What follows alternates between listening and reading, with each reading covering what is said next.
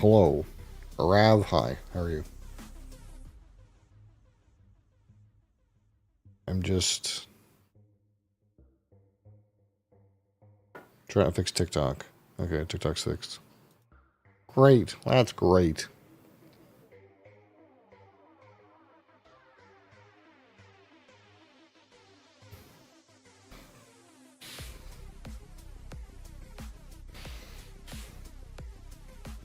Cat has been here.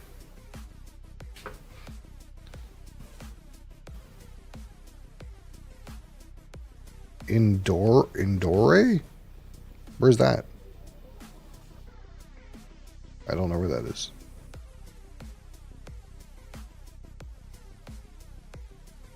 Switzerland. Oh, that's a new one. Huh. I can't say I've ever met anyone from Switzerland. That's a new one.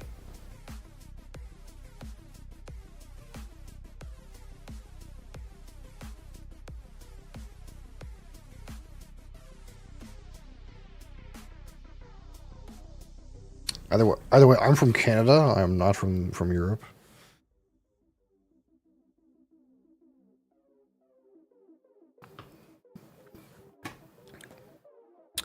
All right, so today we have another boring beverage here. We have the Monster Energy Zero Sugar.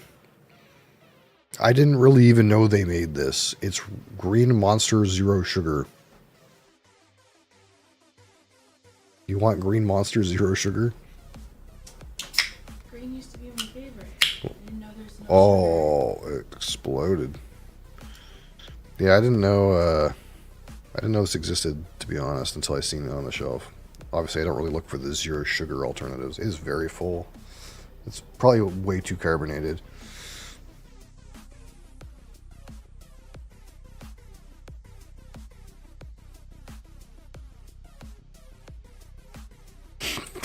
Oh, that's not a good look.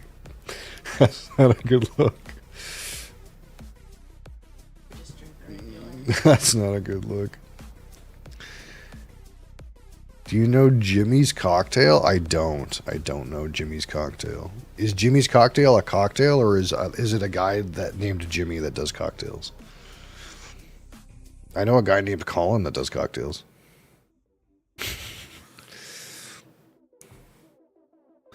Well, we already cracked this open, and my wife gave me a terrible look when she tried this, so I feel like it's not good. Allie, how's it going?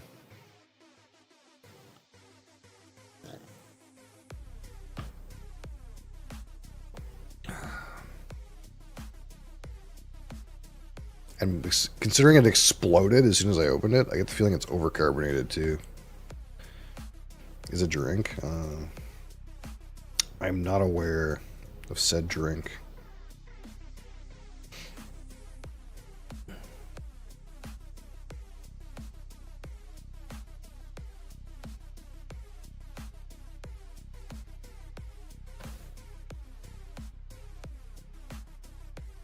Anyway, yes, here today we have the Monster Energy Zero Sugar. The Zero Sugar Monster Green Zero Sugar. Of course, it has zero sugar. It has 158 caffeine. I wonder how this compares to like regular Monster. You get like a random Monster.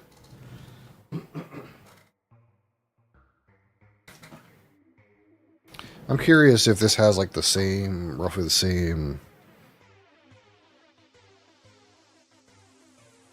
Man, it's like all different. It has about the same caffeine,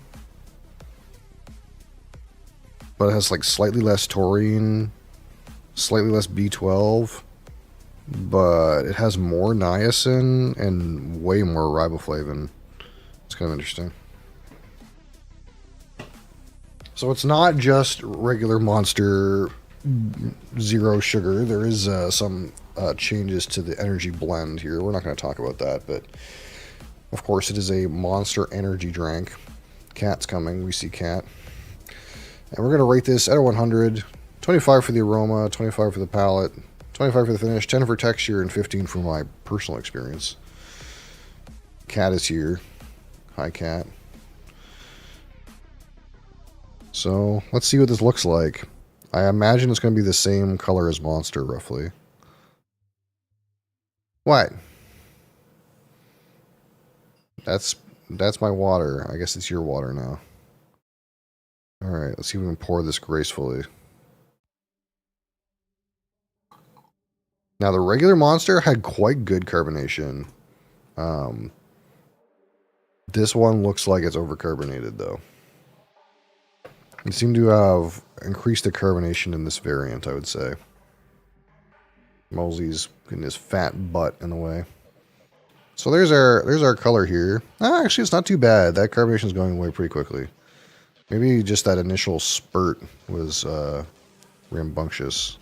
Hey, can you not play with my XLR interface? Hey. Hey. I'm gonna have to move you. He's gonna roll over and fuck everything up. Okay, no, that's good for now. Gotta go. Have a good day, Allie. Oh. Okay. That's scuffed.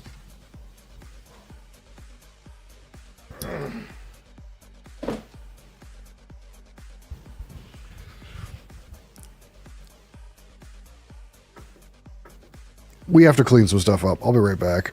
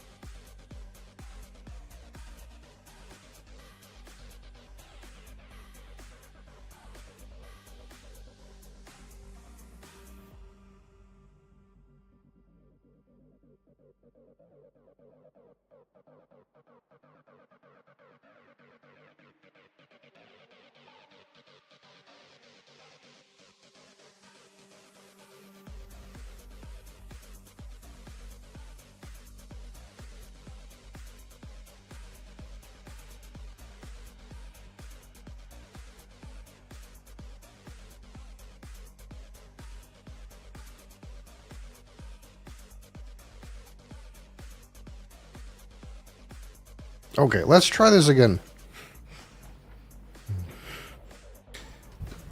I've gotten to trusting him to be up here, and it didn't work today.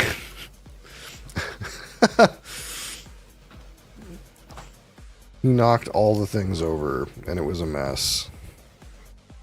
Oh, Crassus. Oh, the coaster's stuck.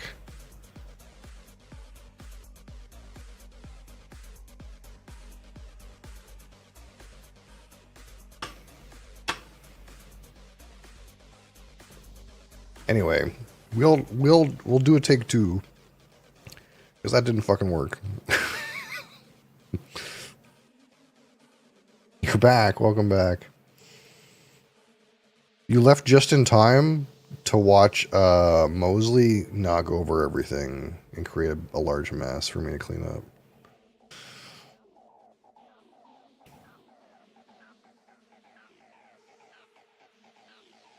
Maybe I should keep that footage just in case I can clip it into something funny. What state am I in? I'm not in a state. Haha. Alright. Let's try this again. The Monster Energy green can, zero sugar. Maybe not scuffed this time. Yeah, it's already open. We already made some boo-boos. So this is take two, but for you it might be take one. Alright, yeah, so regular green Monster, zero sugar, your typical Monster caffeine and vitamin cocktail, I suppose. And we will rate this at a 100. 25 for aroma, 25 for palate, 25 for finish, 10 for texture, and 15 for my personal experience. What country? I'm from Canada. Canada. Alright, here we go. I can't remember if that's the same color as like the regular green Monster, but here's our color here. This one does look a little bit more overcarbonated than the last pour. It does in fact look overcarbonated to me, but we'll see. See how we feel about it on the texture end.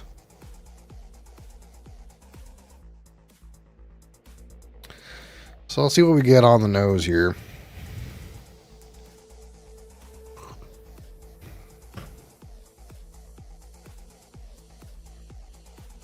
That smells like Monster. It still smells like that sweet Rockets candy or sweet tarts. Like that chalky rolled candy.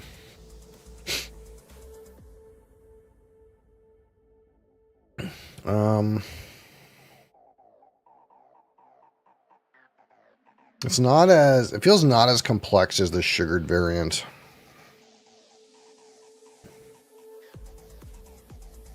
Which I feel like eventually I got some amount of like hints of other things. Like I think I did listed like vanilla and some other stuff, but this one is actually kind of receding into kind of a lemon note, which seems to be common of these beverages, that they are citrus related so far. That initial aroma is kind of degrading into like a powdered sugar, kind of just like generically sweet, and like maybe a slight citrus, but not lemon. Also not orange. It's almost like that aroma is devolved into like grapefruit with sugar on top. Kind of like you would have for breakfast. You know, where you like cut the grapefruit in half and put sugar on it and then just eat it with a spoon. Like a sweet citrus type of thing, but not like a clear lemon, lime, orange. Or it could be, I guess, one of those other kinds of citrus that are like obscure and I don't know too well. Like like kumquat or something like that. Isn't that a citrus fruit? I don't know. Yeah. It's like a weird citrus with like a just up like a powdered sugar. Or like, honestly, there's a bit of like syrup. Like generic table syrup. Alright. So, Monster Energy. Green can. 0 sugar on the palate. Cheers.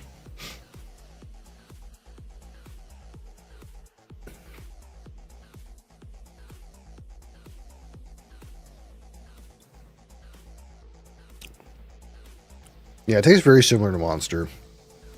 But this one has got way more carbonation to it. It definitely, like, near the mid palate, back palate, it's like all bubbles. It's like you get in, it's like all carbonation in the back palate. It's like they're kind of almost like they're pretty clever in that, like, the upfront taste is really similar to Monster, and then maybe that point where it would devolve into like a chemically 0 sugar chemical taste. It's like covered up by carbonation. Maybe an ingenious play. Because I can't really taste much on the mid palate because it's too carbonated.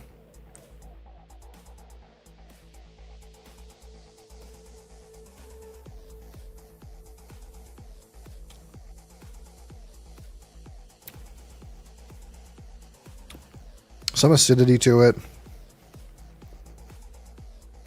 You do get some of that unfortunate, slightly medicinal artificial sweetener taste on the finish, along with some like kind of like sweet notes.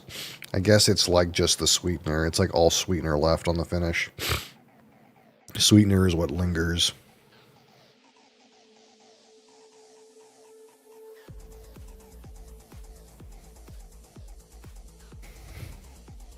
Maybe maybe a bit of lime on there. Yeah, I think lime is a fair citrus. Nose is maybe better than we anticipated.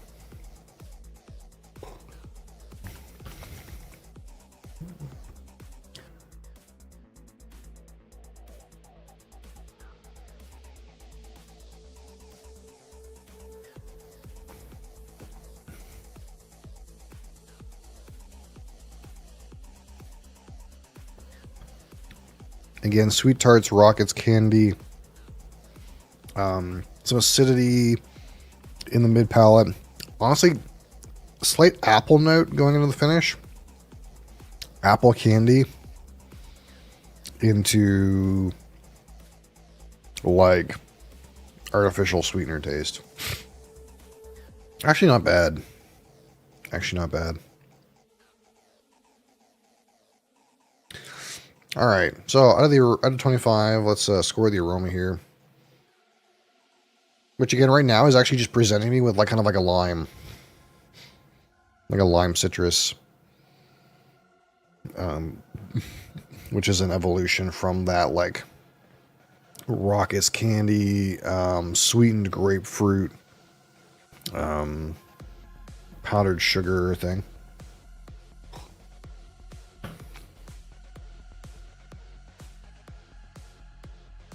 Yeah, just like slightly lime kind of note. Call this 15.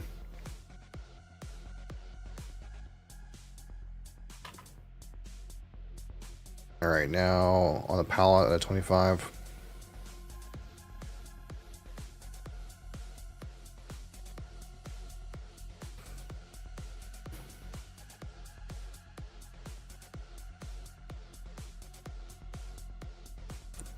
Again, those sweet artificial tart candies.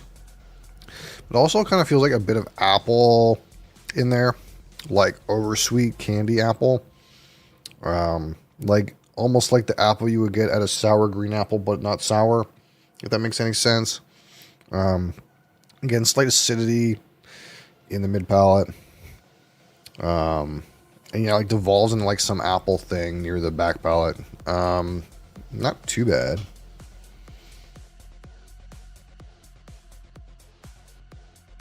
Um, 15. I think 15 is good here too. Now on the finish, that does have that slightly artificial sweetener medicinal aftertaste.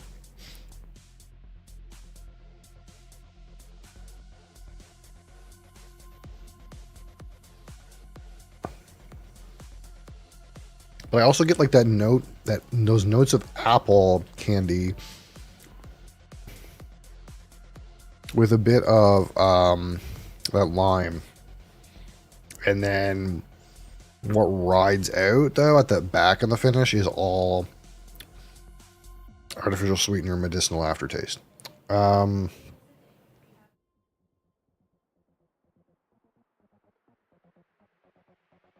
it's not it's got a reasonably tasty finish, but it also has a detractor. I'm gonna give it 13 on the finish just because it has that medicinal aftertaste.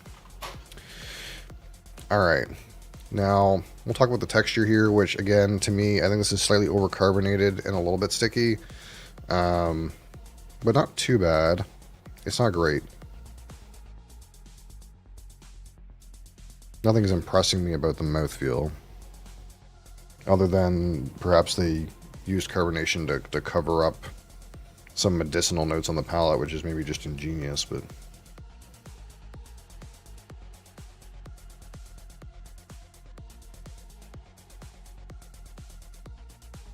man, it's not bad until like the overcarbonation kicks in. Give it a 5. So out of 15, my personal experience with this one Monster Energy Zero Sugar, the green can. And again, we'll ask ourselves, why would we go for the Monster Energy Zero Sugar over any other offering? And this one, again, is very similar to the original Monster, except it's got maybe a little bit too much carbonation for me. It's like some of the carbonation, I think, was used to cover up some of that artificial sweetener taste. And it has some of that artificial sweetener taste on the back end, which is not optimal. So to me, it's like probably just straight worse than drinking a green Monster. But that's what you get with a zero sugar option, I suppose. Hi. I can mute for a second.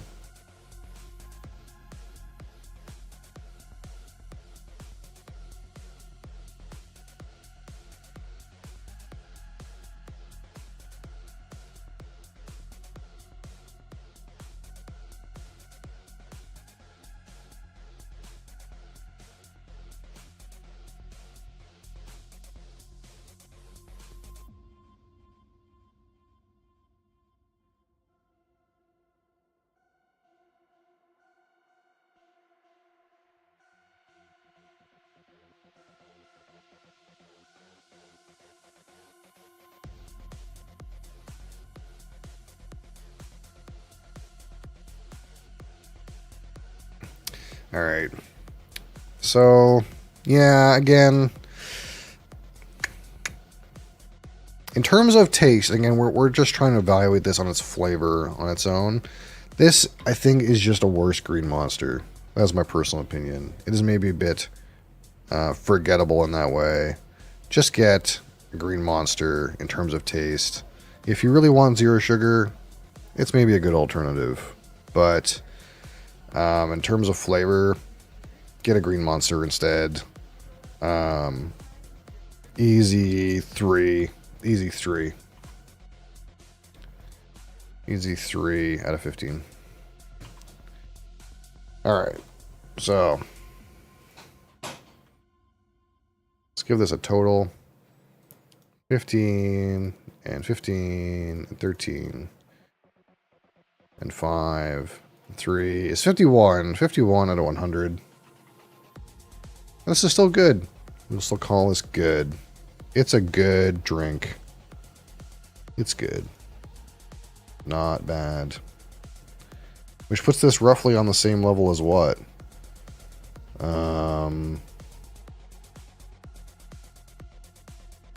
Full Throttle. That's the same score we gave Full Throttle. Wild. Alright. So now that's that. I'll be right back.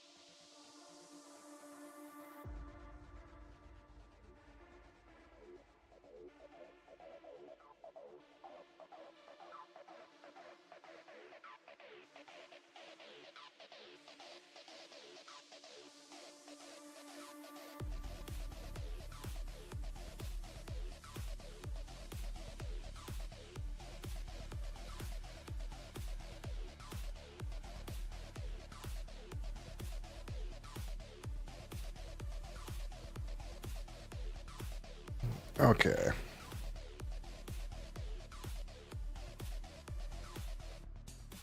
Yeah, it's actually not too bad. Actually not too bad. It's not too good, but it's not too bad.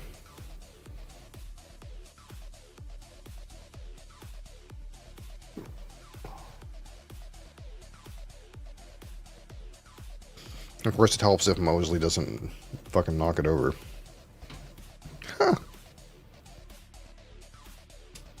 Alright, so today is a new day.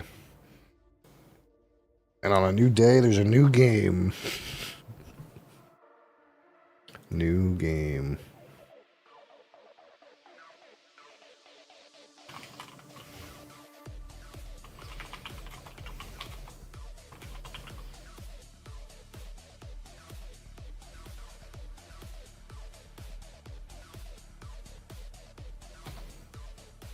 Boom. Boom. Boom.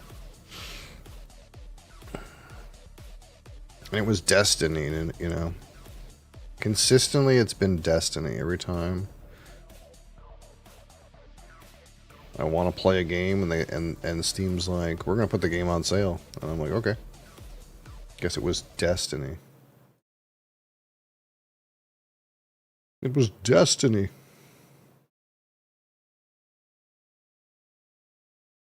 We were destined.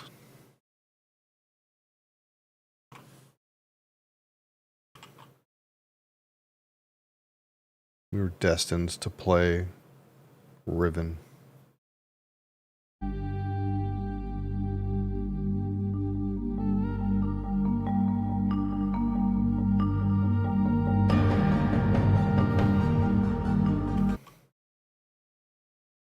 Loud.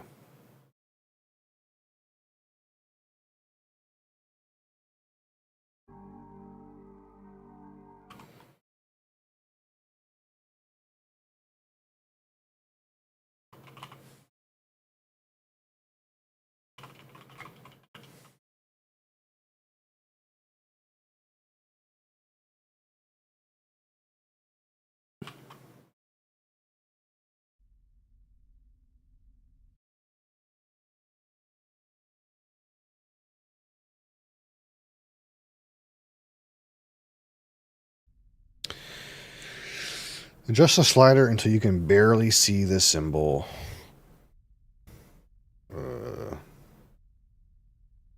Sure.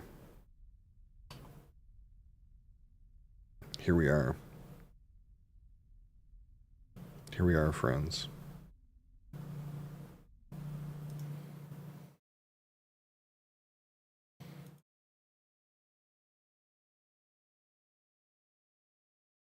For we have been through the world of mist and understood how to make the Riven link book. So here we are. We must save Catherine and confront Gan.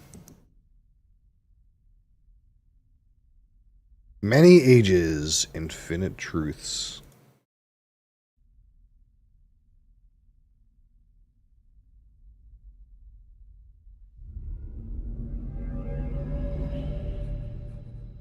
Thank God you've returned.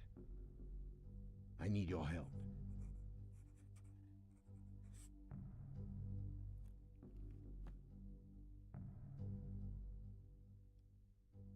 There's a great deal of history that you should know, but I'm afraid there's no time to explain.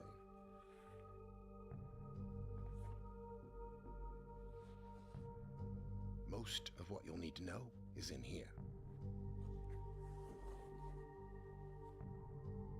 And for reasons you will discover, I can't send you to Riven with a way out. But I can give you this. It appears to be a linking book back here to Dunny, but it's actually a one-person prison. It's the only way to capture Gen.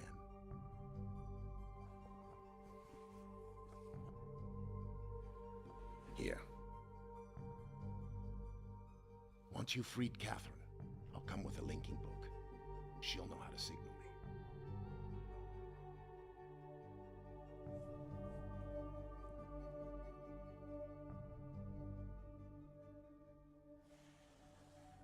There's a very good chance, if all this goes well, that you'll be returned to the place that you came from.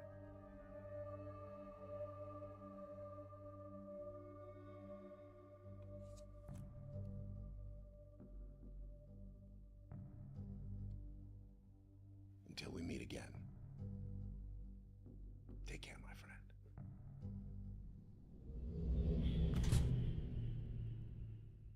Spooky. Do. Okay. Let's raise the volume a little bit.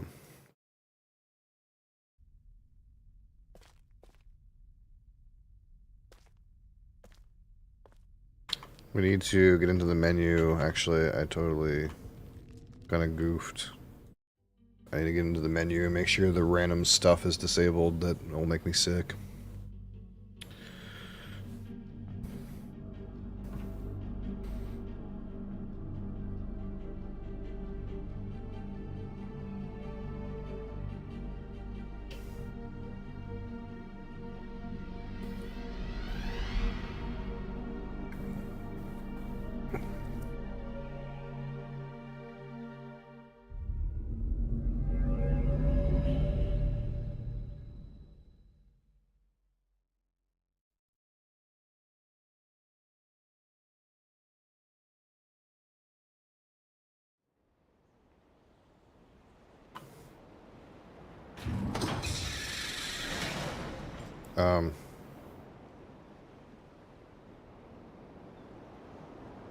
Uh-oh.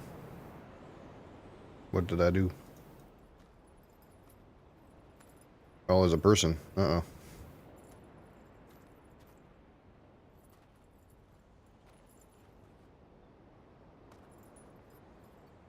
Beasts and Blinds, how's it going? Welcome back, man.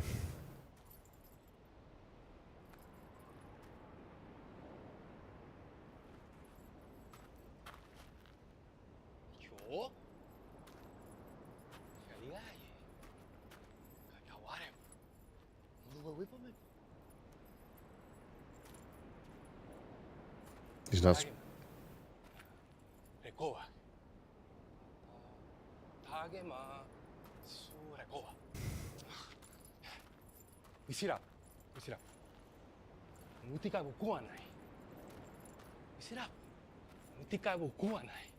I don't know what you're saying, brother.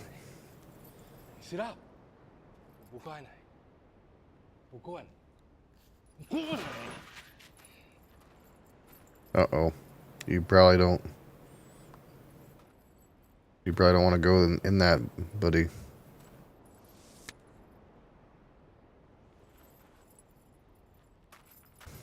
You probably don't want to take that linking book, brother. I'm not sure what this guy did. What happened to this guy? He didn't take the link. Oh, someone ganked him.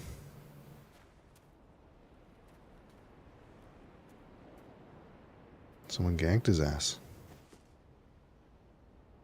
What's happening? You probably also don't want to take that linking book. Are you going to let me out and just give it back? Or are you going to take my linking book? You do not want to use that linking book, I promise.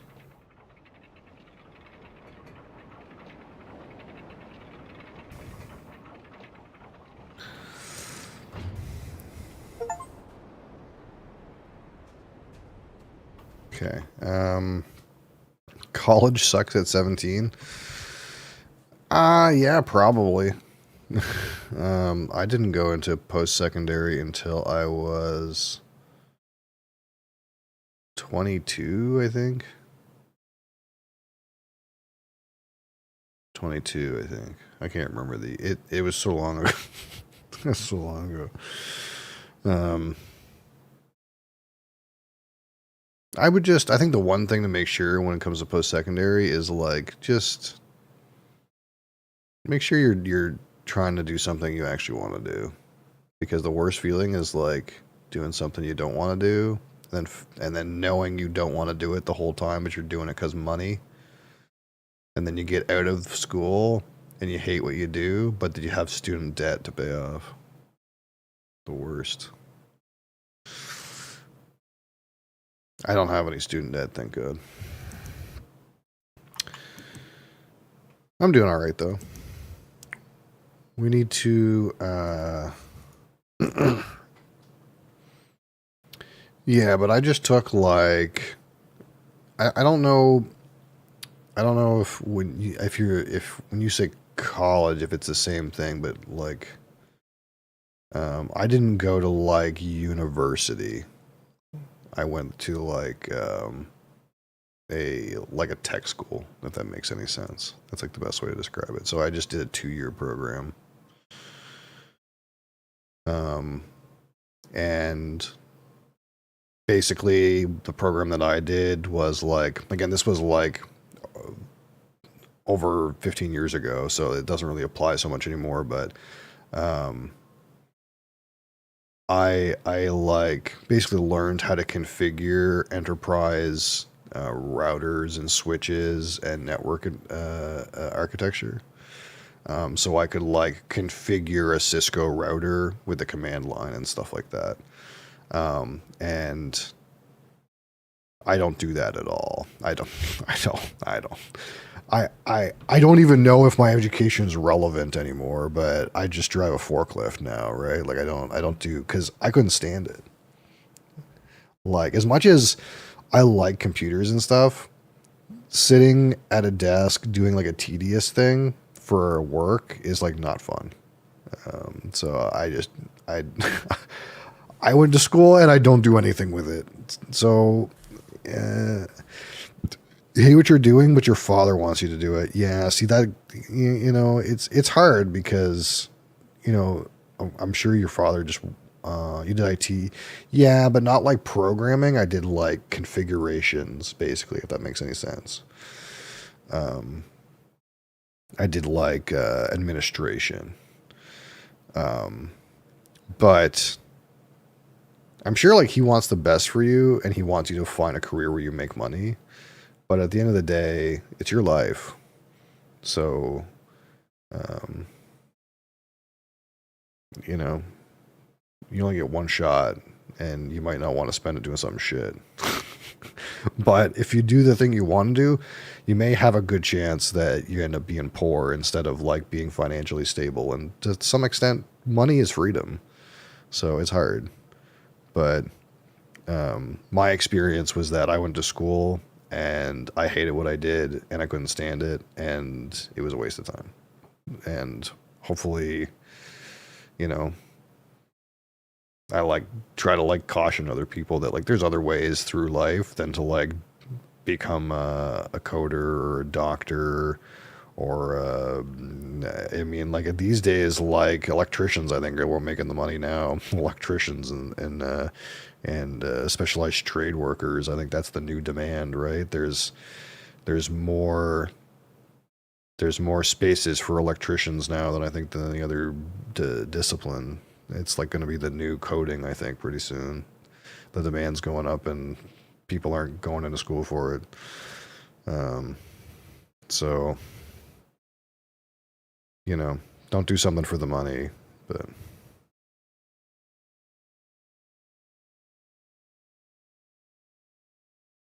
okay. So it's for your family business. Oh, okay. Yeah, that's a little different.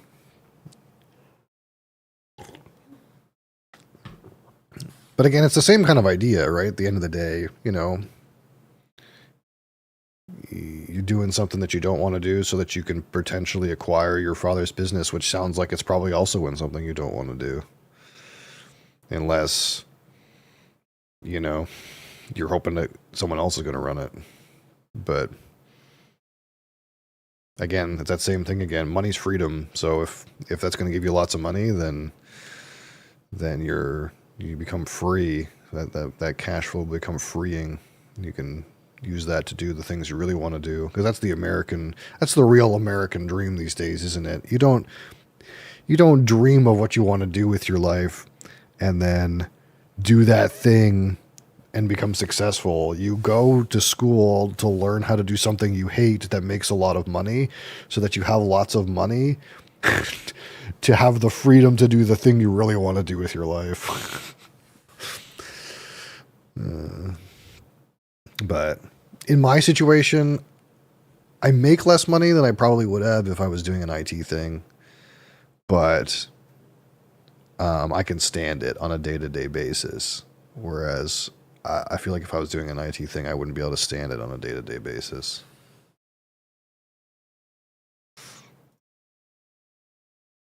I thought people go to school to be indoctrinated. Well, that's not necessarily a falsehood, but it depends on what you take, right?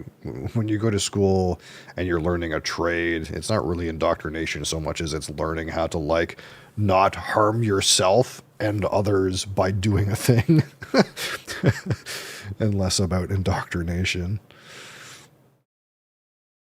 Ray tracing. Let's turn that shit on. Field of view, we need that all the way maxed. Apply. Motion blur is off, that's good.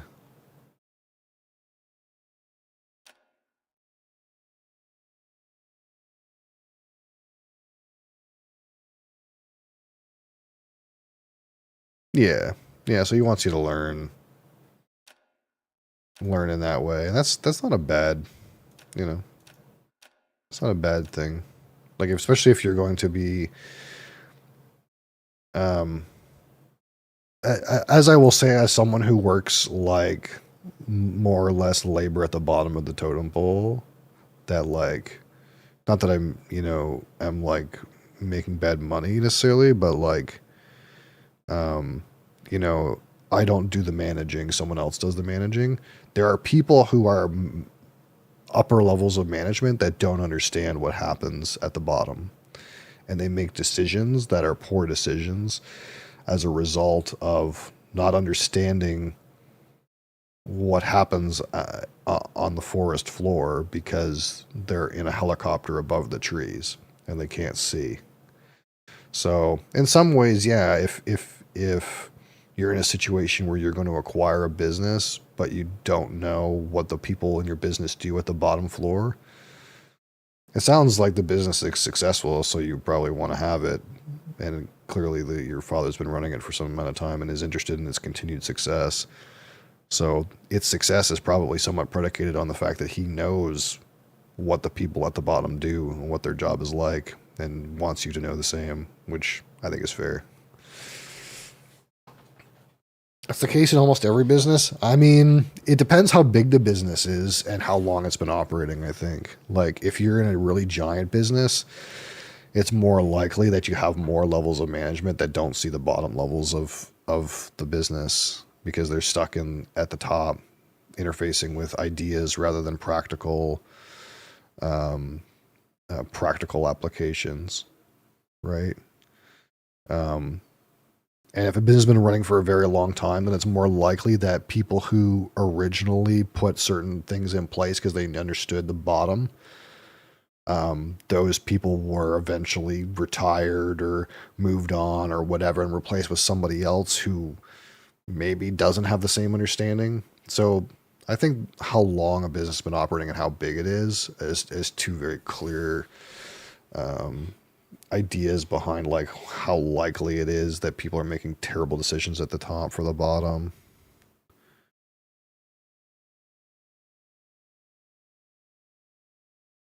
Yeah. Yeah, sounds like he's trying to give you a good experience in terms of learning, learning how to correctly manage the business, as much as you might hate it, I suppose. Ross used to walk the grounds of the plant, walk up to Bob running the doodad machine and chat about what he's doing all day. Yeah. The hard part is like I think CEOs and like people in higher management know that they're supposed to do stuff like that, but it comes down to like how well they actually absorb that information. Because like the company I work for, the guys at the top, they're around stores all the time, but they still sometimes make decisions that don't make any sense. Now, it could be the kind of thing that they're making decisions based on a factor that I can't see and that only they can see. But there's people that are like closer to my level who still make decisions that don't make any sense and are in interfacing with the bottom floor all day. So absorption of the information and being able to like practically use it is like not necessarily going to be the same. Like, it's not a given that if someone is talking to Bob Jones who sweeps the floor that he knows what the floor sweep actually does. And the other thing you gotta remember too sometimes is like when the boss is around,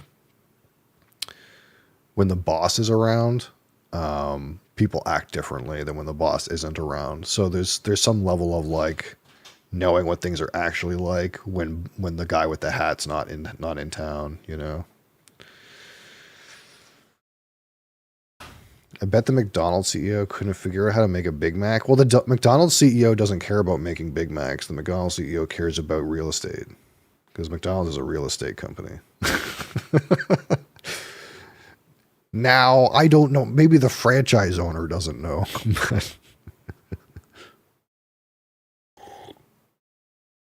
Those decisions are made with information people don't have. Yeah, exactly. It's hard. It goes both ways, I think.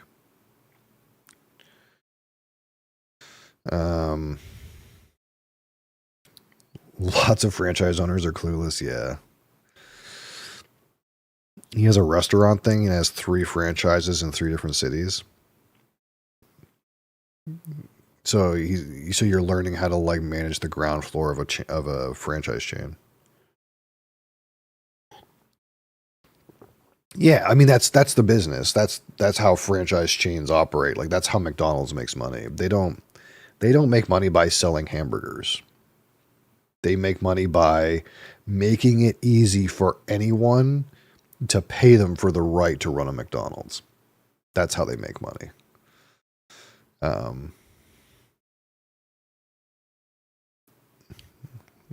Easy for dumbass to figure out which leads to love and competence. I think it's almost even more than that. Not only is it guys who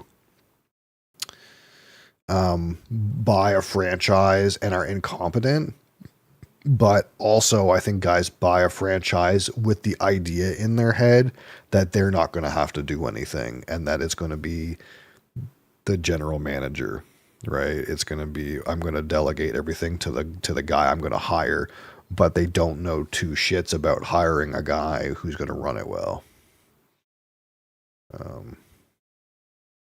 And it's also a hard sell a little bit, right? I don't know how much money a McDonald's general manager makes, but I imagine that person is going to be, things are going to be asked of that person that are unequal with its compensation, I would assume. So you have to find someone who's not dog shit willing to do a dog shit job. And that's hard. It's hard to get right. All right. I think we got things done in here.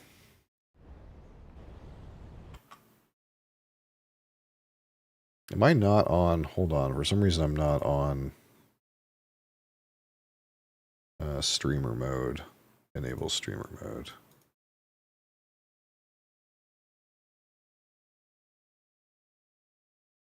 What is this thing you just linked me?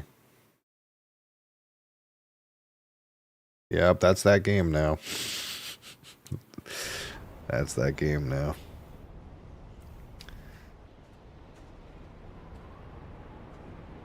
You're back. Welcome back, Allie. What's going on here? We can look into this tube and see stars. I wonder what that means. What do we got going on here? I can look into this tube and see stars. What does this do? Oopsie. Fuck. Oopsie doodle. Well, oopsie daisy.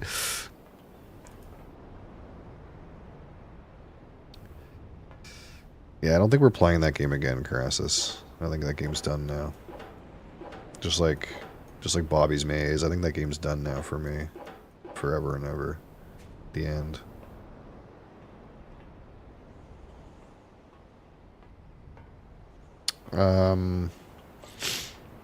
What's happening here with this thing? It seems like this controls this machine, which maybe like grabs this thing from the top and picks it up. I don't know what's going on with this. What's going on with this thing? What the fuck?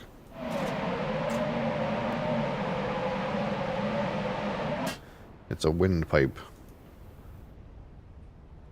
What does that do? I can't seem to keep it open.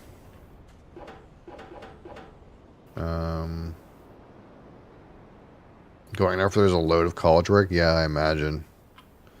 Best of luck there, Beasts and Blinds. I hope the best for you. You got it. You will make the right decision. What is this symbol? My hand is like making a like, come here, come here, kind of thing. I think it means go back. I think it means like go back.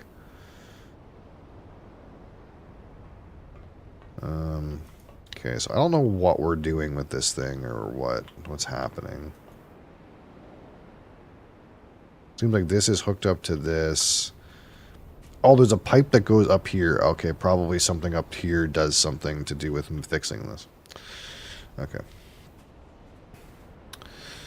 Let us go. Oh, shit. Is that chick that stole my linking book? Blasting off?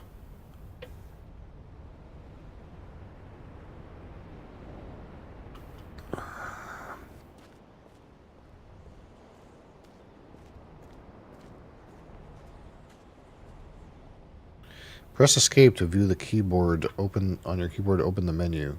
Well, yeah, I figured that out. Okay. So we saw in the trailer that these bugs, if you pull their little string, you can look inside them.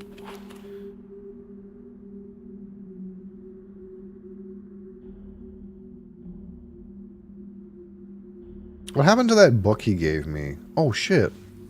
I have an inventory. Wait, in Riven I have an inventory? Holy fuck.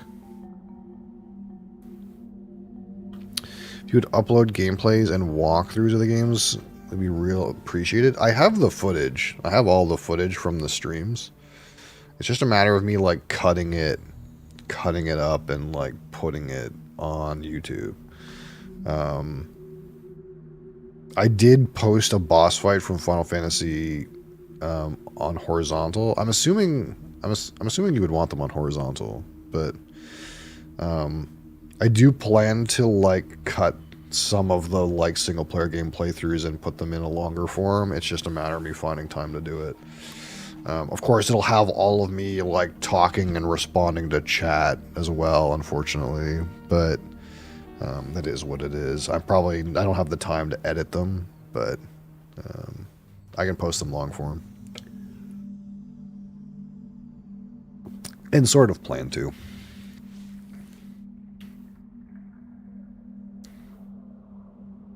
16:9. Is that horizontal or vertical? I'm an idiot. Because I know 16:9 is 1080p, but is it 16:9 or 9:16? 87:610. They held for more than 30 years, but the corrections I made to Riven have finally failed. The island has resumed the familiar pattern of decay. This is the hallmark of my father's work.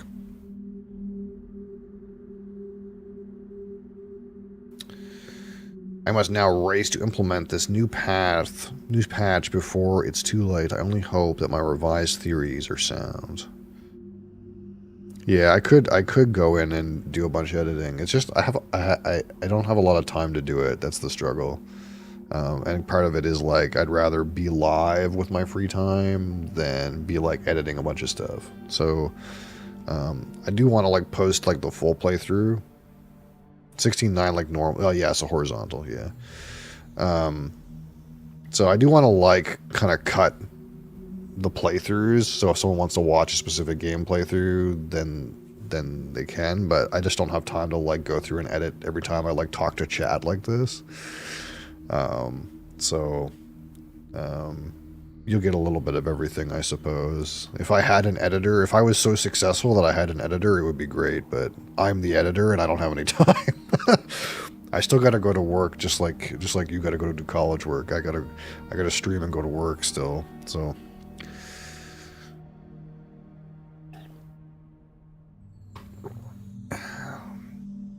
(17:6:16) Revisions to Riven completed. There are still a number of minor adjustments that need to be made, but the basic corrections are in and should be working.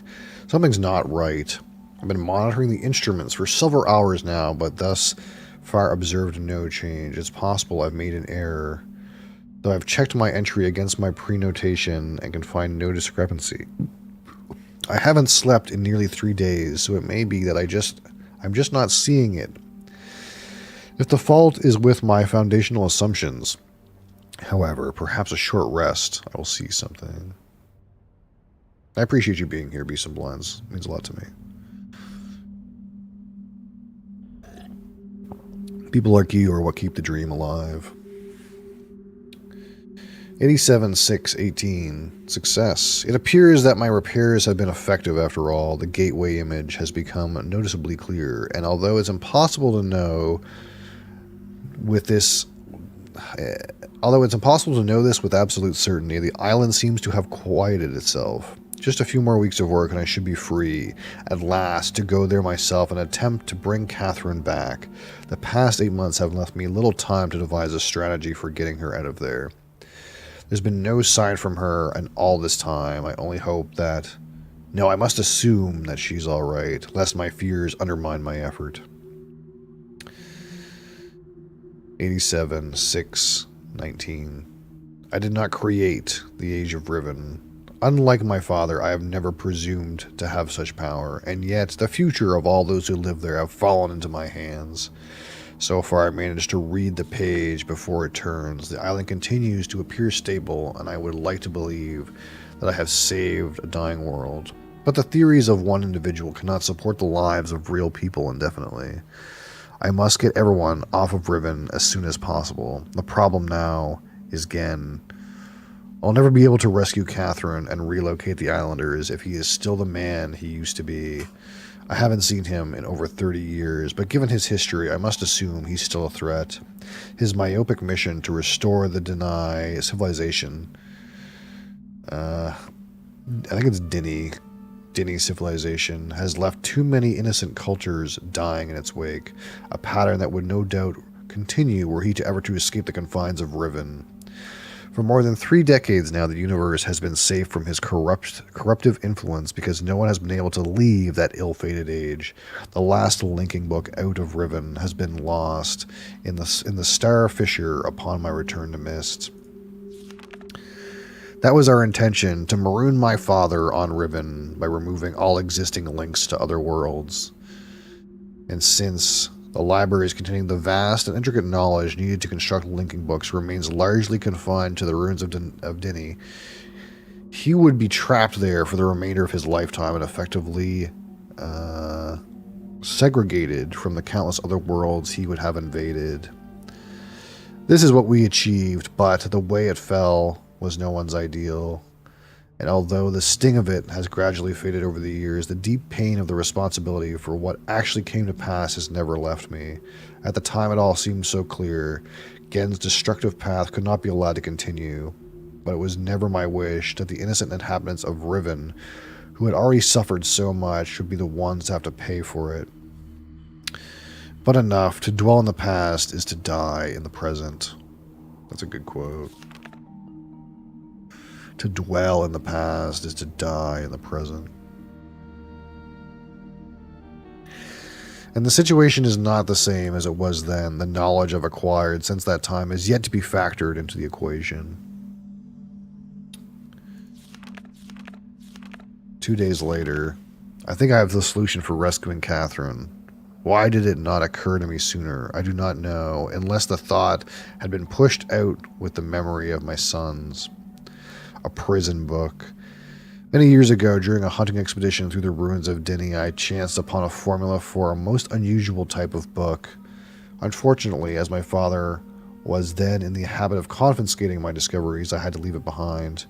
Years later, however, as part of my efforts to protect the vulnerable worlds linked to the books in my library, I was pleased to find I could still recall most of the formula, and with little experimentation quickly succeeded in creating one of those devices myself.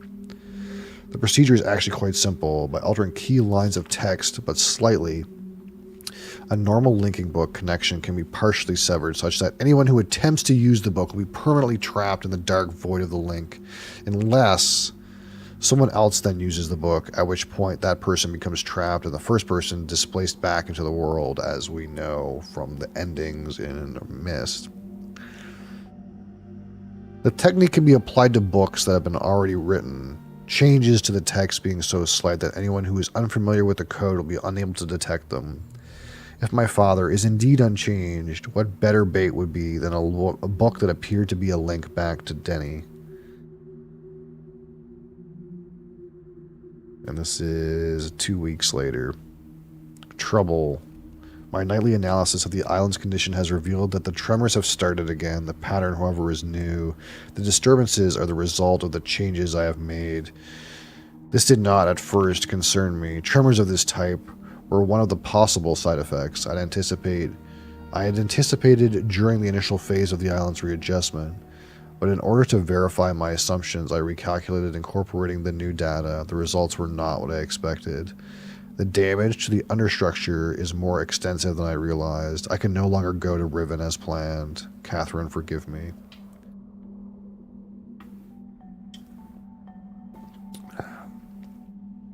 And the next day, I must act while I have the time. The signs are as yet barely visible, but there is no question that the island's deterioration is accelerating. Total collapse is imminent unless I keep ahead of it, and that is becoming increasingly difficult to do. 2 days later, with every passing moment, I gain a clearer picture of the incredible chaos that my father's shortcuts have yielded. But it's a dismaying process. The complexity of the problem is overwhelming. There is no good end to this. The last few days have convinced me that the collapse of Riven is inevitable, and that, at best, I can only strive to delay it in hope that at some point the island will become stable enough to risk a rescue attempt. And then 2 days later, I think I've come up to a way to subdue the tremors. It will require my exclusive attention for at least a month or two, but it may be necessary to discontinue these journal entries for a while. He says that, but then the next week, something truly miraculous has happened. Beyond all conceivable probability, someone has found my lost, missed linking book and freed me from this prison. That's me. I immediately realized that this could be the solution to my dilemma, and I believe my mysterious benefactor is willing to assist me. The logistics of such a scheme are formidable, but the fact that it may now be possible for me to continue my repairs to Riven, while also proceeding with my original intent to find Catherine, has renewed my hopes. 3 days later. The last few days have left me little time to work out of the remaining problems with sending someone else to Riven. It did occur to me, however, that if a way would be found to signal me once my again, he clearly doesn't like daddy. Someone's got some daddy issues. Has been captured, it would no longer be necessary to take a real linking book to Riven and thereby risk the possibility of inadvertently freeing him. The deteriorating state of the gateway image would seem to make the use of a visual signal impossible, yet the picture remains a reliable indicator of Riven's condition. Nonetheless, by measuring and interpreting variations in the noise pattern, I am still able to observe basic changes that occur in the age, even though I cannot see them. The problem is that my instruments can only detect changes that occur at a fundamental level, and it seems unlikely that an individual would be able to affect such an elementary change from within an age. The idea may be foolish. Still, there is a known weakness that may be worth investigating, an unstable anomaly that appears as a rift between two separate realms, the Starfisher.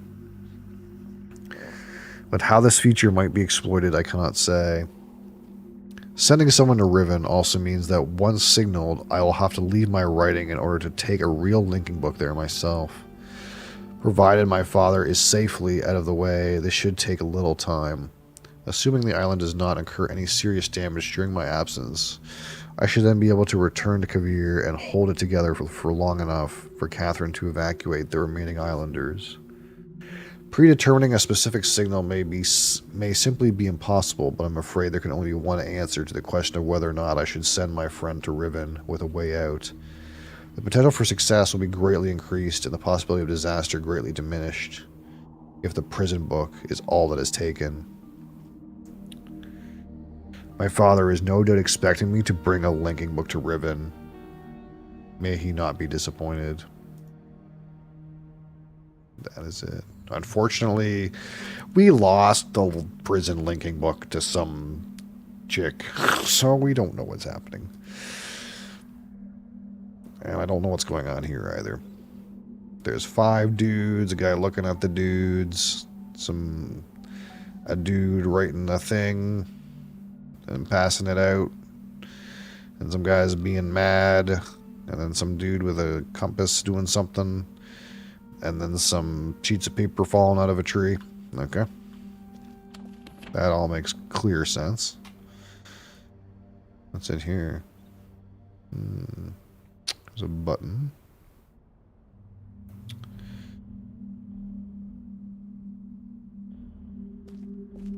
Just like this button. Does this thing spin? There's that dome. So, we've seen this one. What does this one look like? Ah, it's a dude. And a guy with a book falling through space and time. What do we got here? A blank book. With some worship guys and dead trees. They're making books out of trees. That would make sense, you know? What do we got here? And the guy creating his fantastic ages through writing in the book, of course. And then discover the story of Gen told through art. Huh, I wonder which part came first.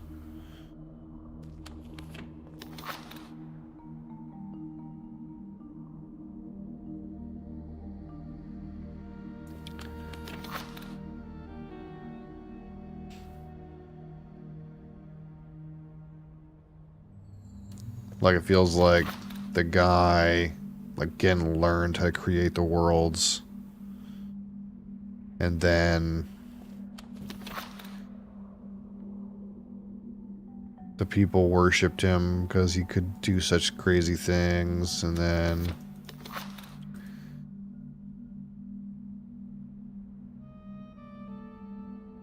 I don't know. He, like, had some disciples or some shit. And then something happened where he banished a dude. And then he was like, okay, everyone, let's burn this place down and make more books or something. I don't know. Not sure. Let's peek through these little doorways, see what's going on. Ooh, that thing's spinning. This is the same kind of door. I think this thing spins too, if I had to guess. Okay. I'm not sure what any of this tells me. Or what there is to do. Do you think I have to just pull these in the right order? You think it has something to do with that?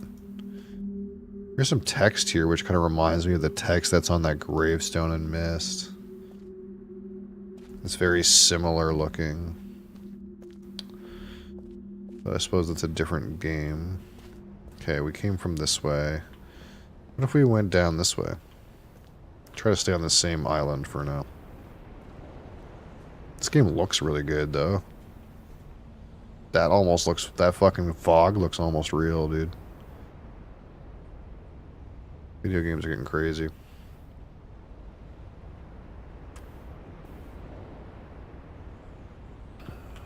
They're getting crazy, man. So here's this thing. It's locked with a pentagon key of some kind. Oh, I did not.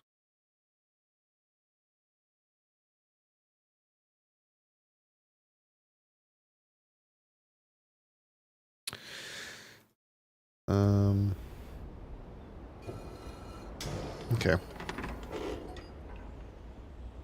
See, this is funny because I read a thing, and it wasn't really a spoiler, but it said in Mist, you have to solve a puzzle to open a door, but in Riven, sometimes the door is the puzzle. And it makes you think, oh, I need a key to open this door, but in fact, you can just take it off its hinges.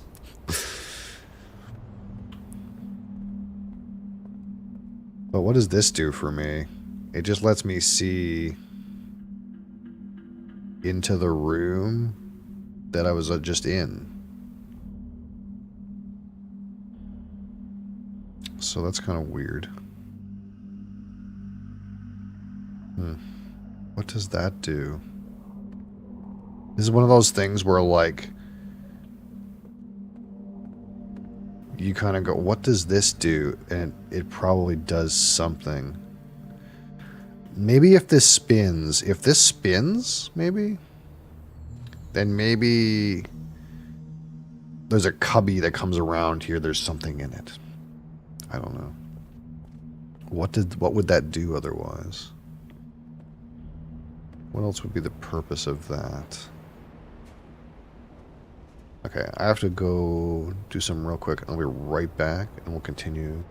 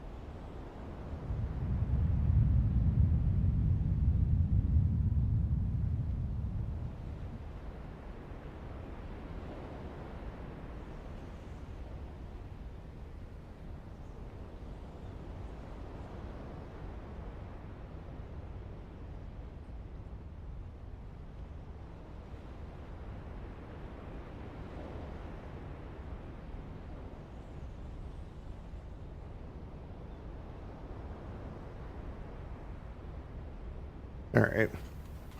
One of the things I just realized while I was FK is, so he didn't want to send a linking book to Riven, so he sent a trapped linking book to trap Gen, but he also sent a book that explains all of this. Because I have two books. I have a book that was a trapped linking book, and I have a book that explains everything. So that's kind of, I guess even if he finds out the linking book's trapped, he can't physically get out because there's no real linking book. But it kind of seems weird you would send a book if you're worried about. You would send a book that explains. Anyway, I still have that book though. Here it is right here. So I guess we don't have to worry about that too much. Okay, so we went down there, and I'm not sure what to do with that yet. And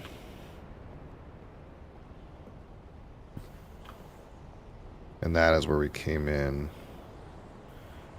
There's some pipes that go other places. We can go over here, so let's go over here. See what we can see.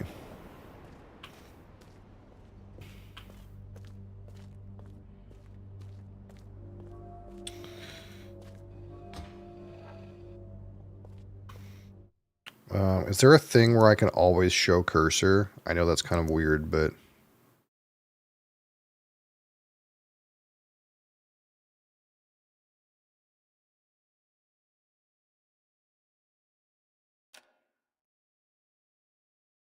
I want to always see cursor. That way my brain has an anchor and doesn't get sick.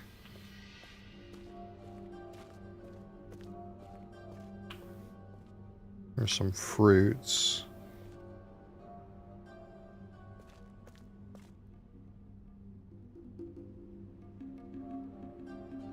What are these things for? There's that shape again with the star and the things in the middle. I can't seem to select these. I can't seem to get up here. This is some kind of machine that does something. It looks like it creates fire or an image or something. Can we go through here? Nah. So that's all that's here, eh? There's this sphere that does something. Is that it? Is that all that's to this right now? So we have a sphere that does something in a room with a big door that we can't open. We have the back way entrance to this little shrine thing. We have this back way entrance that kind of like lets us peek into this little hole that we've already been in this room. But it lets us peek in here for some reason. I don't know if this turns or not. It kind of seems like it doesn't, but I'm not sure. We have this room itself, which has all of the bugs that we can pull to see about the story of Gen with a button. Ah ha ha ha ha. It does turn. I tried to press that button at first and it didn't do anything. I wonder if you had to open the back way for that to happen. Well, let's see what we can see. Let's see what we can see over here. What's over here now? Again, nothing. We can poke our head in here and see that the door goes down this other path.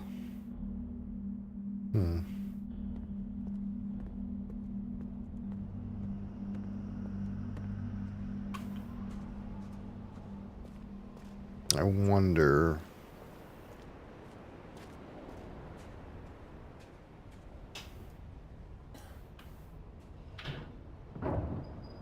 I imagine we have to keep spinning this until we get some kind of feedback from the other side. Because this is what was over there before, always.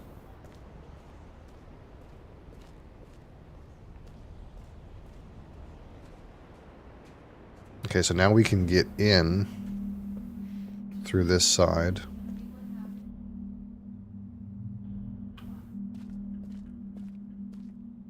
And we can, again, see this pathway, but that doesn't really help us. How many doors are there, really? There's 1, 2, 3, 4, 5. This is a pentagon. Yeah, there's 5 different entrances. So we can now get in through this side instead of through this side. This is the other entrance. But that doesn't do anything. It would be good if we could spin it.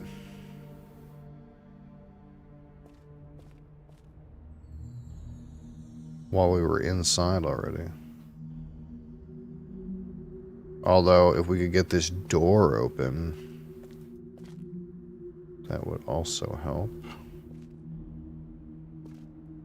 I see there's a button right here to spin it as well. And there's something else here that I can't quite see.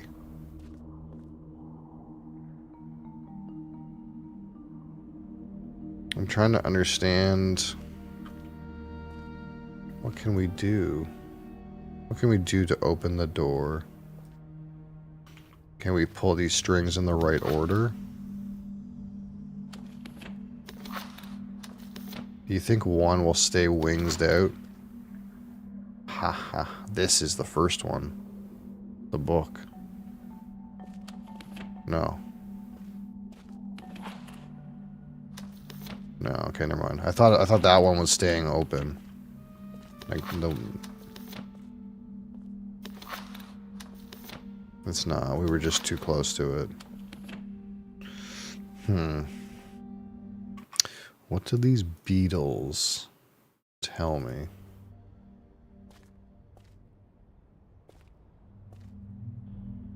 Okay, so we have this. The other thing we have is we have this machine over here.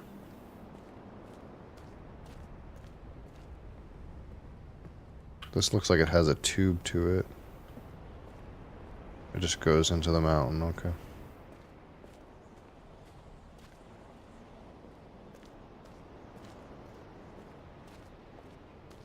Again, we have this machine down here.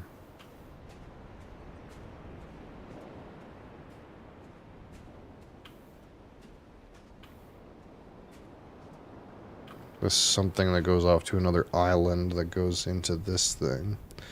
But this machine has a tube that goes up here into this area. What's back here?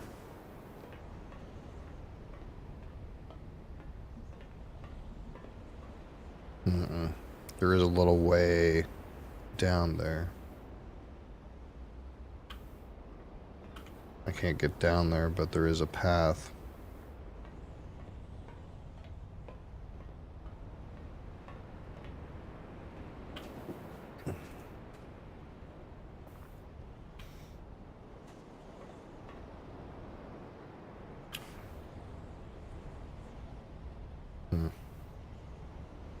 What does it mean? And this thing is weird too.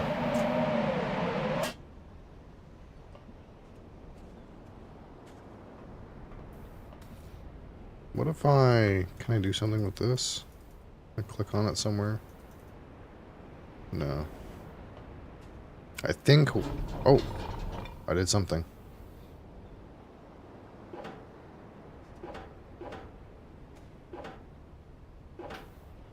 What did I do? I managed to push that ball up. I don't know what that did though.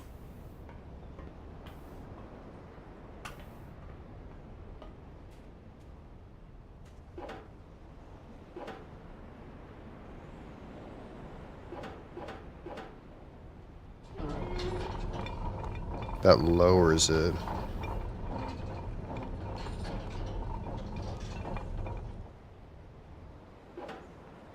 Okay, so I can heighten and lower this thing. And clearly I want to pick this thing up with it. The problem is, I think it's powered by this, whatever's up there.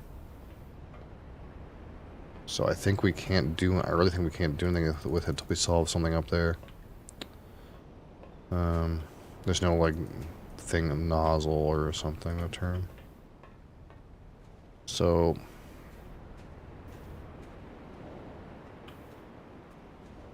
it really feels like it's something up here.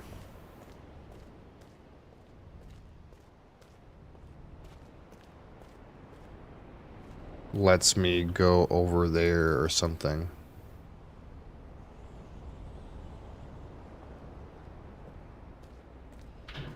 Can I get in? Oh, maybe that's the trick. Maybe I can get in while it's moving. You think that's it? You think I can, like, go...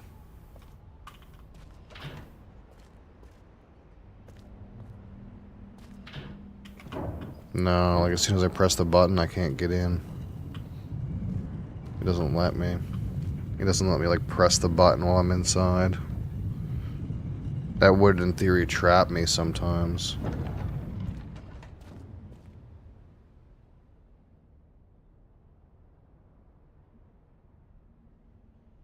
What's the trick?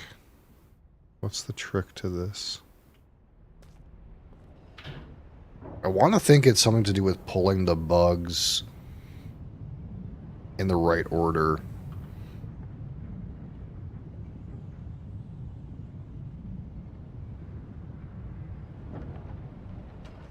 I'm getting the feeling it's something to do, like something like that.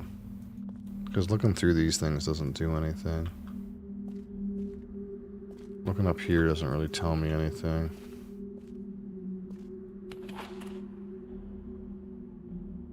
What order do you think it would be?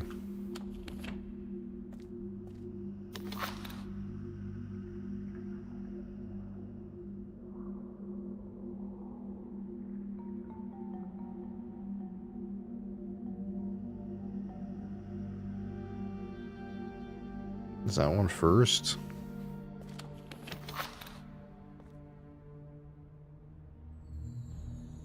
Man, I don't know what order makes sense. I think it's not the book.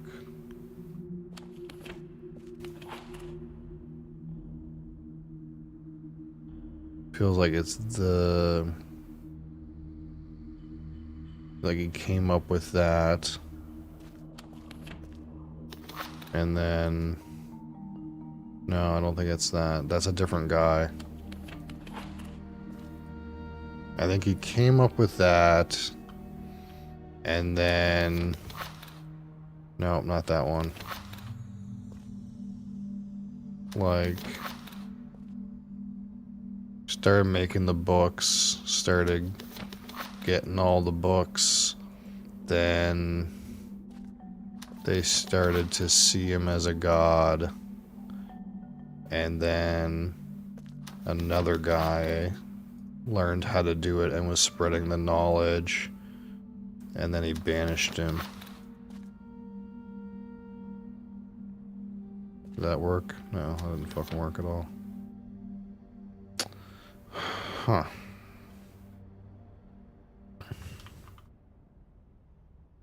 And that doesn't really help me. What opens this?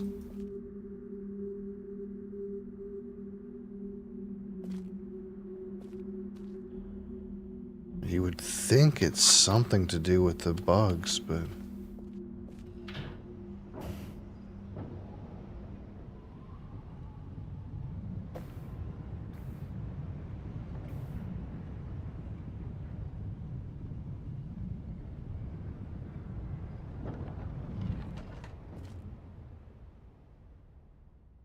There's two different locked doors, actually.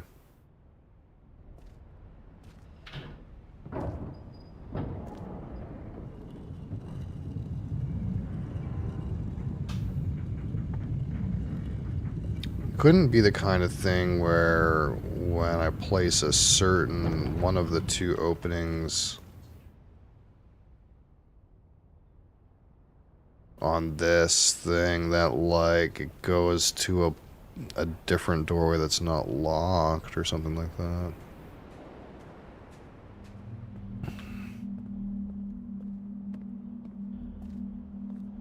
Like, this door is locked. Okay.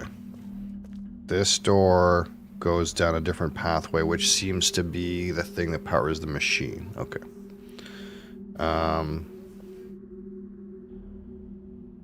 So what happens if I move... Wait, how... So it's one space. Where do I need to get to? I need to get in here? Where's this? Okay, so if I spin... Okay, so if I spin this door to here, this door should be 1, 2... It should be here, which lets me go down in here. So I need to spin this 2 more times. 1, 2. I think that does what I want it to do.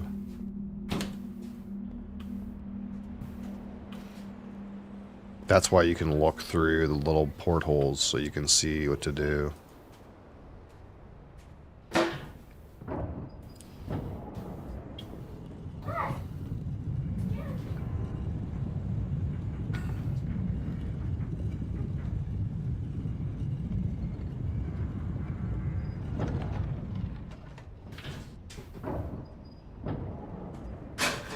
And last time I had it on this setting, I just walked through and I wasn't thinking.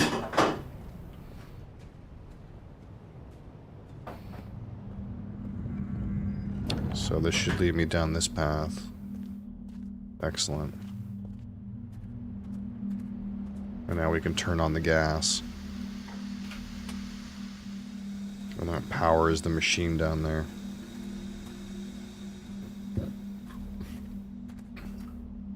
What's this? Oh, that opens the door. Did it open both doors? No, it just opened the door to this roundabout rolling thing, this rotating thing. So probably there's another one of these, yeah, in another place.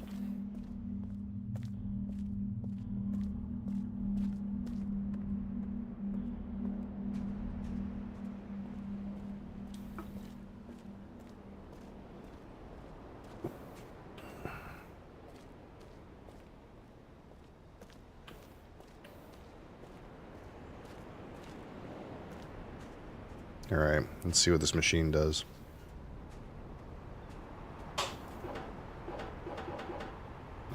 It still is not moving. Is it something to do with this? Clearly steam's coming in.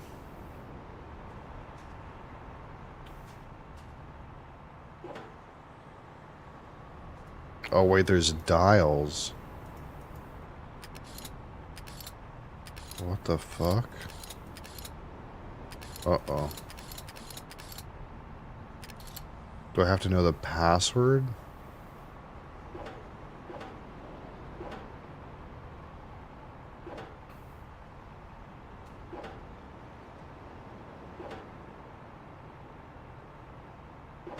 I can't seem to move this thing anymore. But it was already kind of weird to try to move it.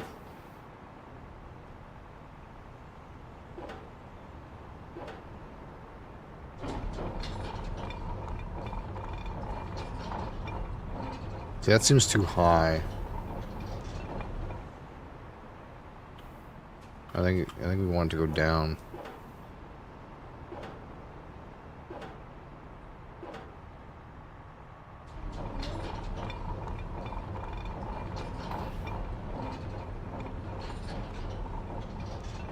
See, that seems too low. We still can't get it to run. I think I need a password. So let's go to that rotating thing. That's the next thing we learned.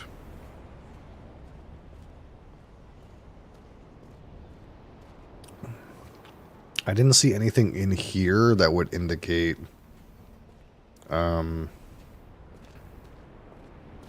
like, password. Guess what, chicken butt? 3 days. Oh, till that announcement? Yeah. Okay, so we want to go in here. So what are our options for going in here? It's this one. Or, yeah. So I need to press the button.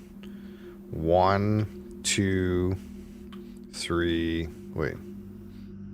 1, 2. Wait, no. 2 times. 2 times.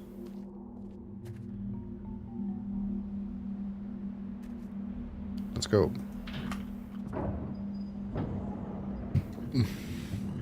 Three days.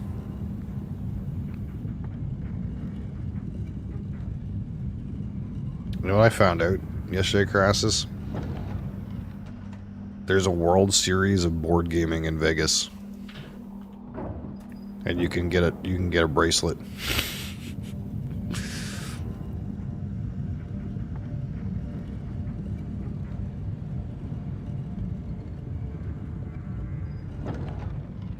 There's ring events where you can get a ring, and if you win a ring event, then you get put in like this main event. But the game that you play is random of all of the ring games, so you have to be good at all of them. Isn't that wild? You have to win a ring event, be so good to win at the game that you want to play, and then be good enough at all of the other games to win against other people who are the best at those games.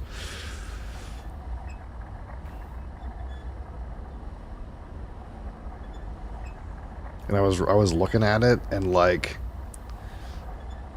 there was a guy who I can't remember what game he won. He won some other game, and then he, in his semifinal for the bracelet, he like drew Arc Nova, and he'd never played Arc Nova in his life, and he won the match. How kind of freak of understanding can you be? There's a lot of transferable skills in board games, but it's still funny.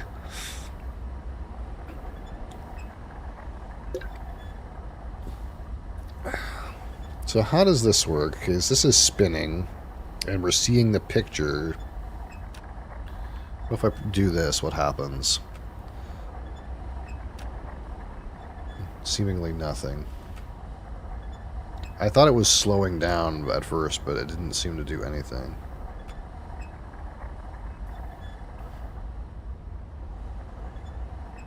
So at this thing with a button that looks at the symbols on this spinny thing and takes like a picture or does something like that. That's what we got. We can come over to this thing and see it spinning. We can't fall off because the game has made an invisible wall. We like that. And this thing has a pipe going into the big structure that somehow you can maybe interact with if you go down there. But what is this telling me now?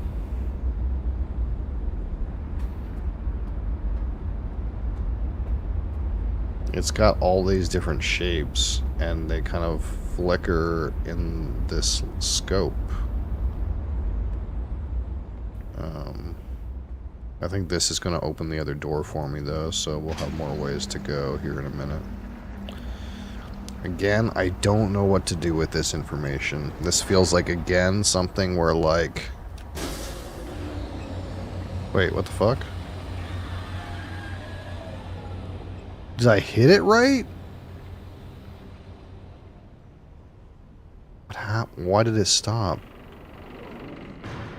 What the fuck? I solved the puzzle somehow. I think I solved that puzzle by accident. I don't know what I did, but I think I did it right. Oh shit. Oh fuck. What the hell? What the hell's happening? I'm trapped. Whoopsie.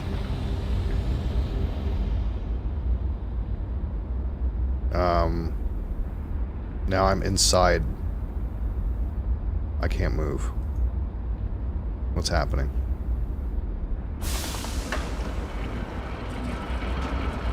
I'm inside the spinning ball now. What is happening? What the fuck? Things just got really weird.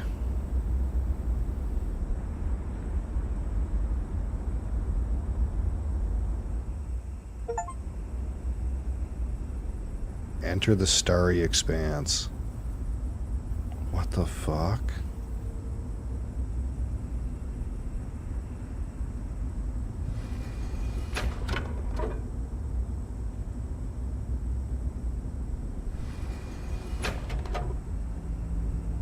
What is happening?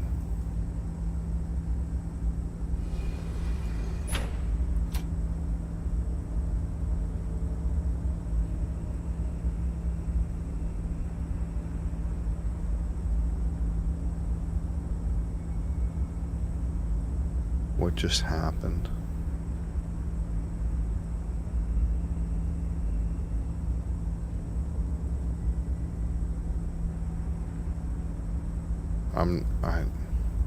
What?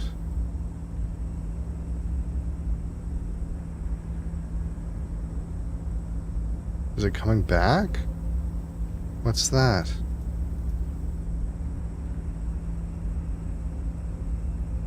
I like launched something, I think. No, I don't even know what I did. And now it's like stuck in this kind of setting. I can't. What is this thing doing? I'm so confused. I don't know if I did the right or wrong thing. I just did something to see how it worked.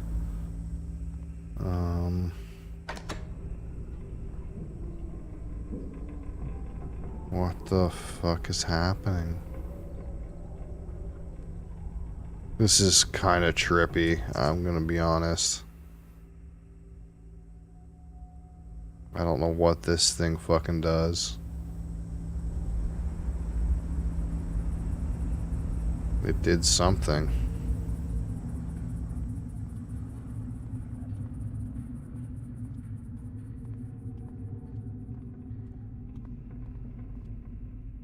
What is this?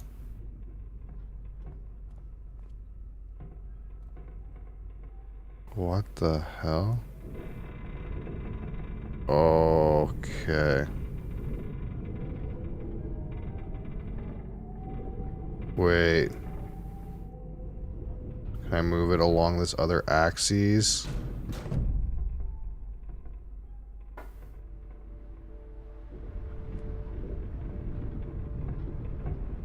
Oh no, this is so weird. What is happening?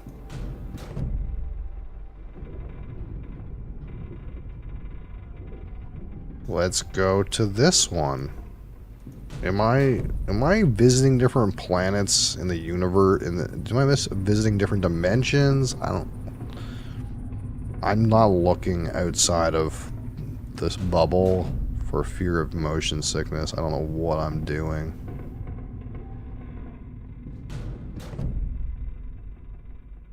Okay, we've aligned ourselves with some other thingamabob, but I don't have a way to walk over there because like the platform's not extended.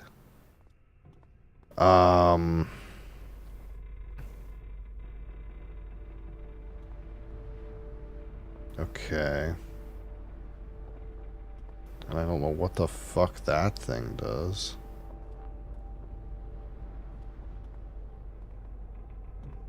So this one's glowing. Are any other ones glowing? Just this one. The one we came from.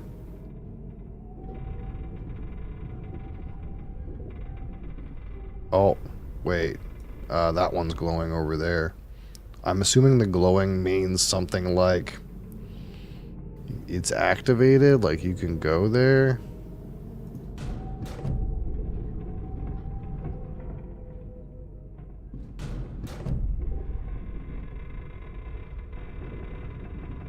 There was another one glowing over here somewhere. Where did I see it?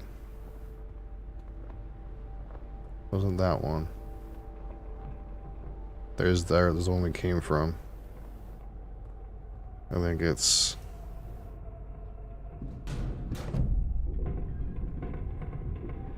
There it is right there.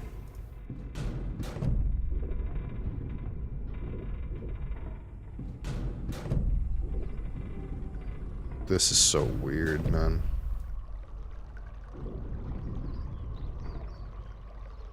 Yeah, so we can go through this one. The platform's extended. But this one's like upside down compared to the other one. What's that down there? Can I go down there? No, because it's upside down. I can go in still, but it's everything's upside down. Oh, okay. I can walk around here, but it doesn't do anything because we have to literally flip ourselves over.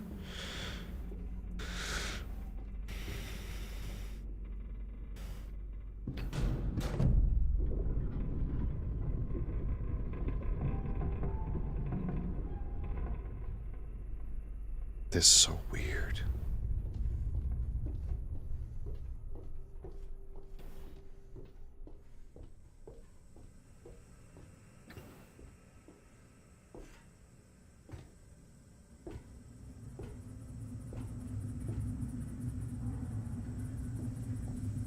Okay, so here's another one of these things. So we can fire a new ball from our new location. And maybe that will light up a different one.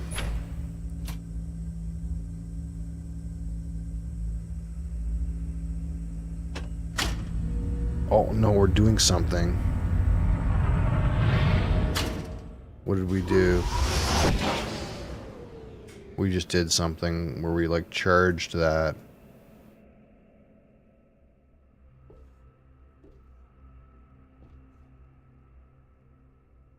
Maybe that was supposed to happen with the other one, but it glitched out because I did it in the wrong order or something.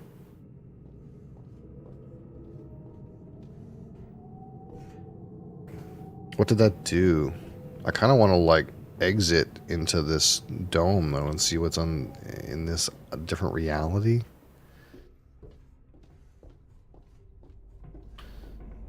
What did that do for us here? This one's...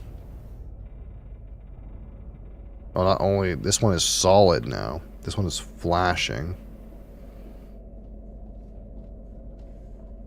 I just want to go out for a second and just see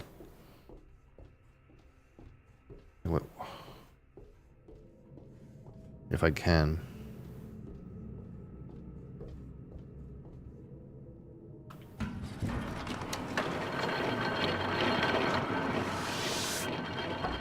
Do these represent different realities?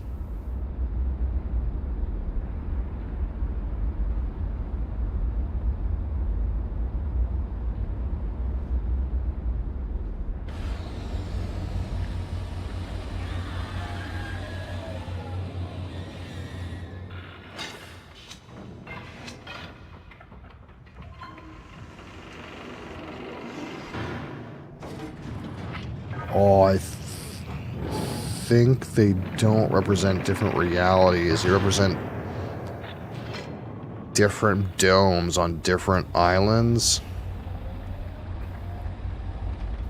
on the same age. But you can, like, travel between them using some kind of fucking space-time continuum ass shit. Arrive on Prison Island. Okay.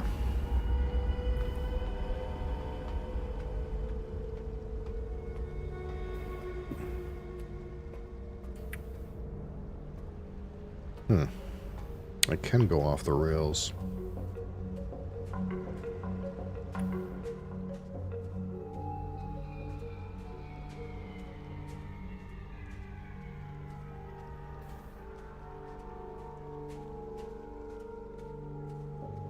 What could we find? Interesting.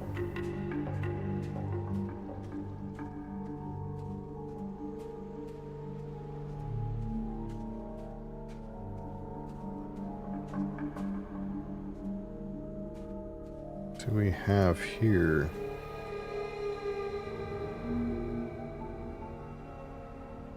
Something that rotates.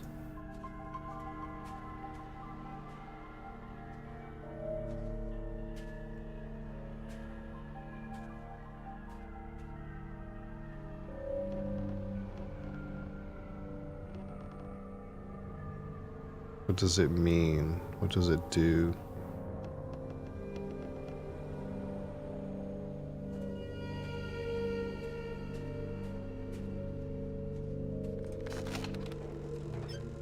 What the fuck?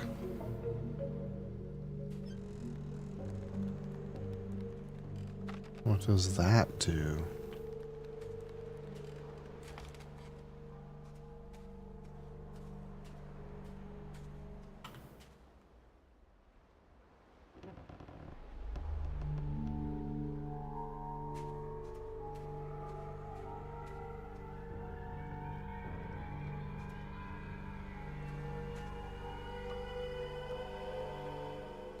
Feels like I'm missing information.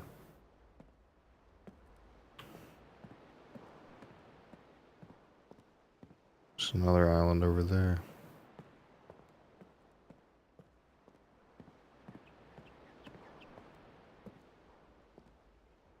It's a way to look down into it.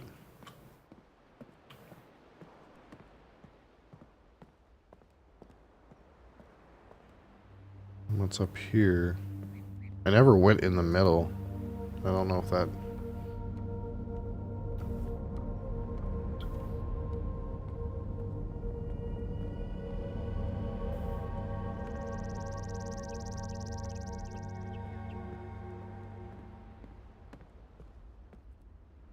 Can't jump or anything.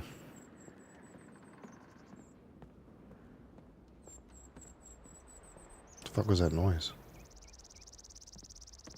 It's a strange sound.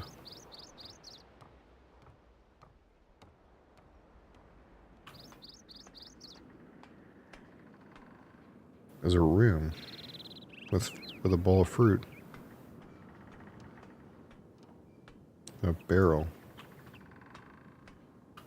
How do we get in there?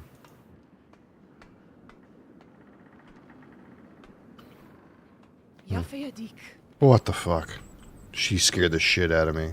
That must be Catherine. You made it. But how did you get past Gen? I know what he's doing. He's watching you. He's waiting for you to make a mistake. You can't let Gen get back to Dunny. Find the moiety. They have the book. Be careful.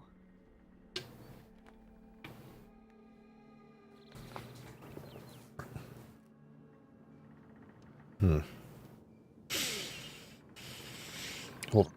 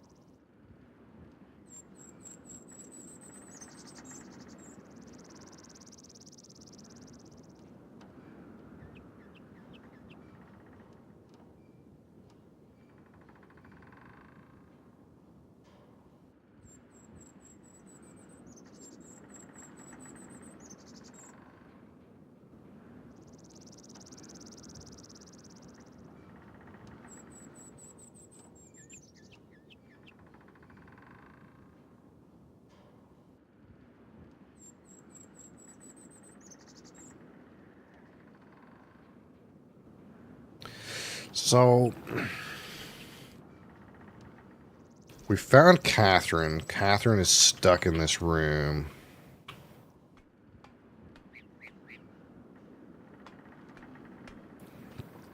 So we have to figure out how to free Catherine from this room.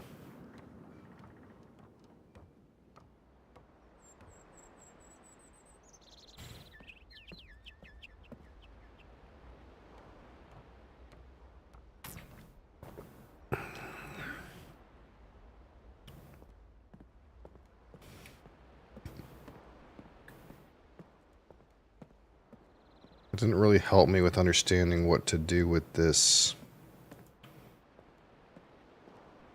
thingamabob down here. It feels like I have a whole bunch of puzzles that are missing a little bit of something.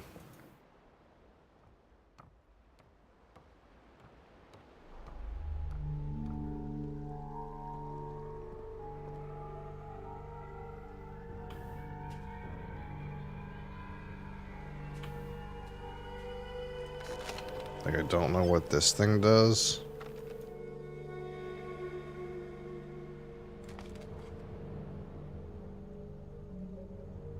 And I don't know how it relates to this thing. All this thing has is a thing you can kind of turn. But I don't really know what that has to do with anything.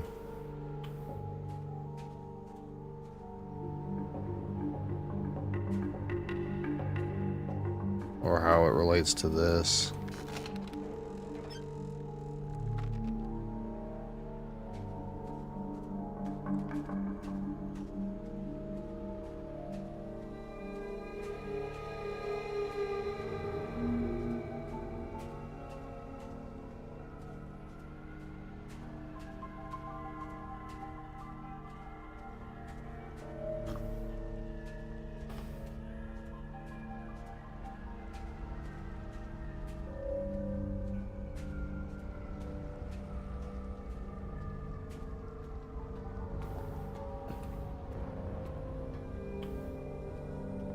Think I'm gonna get trapped in here.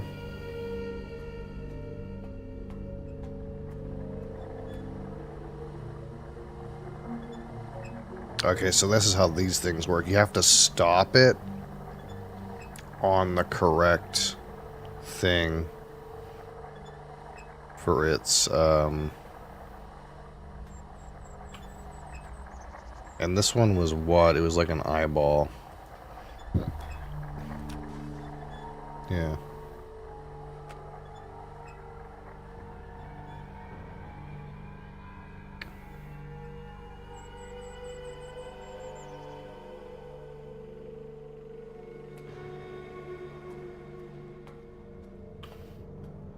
Alright, let's go in here and get fucking trapped. I'll probably get fucking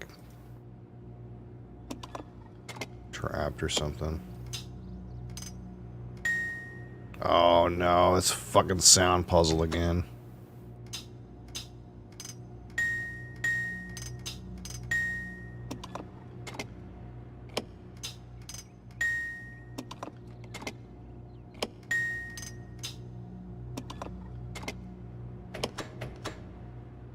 Okay, there's some like sound code you need to do this thing and open this door.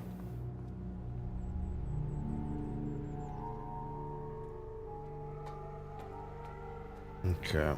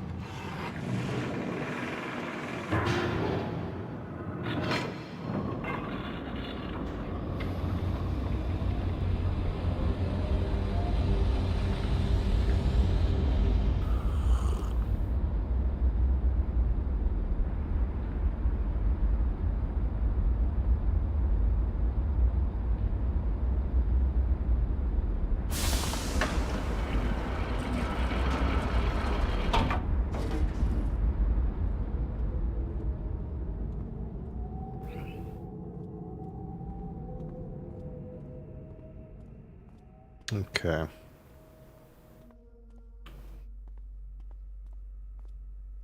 Is there any other ones I can go to?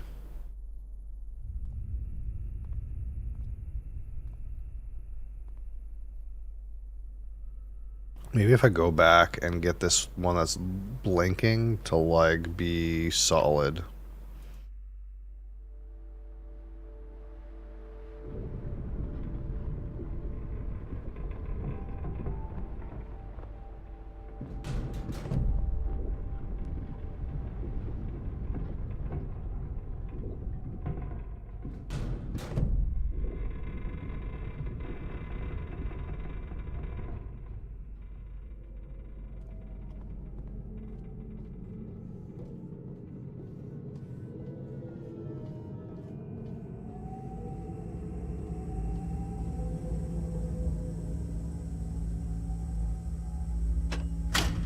There we go.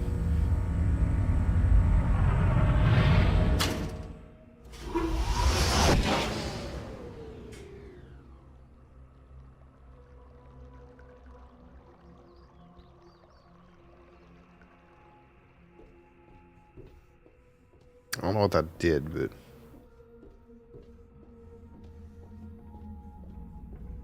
now it's probably solid.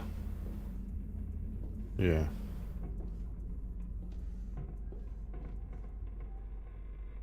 So the question is, like, how do I find other ones that are blinking? Because there's ones that are...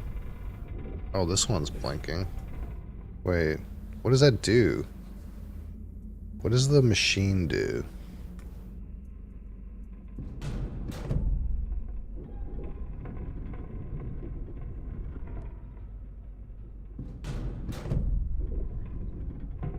Because now this one's blinking.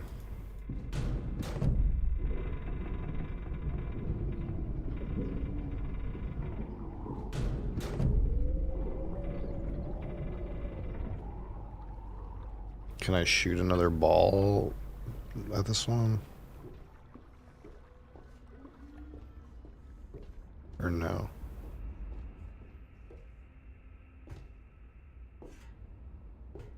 Trying to figure out what this actually does. I don't need to do this again. It seems to have been done.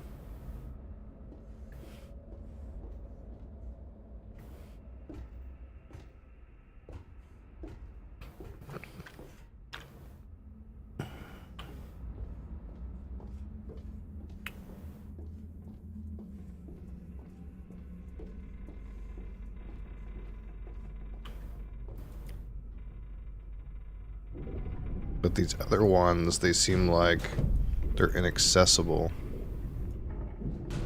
Maybe because they're not blinking.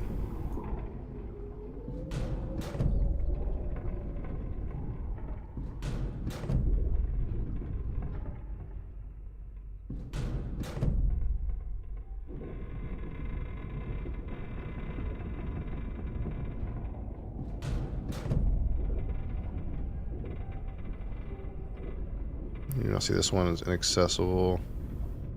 Let's try this one.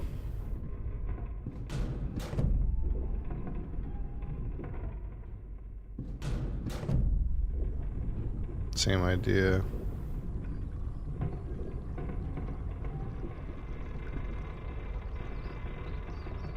There's not really that many of them.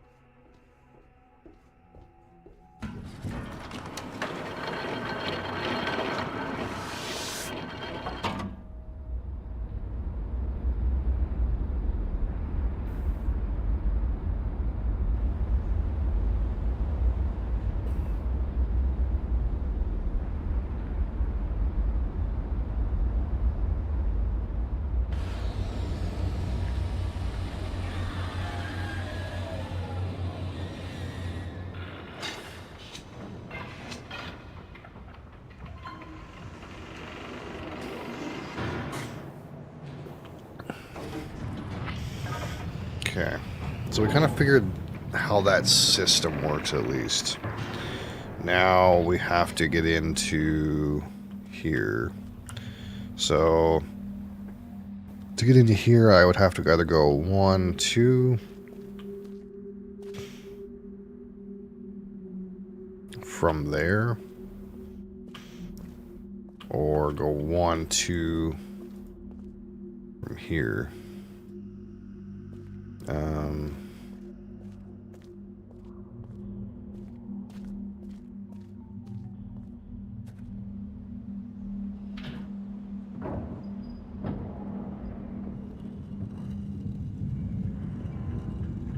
So I need to move this until I can get out of here, and then remove it back to the place where I have to stand. Either one works, I guess. Regular entrance or back entrance.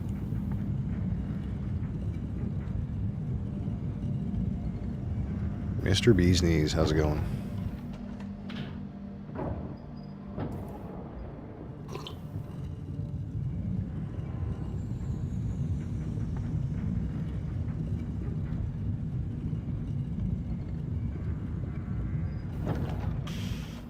I'm doing okay. Not too bad.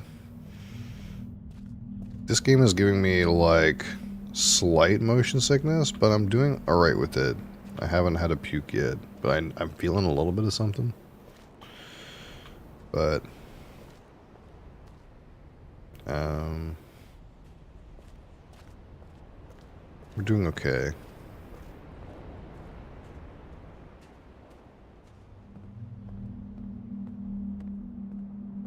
Oh, there's no button here. Also, I can't go from back entrance. There's no button. Vegan? No, not vegan.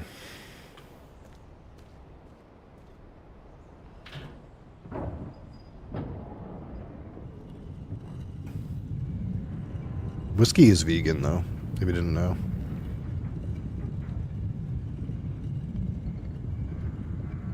That's how you get. That's how you get. That's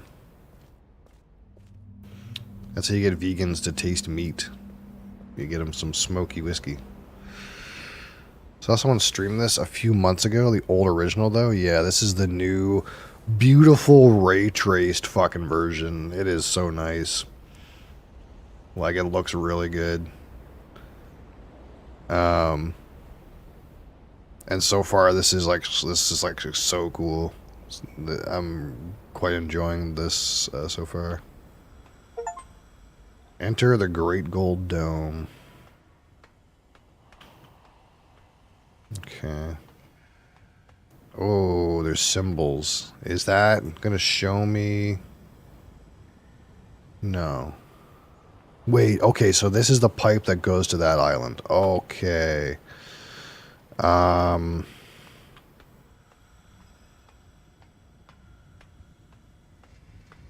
yeah?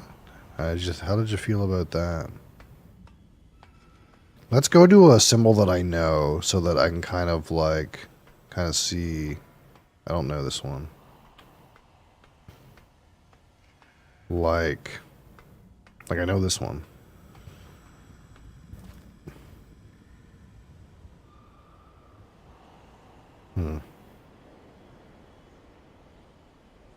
Interesting.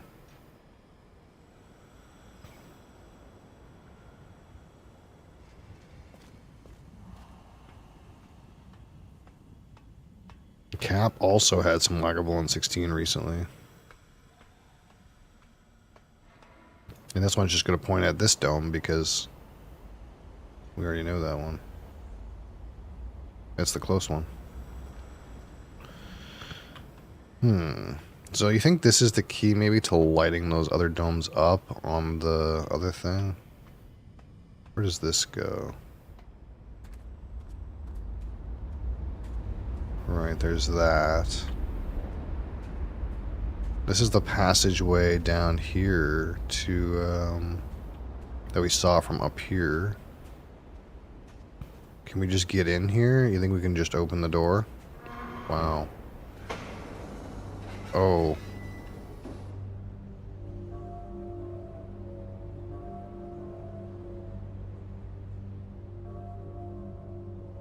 This seems so sus, dude.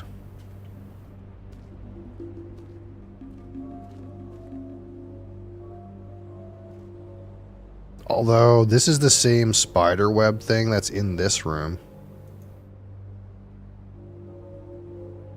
Where's that? Was that the other side of this door? Do you think it's going to take me over there, or do you think it's going to capture me? This looks like a fucking trap, dude.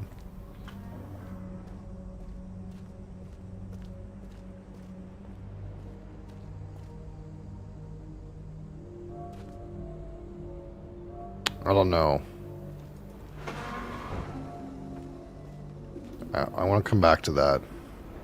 It looks like a trap. I feel like I'm going to get trapped.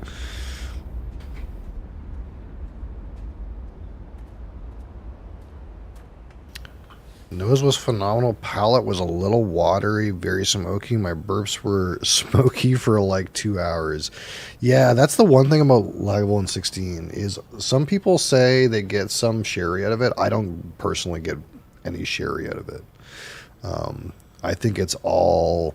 I think actually the whole thing is probably refill ex-bourbon. That would be my guess. But some people think there's some sherry in it. I don't personally get sherry. I just get like a bunch of different smoky notes, and that's what's kind of fascinating. I think about Lagavulin 16 is there's a bunch of different smoke within smoke, kind of smoky characteristics that are all pretty well defined. I think like it's not like, oh, there's a smoky aspect, or oh, it's just really smoky. It's like, oh, there's like a smoke note, but there's also like almost like a charcoal, and then like a burnt log, and then like an ash and a camp. It's almost like those, but they're not like, oh, these are general descriptors of like the feeling. It's like there's distinct different smoky notes as you go through the palate and into the finish. And that's what's the most fascinating, I think, about that particular whiskey, is that it's crafted so well that the notes you get, the smoke notes you get out of it are so well defined. They're not like generic smoke notes. It's like, it's almost like they have, you can there's an evolution in the smoky characteristic of it as you go through it. Same nose sherry, mostly bourbon notes and smoke. Yeah, and that's like a weird thing, right? Because like there's guys who, I maybe need to stop saying this, but I think they know more about this stuff than I do. They've been doing spirits for so long, and they're like, they'll be like, yeah, there's obviously like a bit of a sherry here, and I'm like, well, I don't think there's any sherry. I think it's like mostly just ex-bourbon, like maybe refill ex-bourbon. And they don't say anywhere there's any sherry in it. So I get the feeling that like when they hear people say, oh, there's some sherry, they kind of like, yeah, sure, there's some sherry in there to like make people think there's more to the product. But I think it's just a 16-year-old refill ex-bourbon whiskey, which is fine. It's so well made, and despite it being 43% alcohol, it is not the strongest, but I think it does a really good job of being a 43% whiskey, because sometimes you get to those 43% whiskeys and you're like, it could punch a little more, it needs a little something, and we could oomph it up. But I didn't feel that way about Lagavulin 16. Like, yeah, sure, it would be better at 46 or 50, but for a 43%, it's kind of slaps. Like I think you can't be disappointed with 43%. The 43% presentation, despite it being not as high as it could be, I suppose. Dr. FHFJFU, welcome back, man. You were disappointed with the 43? I don't know. I wasn't disappointed with the whiskey. You can be disappointed with the number, but I wasn't disappointed with the whiskey. I guess that's the way I'll put it.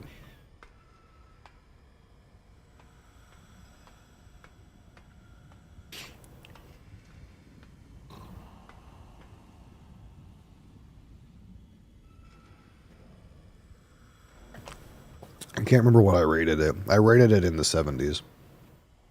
I can't remember. What is this? Is this a trap? This looks like a fucking trap too. Oh,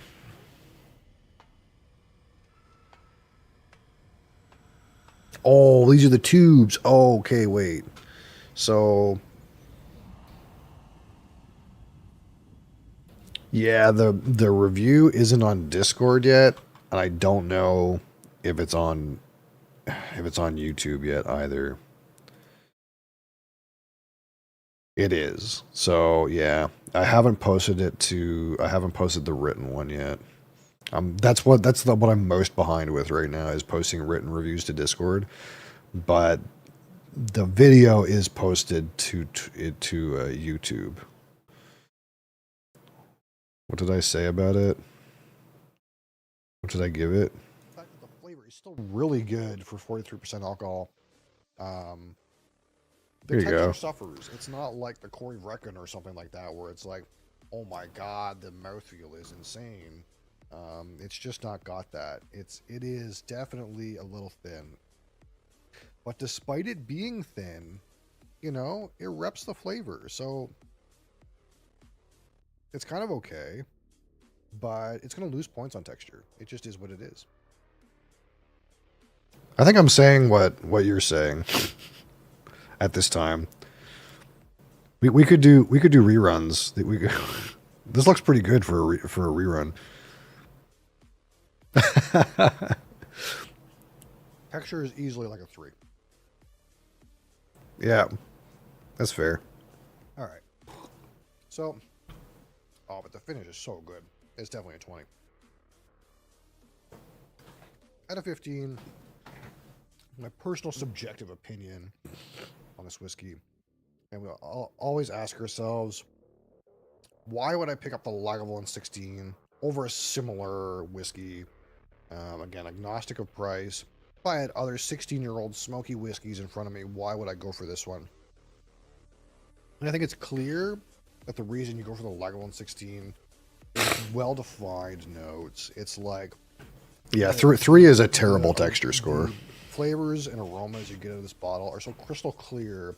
It's not, you know, a muddled mess of a bunch of different notes hitting you at the same time, jumbling all over themselves, and you're trying to interpret what you're getting. It's like there's crystal clear definition here where you get like a smoky note, and then that morphs into like an ashy note, and then that kind of morphs into like a protein note, and that kind of morphs into like an earthy note. It's not like you're getting all those notes at the same time. You're trying to piece them together and interpret what you're receiving on the palate or on the finish. There's clear transitions of flavor. The notes are so well defined. That's the strength, I think, of the 16. What did I say? What was the final score though? Outrageous. It would have to really stun. So out of 15, 19, and 21, and 20. I gave her some pretty good and 3 scores, to be honest. And 10. We give this 73. A 70. Oh, 73. I thought it was 77. 73. There you go. There you have it. Oh, wrong camera. And I didn't remember for sure, but I guess I said the same thing when I drank it. It's kind of like what you're saying. Like it's a little thin. But the flavor doesn't disappoint for me. Like despite the fact that you can tell the texture's not that good and the flavor it's like thin and not the most like good mouthfeel. It still backs up with flavor, right? So that's what I think is pretty cool about it. Hi. The thing I've been trying to fix? Yep. Couldn't fix it. It's been a pain in the ass. I can't get it to work. It's a configuration error. That's all it was. The jar file had the wrong fucking configuration in it. The one's fixing that, it all works. Now I have to go to explain why it took me 3 days to change one line of code. You didn't know what the problem was. Sometimes figuring out the problem is half the battle. All right, so we learned... Okay, so these are the different islands and their, like, thing that goes in the thing. So probably clicking this is not going to be a problem right now. It's not going to do anything. This is the way back, I think. I think this is the way back to Mist, or this is the way back to my home place or something. We gotta, like, get all of the icons and then go up there and fucking turn it on and it'll zap the book. I think that's what's going on. So all the different pipes come in here. Okay, we've kind of learned roughly what this does. What am I trying to figure out from here? What do I need? I need a way to free Catherine. I need a password for that machine that lifts the thingamabob. I need to figure out what to do with the, like, sculpture that's by Catherine that's got a spinny thing. And I need to figure out how to turn on other islands, like pathways, so I can get to them.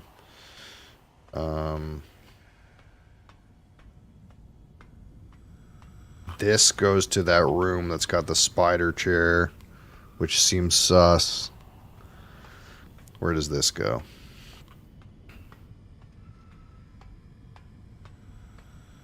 Is there another way out over there?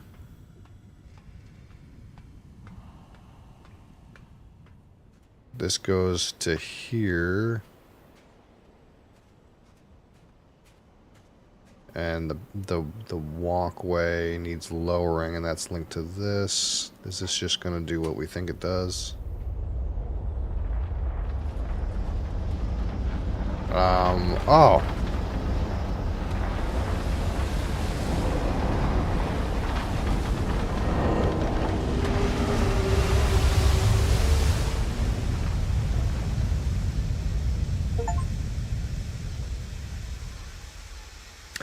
Whoopsie doodle. Evidently,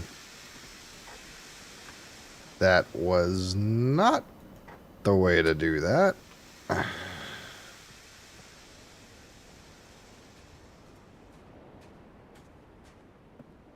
Huh. Okay.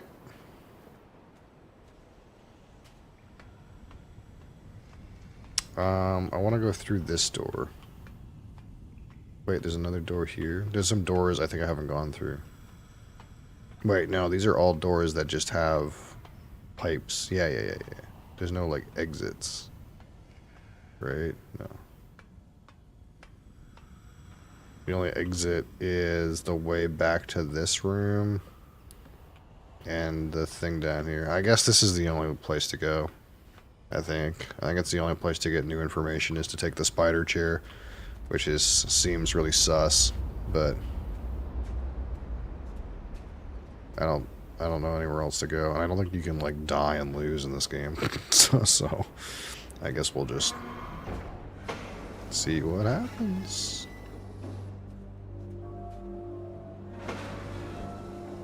This feels like it's supposed to, like, teleport you to places. Like, what does this do? Oh, this controls the bridge.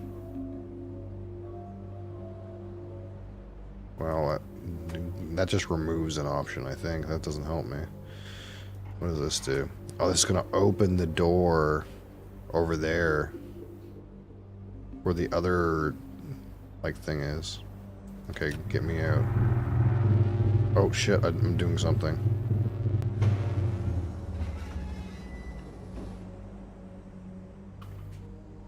What does that button do? I'm worried about this fucking button. It's like doing something with these thingamajigs.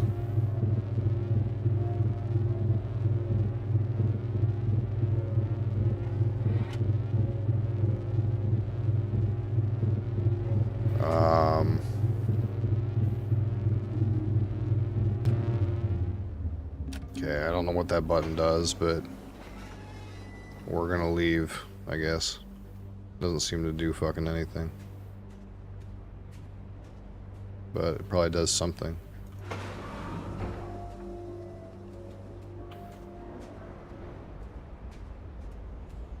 Okay, so...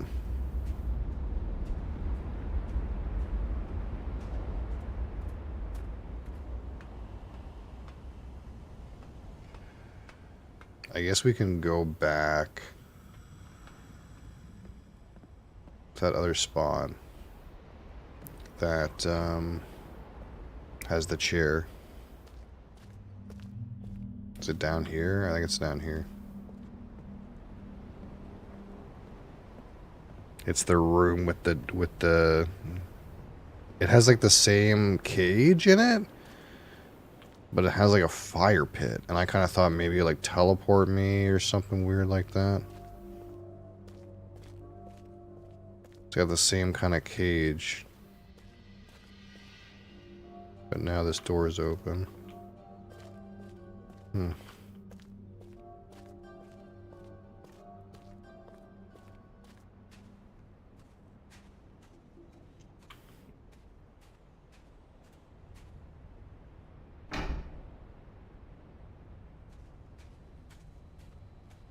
Is that called the... Does that call the trolley? Oh, you know it does. I don't know what this thing does, though. Oh, this is the camera. That's how you see. This is the camera. Where's the camera in here? Right there. There's the camera. He's watching me. You guys ready for a trip on the fucking tram, dude?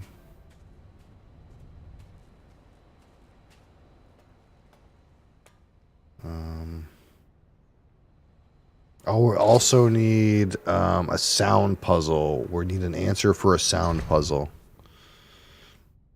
Okay.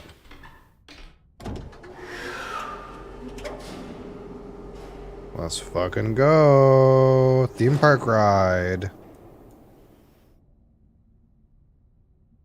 Go.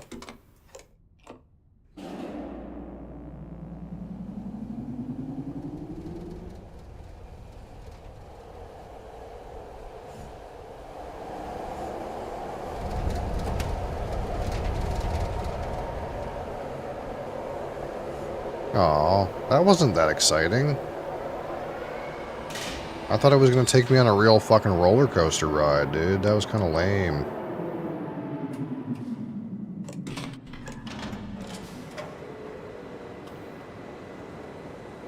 God damn it. Arrive on Jungle Island. Thanks, game. I'm still looking for all kinds of clues. We managed to figure out how to open the door, I guess. What do we have here? Oh, here's another one of these things. Wait, he's got another... It's got two. It's got a spinny thing with two in it. The other one only had one. What does it mean, though? What's this do? Okay. We can redirect the water here as if we were going to fill something.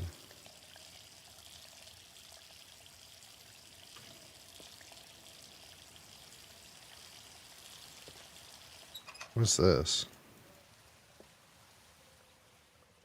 Can't interact with that, whatever it is. Okay, this water thing might do something.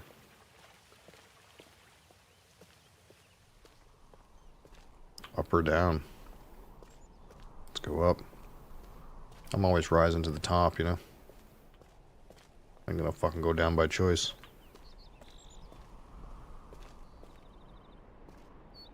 The hell's that? The hell's this? A giant fucking lever.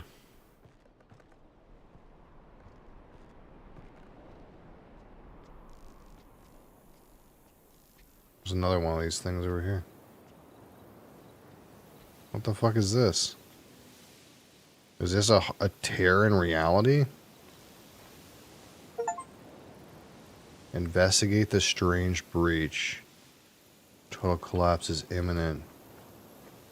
Yeah, I can see the starry realm. It's kind of weird.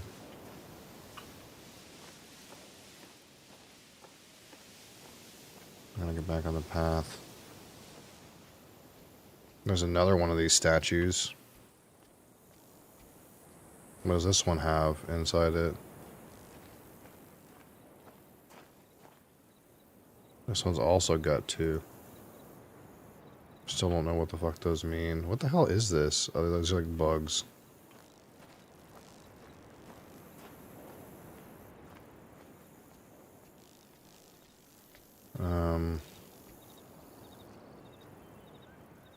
That's a cool looking bug. Oh, fuck.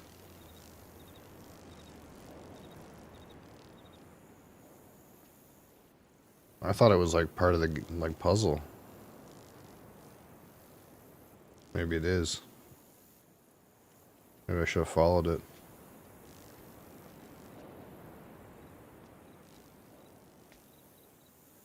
I feel like I can hear it. No, I don't see it. I hear these fucking buzzing, dude. Let's go this way.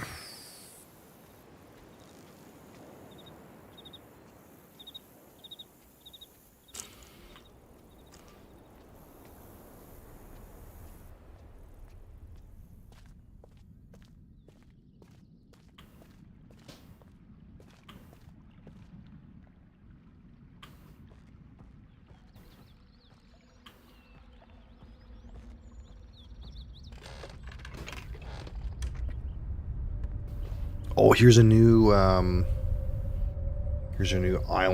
rotator transportation thing. That's cool. What's over here?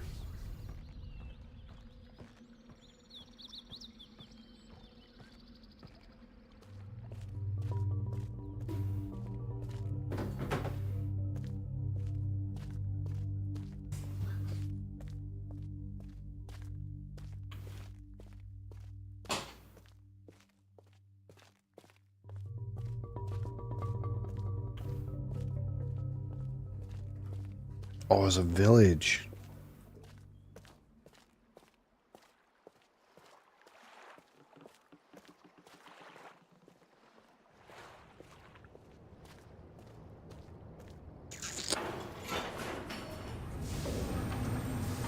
What the fuck? Person took off with my fucking buggy, dude.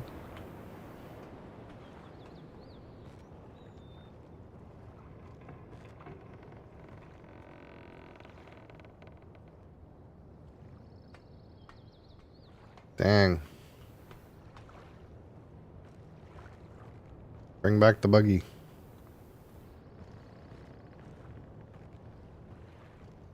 Okay, so it seems like I'm at an impasse here. I need the buggy to come back.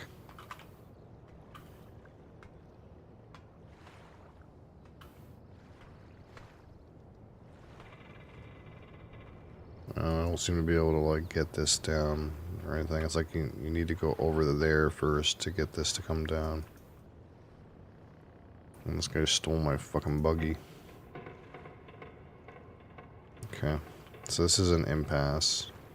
We need to do something to continue on here.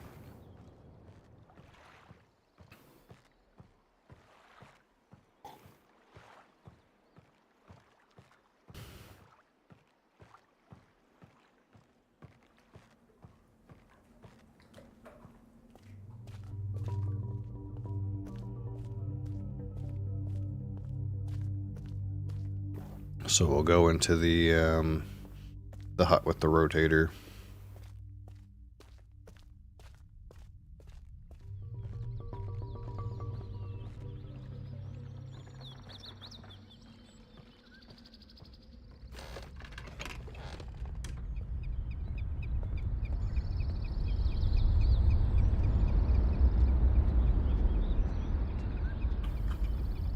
Rotator's on top. Okay, we gotta get on top.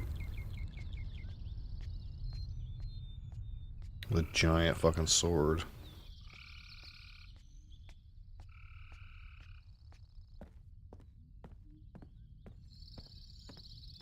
Okay, we can open this up here probably. Alright.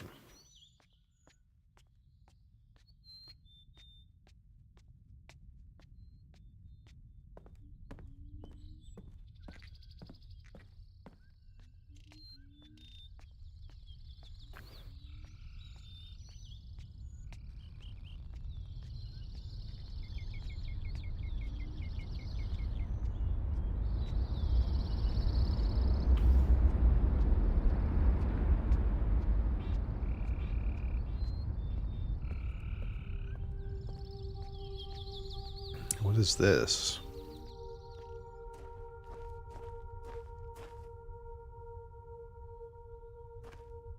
Do you think this island is like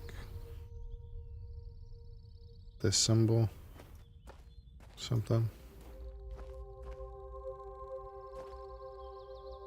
I'm not sure what this means.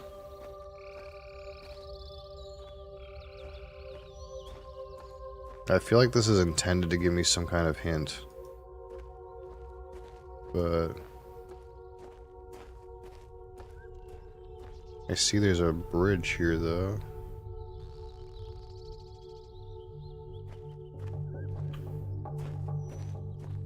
Is there a way that this opens and then you can go up here? Or nah? Not sure what this is.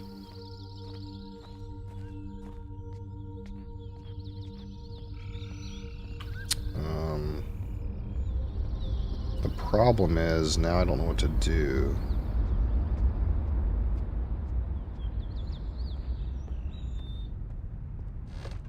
Here we go. Oh no, that's just back this way. How do I get up there?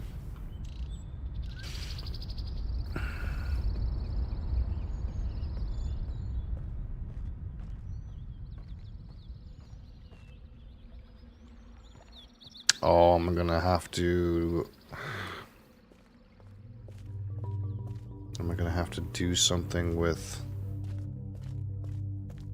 in the city to get up there? I feel like I'm in an impasse down here, though. I don't really know if I can do anything down here.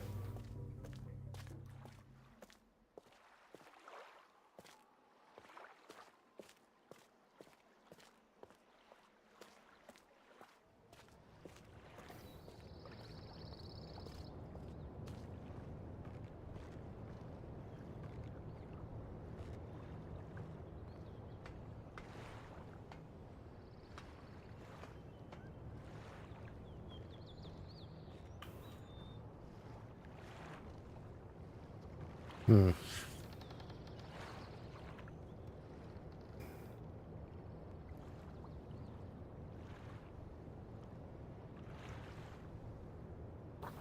There's stuff over there, but...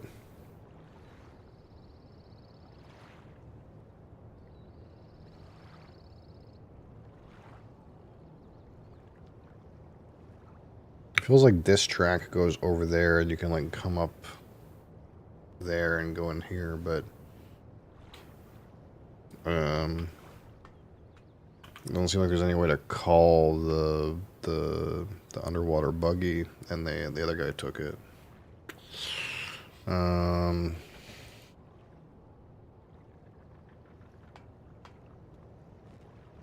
Don't know what to do here.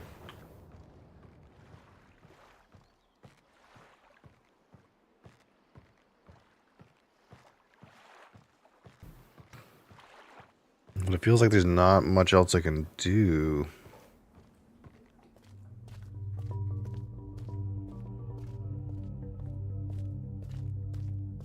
What else can I do? Wait, what? Hold on.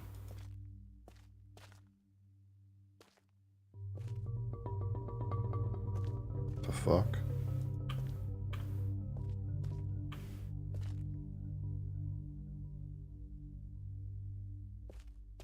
Does that do anything?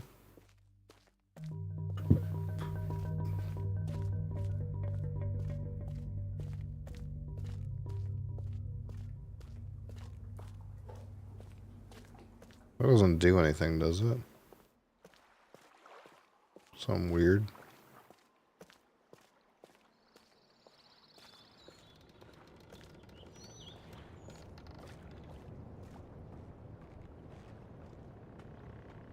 No, this thing's not still back.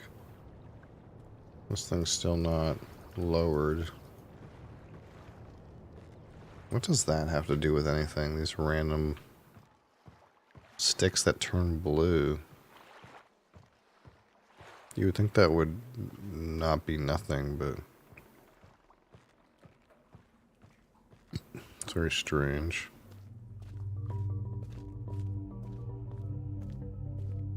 They're not blue anymore.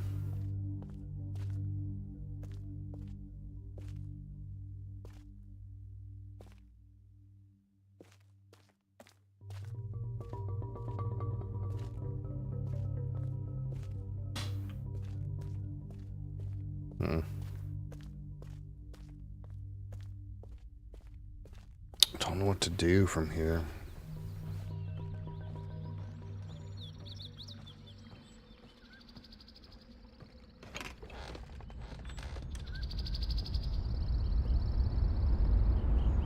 What's going on over here?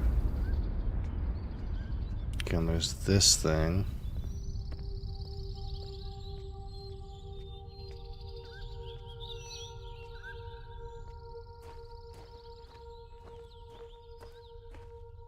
Which I can't really interact with.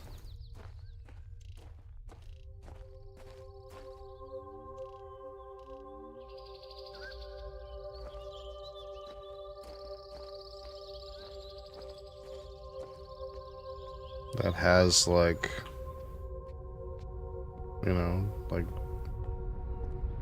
track and stuff.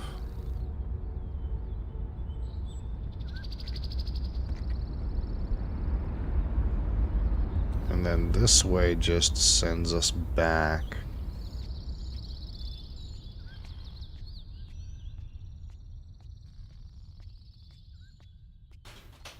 What do we do from here? What do I need? I need a set of symbols for the password for that forklift thing. I need an auditory password for the prison. What else do I need? I need more ways to link more things to the center dome.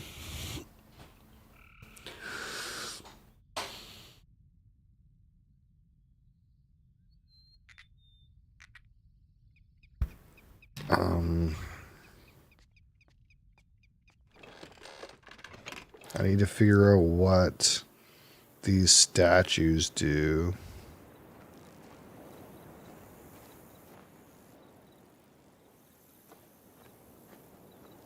I have this rotating thing, but I have no clue what that even means or does.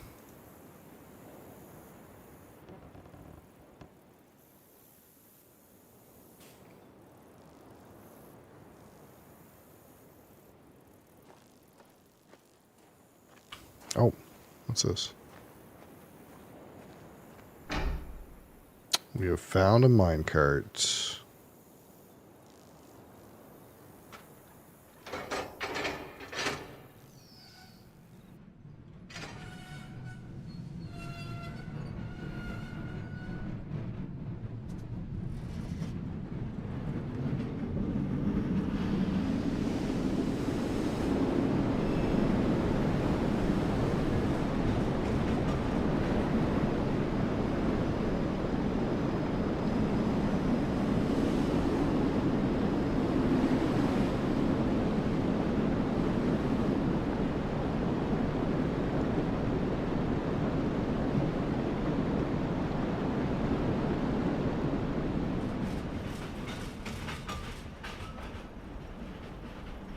Oh, this is the boiler island.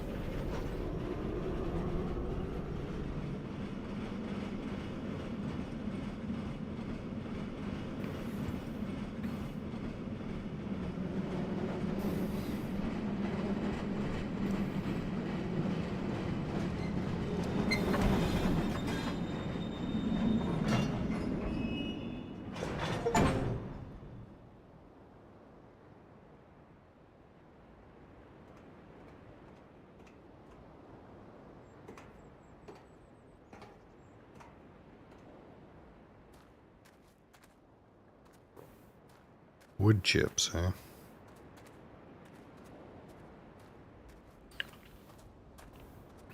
What's this now?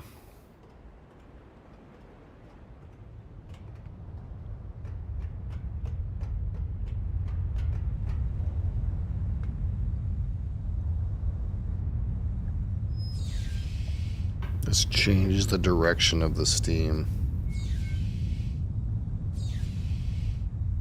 For whatever reason.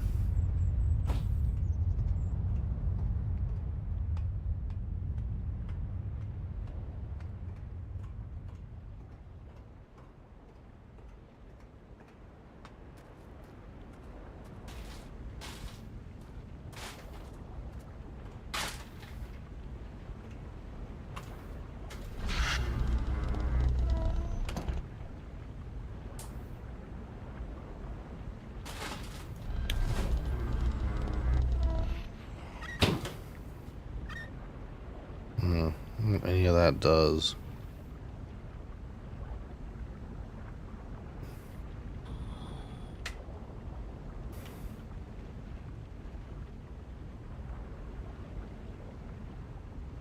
Don't seem to do anything.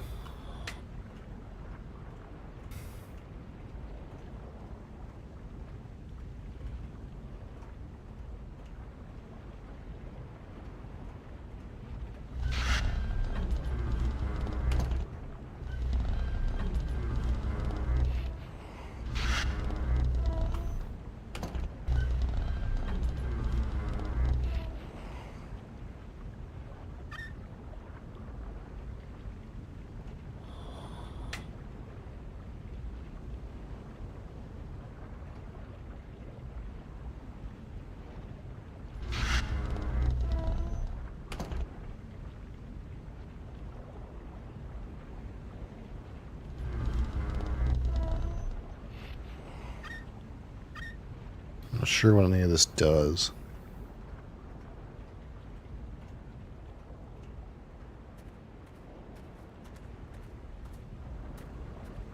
Let's see if we can go over here.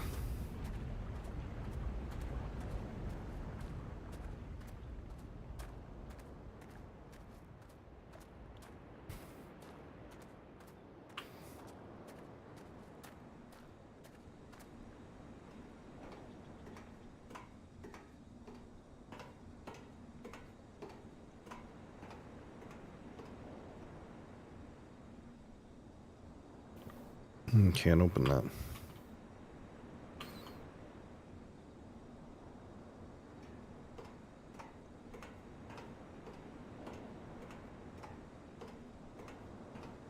So I need to do something to open that hatch.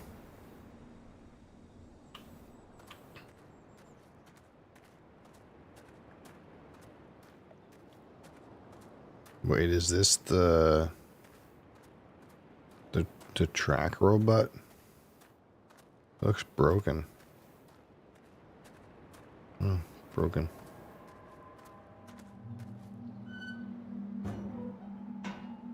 What the fuck?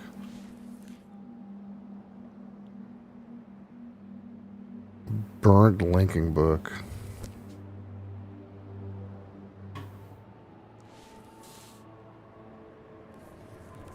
Can I not put this in my like bag?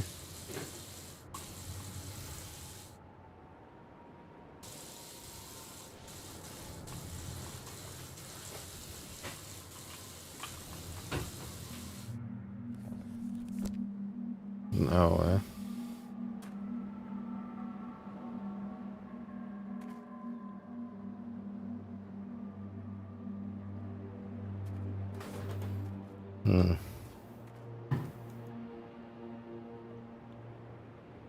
Why would it leave it like that for me to find?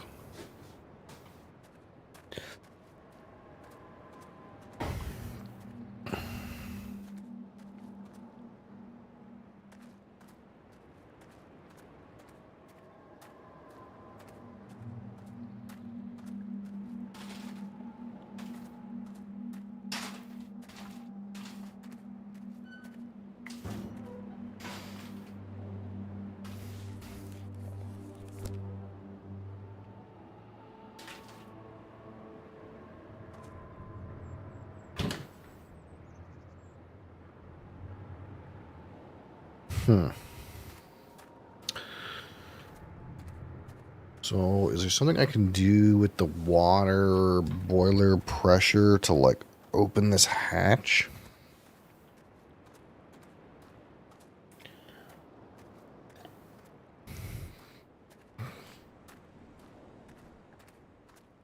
Is that what's going on here?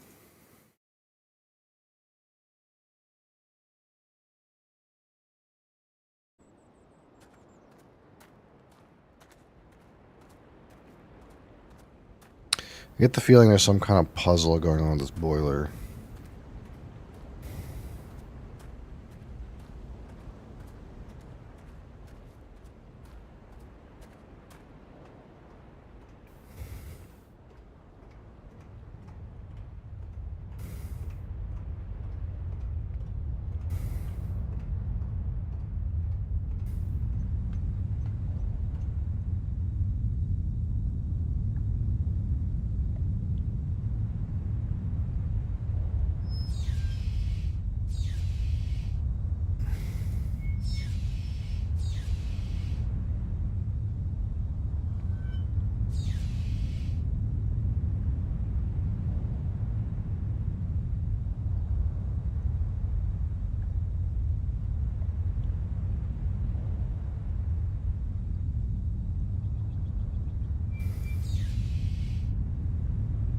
Maybe if I take pressure off of it, it'll be open. I don't know. It's a guess.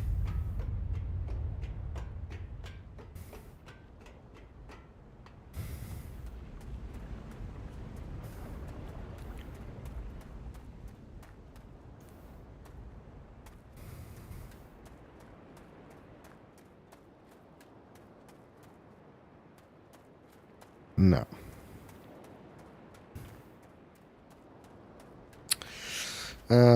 So I gotta push pressure on it and then like blow it open maybe with pressure? I don't know.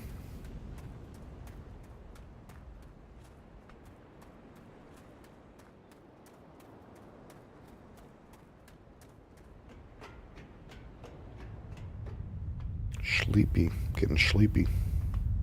Nothing's happening.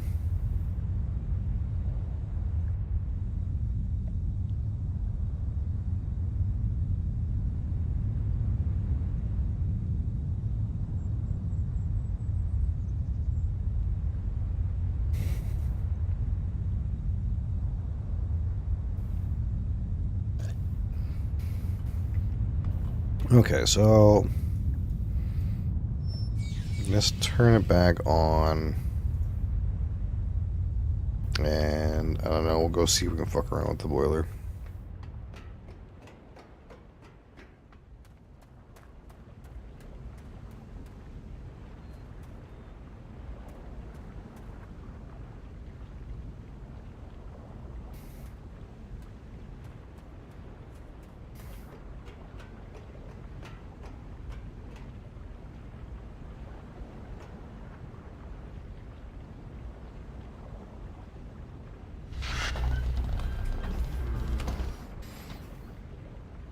Okay, so that... What does that do? That cuts off the water.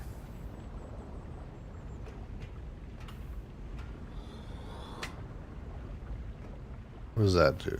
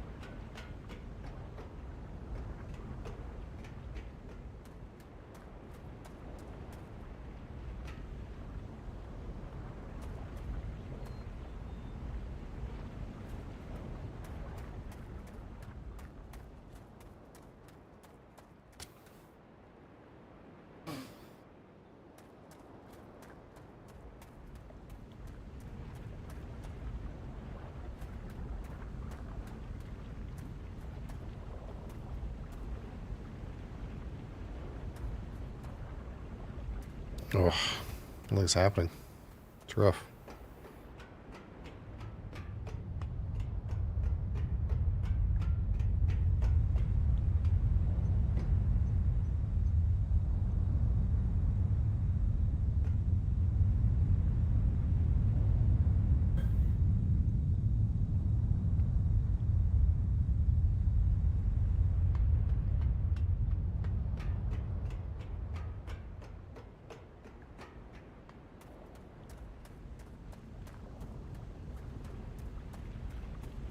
What can I do? What can I do?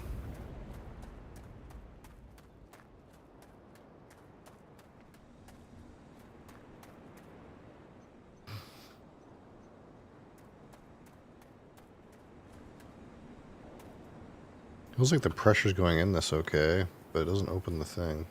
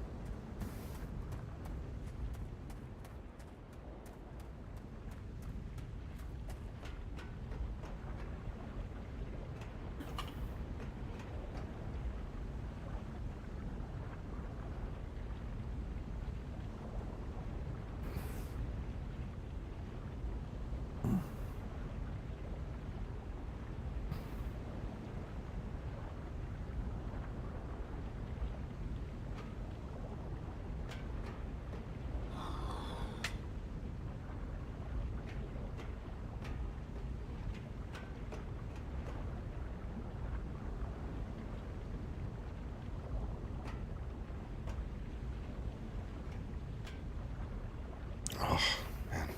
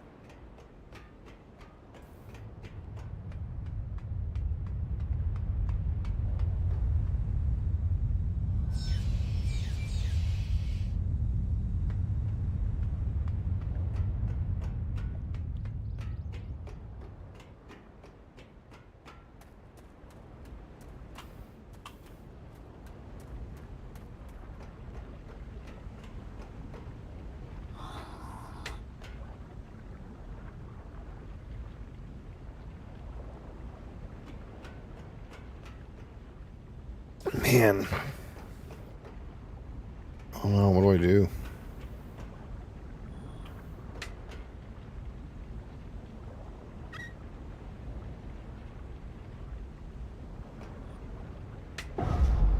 Oh, there we go. We did something.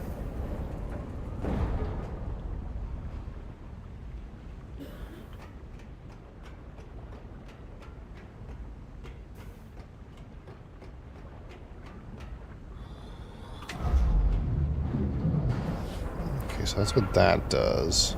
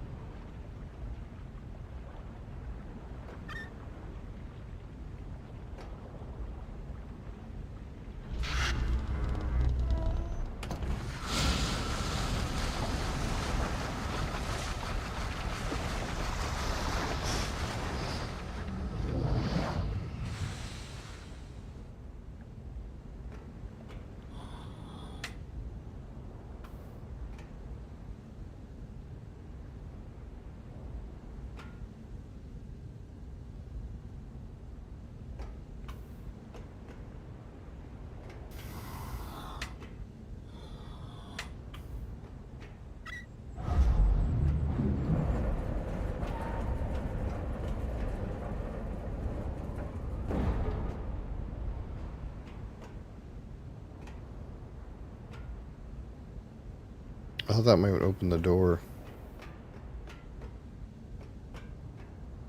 But didn't do anything.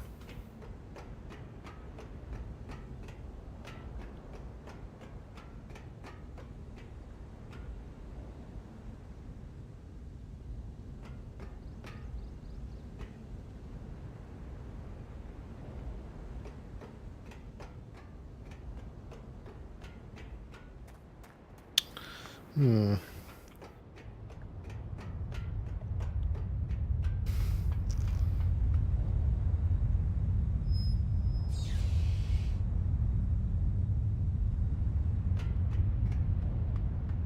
Feels like that should just open that door, but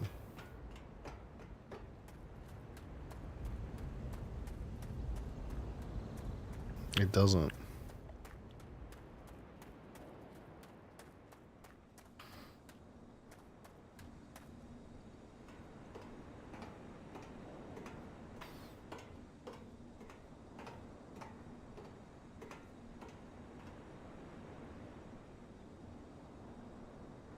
I was thinking maybe I had to go click on it or something.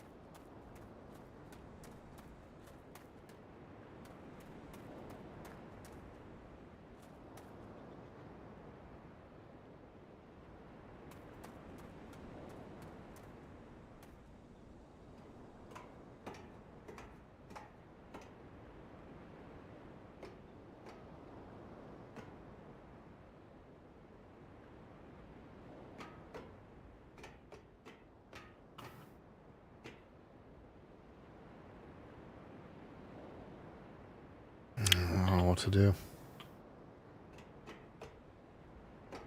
It feels like it should be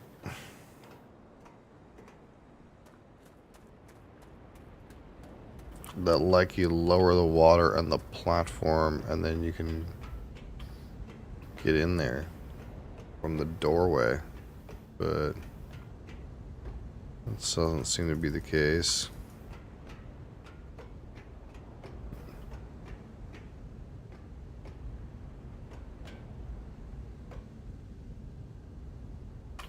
And then this thing over here feels like it just won't open.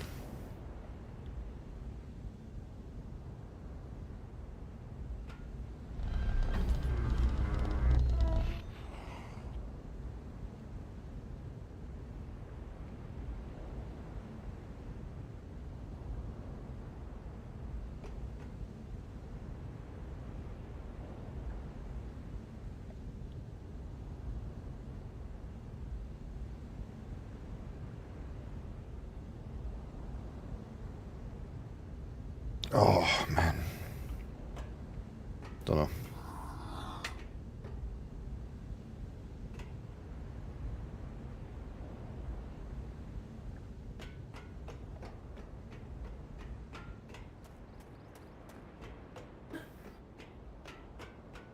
Is there a way to open this thing, maybe?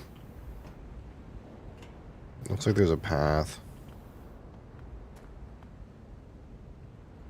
I don't know how you would even do that, though.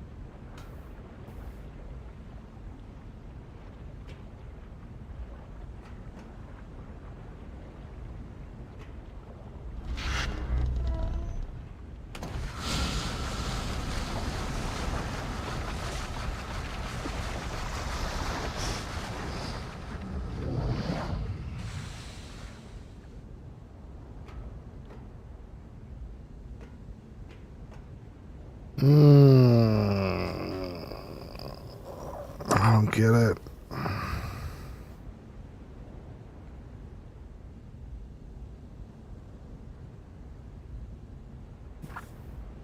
I don't feel like there's something missing. I feel like I just don't know what's going on. Why won't this door open?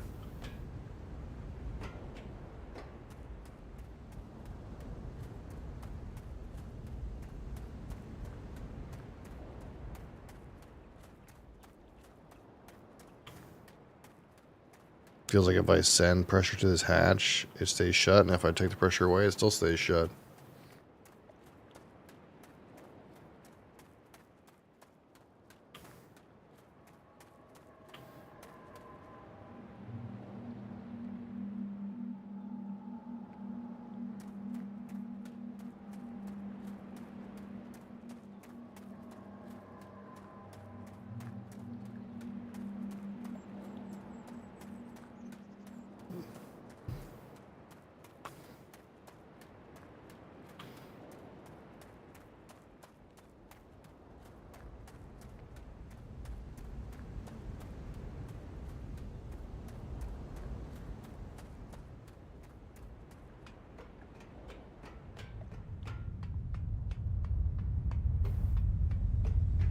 Feels like the logic would be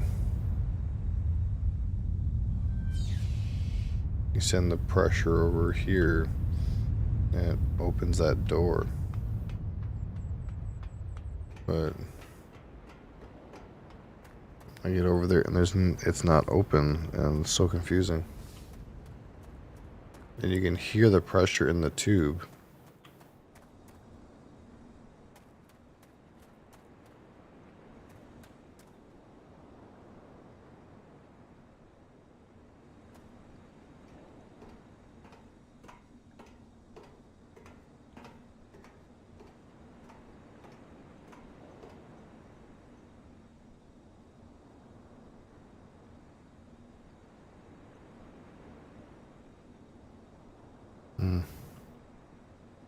Don't know.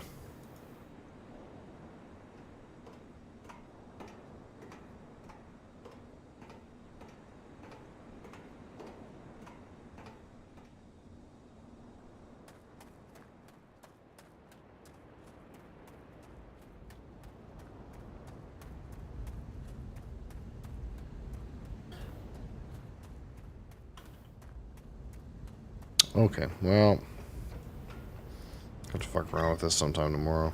Or not tomorrow, next week.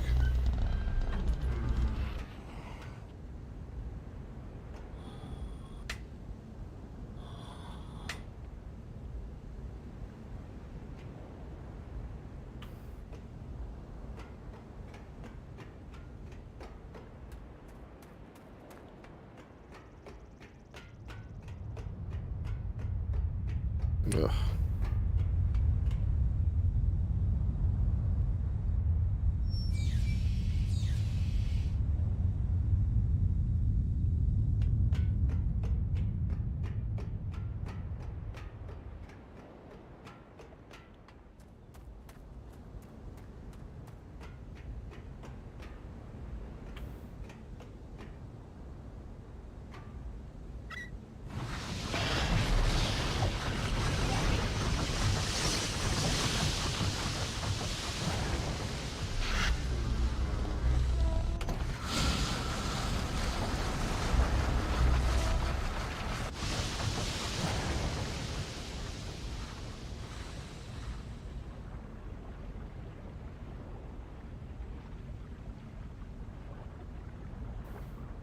Okay.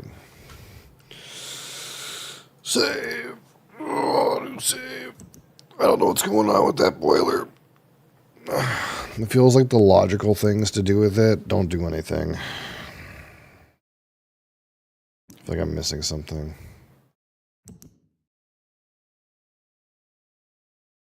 It was putting me to sleep.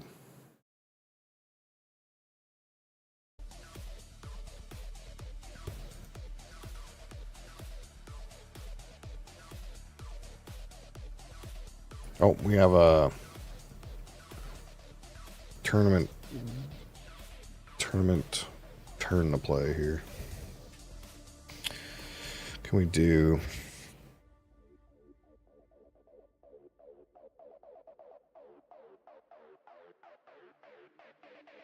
We can place this.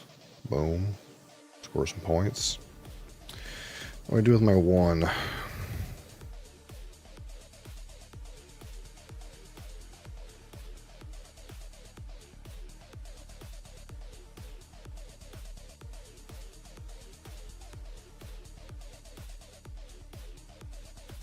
I can use a worker to place a boat, or what?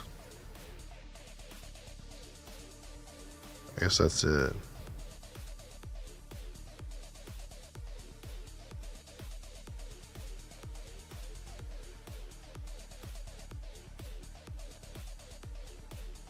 This is the last round of this. Last turn of this round. I guess I can use my worker to place a boat.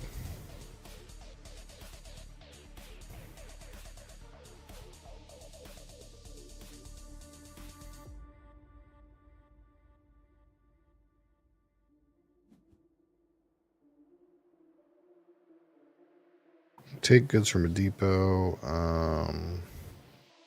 Stack into one of these.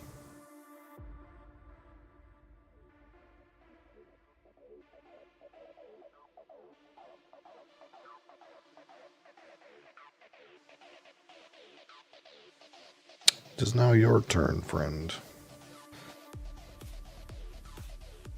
I have more points than this guy, but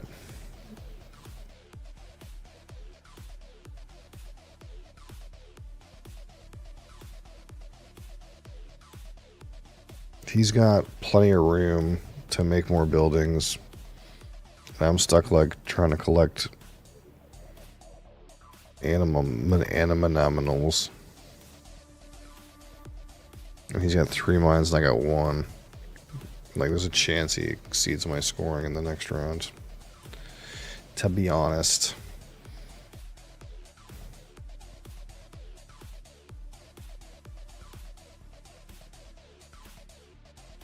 All right.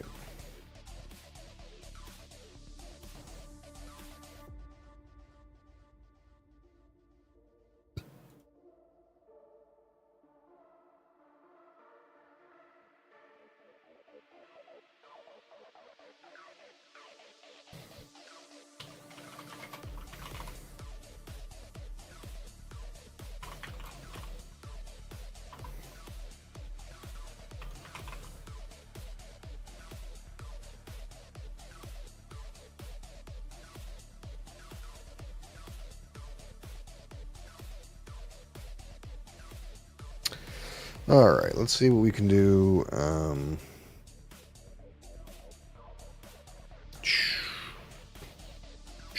See if we can find something to talk about here. Something we haven't talked about, of course.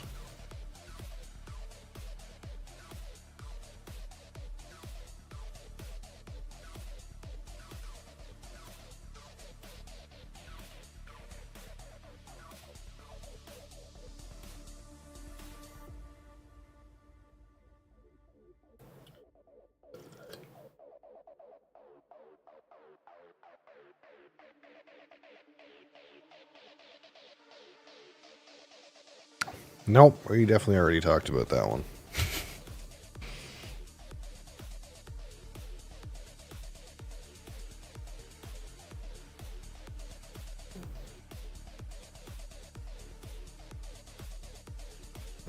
Yep, already did that one too.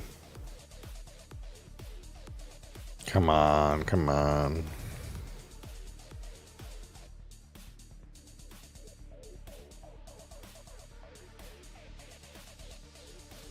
Ooh. Okay.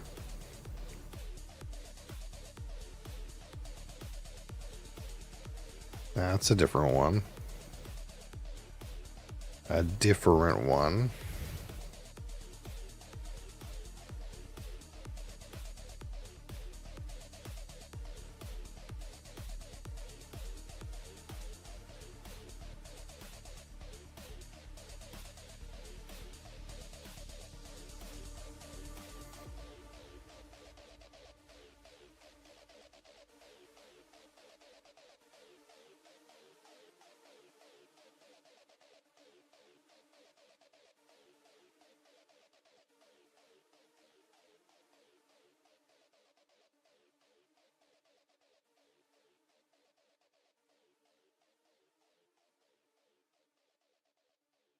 Alright, I'm gonna get some glassware, and I'll be right back.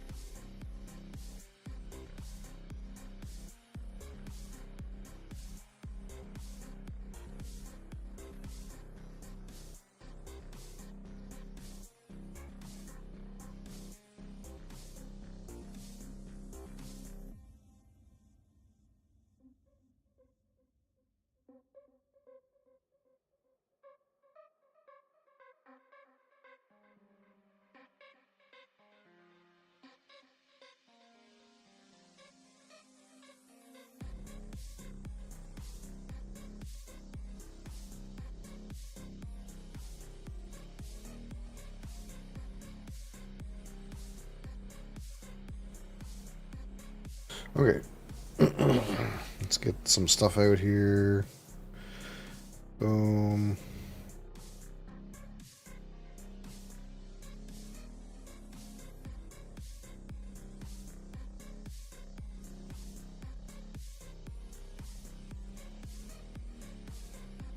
Boom.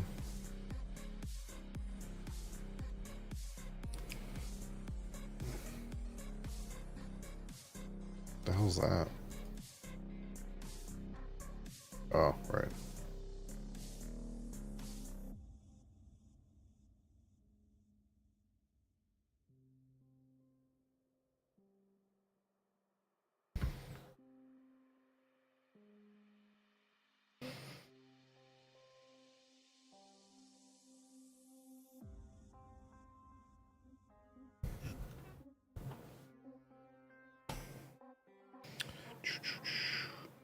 Alright, so today, live review of the Craigellachie 14-year-old old malt cask. Single cask bottling here. This is from the Craigellachie distillery, but this is bottled by Hunter Lang and Company. This is a Speyside single malt Scotch whiskey, 50% ABV or 100 proof. It is non-chill filtered and of natural color. This particular bottle was distilled in 2008 and bottled in 2022, and it spent 14 years in a sherry butt of the Oloroso variety. And this is one of 641 bottles. So there's only 641 bottles of this particular whiskey.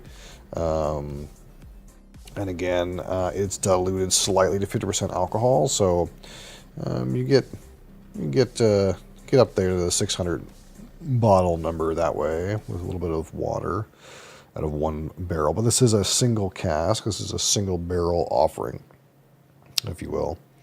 In particular, this is barrel HL 19718, if you happen to have a similar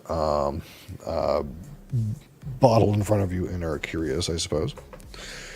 And we're going to rate this out of 100, 25 for aroma, 25 for palate, 25 for finish, 10 for texture, and 15 for my personal experience. Of course, we know we like this Craig Ellicky distillate, that same kind of high sulfur distillate, but this is an independent bottle.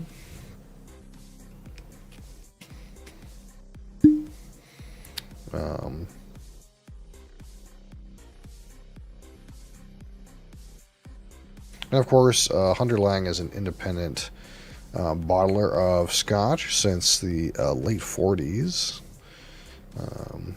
And they purchase, new make spirit and age it in their own casks in their own warehouse. So it's not like they go buy a barrel. It's not like a barrel pick necessarily. They purchase new make and they control the wood policy on their own.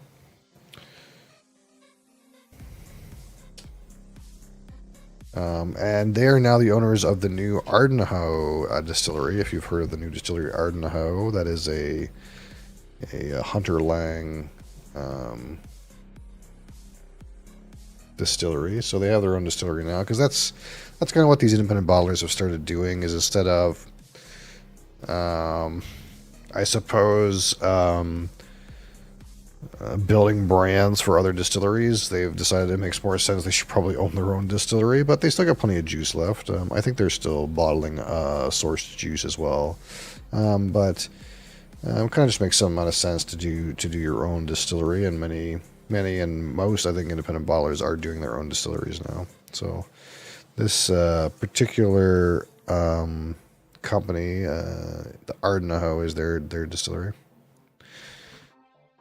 So again, 50% alcohol here, and this is all natural color, non-chill filtered. So that is a natural 14-year, 50% ABV sherry butt color.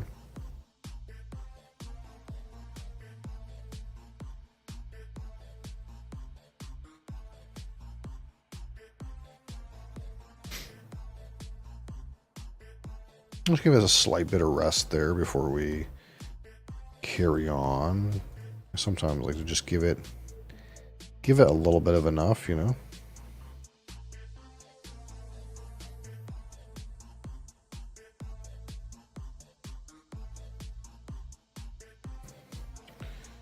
I don't talk about legs all the time, but it seems like there's some reasonable legs going on here.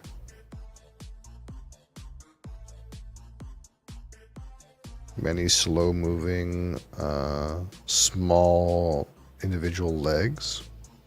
Many of them. All right. Immediately on the palate, on the aroma, I'm greeted with that sulfury component, as you would expect from a Craig Ellicky distillate.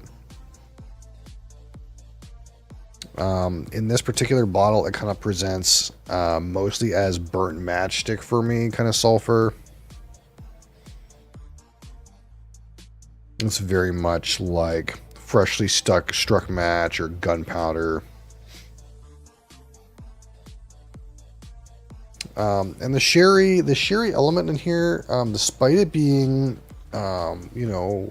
exclusively sherry butt aged, it's not like super duper dried fruits or anything. It's kind of more like dry spices for me.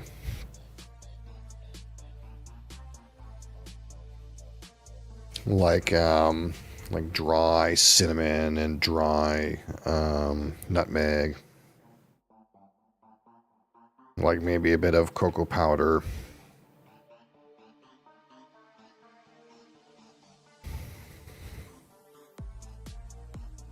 There's a little bit of like a sweet maltiness to it that I'm gonna like describe today as like somewhat graham crackery, but not quite. There's like a slight sweetness that feels like it's intermingled, but it's not like super duper sweet. And it's not like super duper like fruity or anything either. Like the most prominent notes for me are still like that struck match gunpowder, sulfur, and like just dry spices, almost like cinnamon and nutmeg on their own. With just like a slight sweet toasted note, or a slight sweet malt note, or like a slightly sweet graham cracker kind of thing.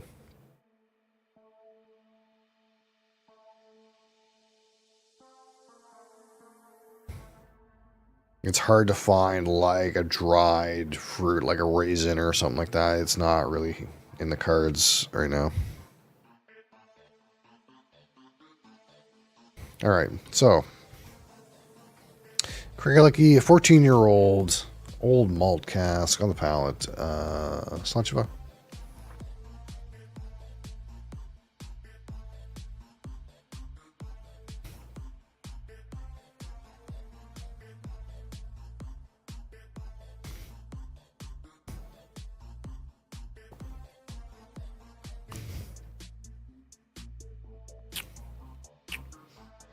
Oh.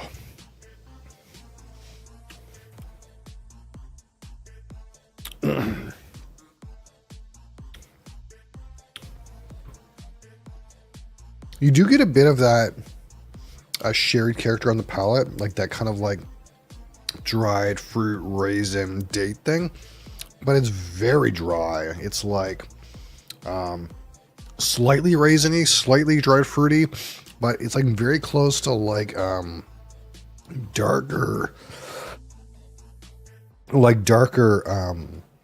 sherry notes, like dark spices and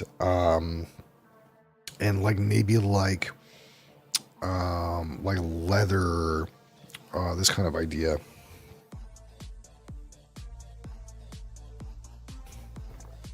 And finish for me, like, again, dark spices, like deeper, darker spice notes, and like some amount of like chocolate, and maybe like really dark oak kind of notes. Kind of like the real dark, nutty end of the sherry like spectrum.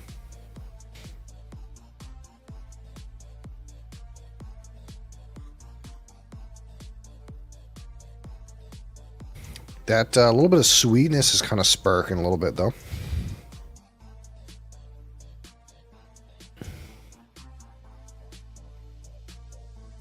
Maybe slight floral component. Like, man, what would you call it? Man, it's... I don't even want to give a flower, but... there is like a slight floral aspect to this, which I think is maybe a mix of sherry and sulfur. There is, again, that slightly sweet graham crackery kind of note in there. It's not like, again, it's not like honey, but it's sparking enough that it's making itself known. But I would almost call it like a secondary sweetness, like the sweet part of the graham cracker, or like a malty kind of sweetness, or something like that.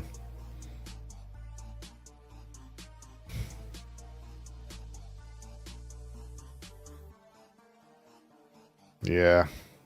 Yeah, kind of like graham cracker.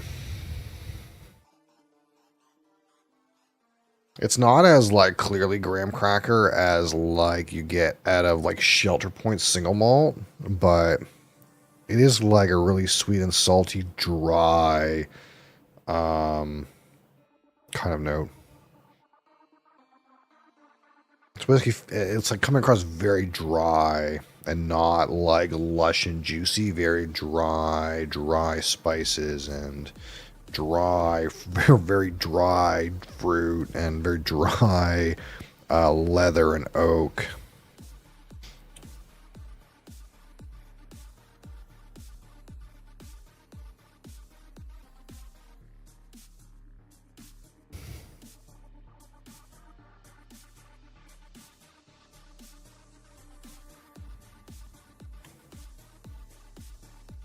Taste this, he says, except 7TV doesn't work over on this chat.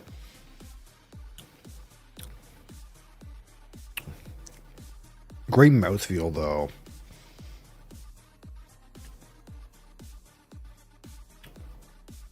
There he is. Great mouthfeel. Yeah, and that same kind of like, you get that sulfury note right at first. And you get maybe in a little bit of that kind of like graham crackery, sweet, malty note. And then you're into the darker spices and leather and oak and this idea.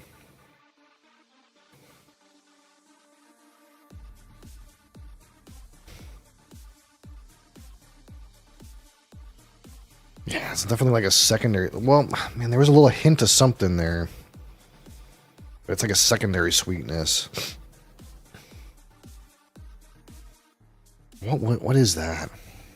There's like a note that I feel like is on the tip of my tongue to describe this kind of sweet element, and it's not coming to me.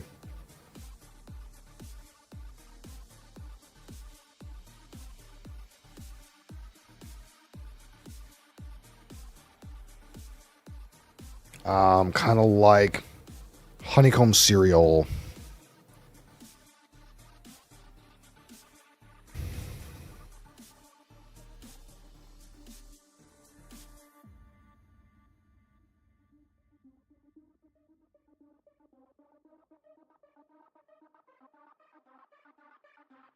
Yeah, like honeycomb cereal or graham cracker. Like we're kind of in this realm.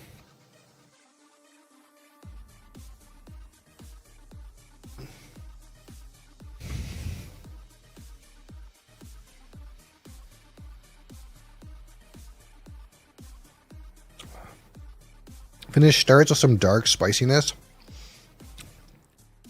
You get a little bit of that sulfur. Then into like dark unsweetened chocolate. And then some like dark oaky components at the end. Finishes like medium plus. All right. So let's talk about the aroma out of 25.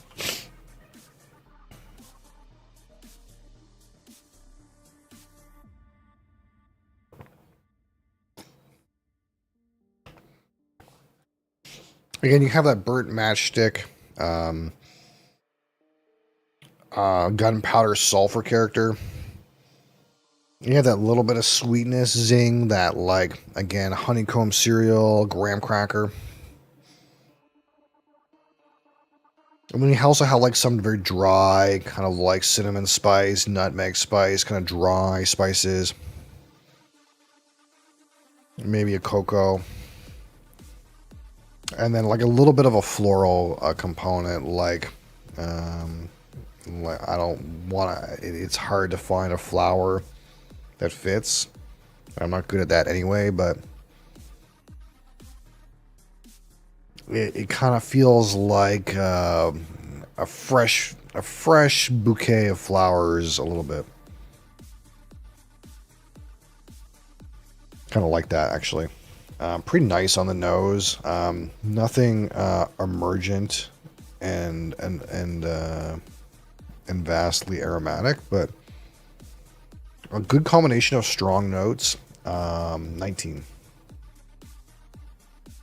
They are different notes, and that's kind of what makes them a little bit exciting, right? But what is encouraging about like a single barrel kind of bottle like this is they're not like the generic, oh, there's some orchard fruit, and I know this is Craigelic, oh, there's some sulfur, orchard fruits, and, you know, a dried fruit thing. You know, it's not that. It's a little bit different, and that's a little bit interesting, a little bit encouraging that we're getting like flowers and a slight sweetness and like dried spices and this kind of idea. It's a different nose than what you imagine the Craigelic-y sherry butt nose is going to be like.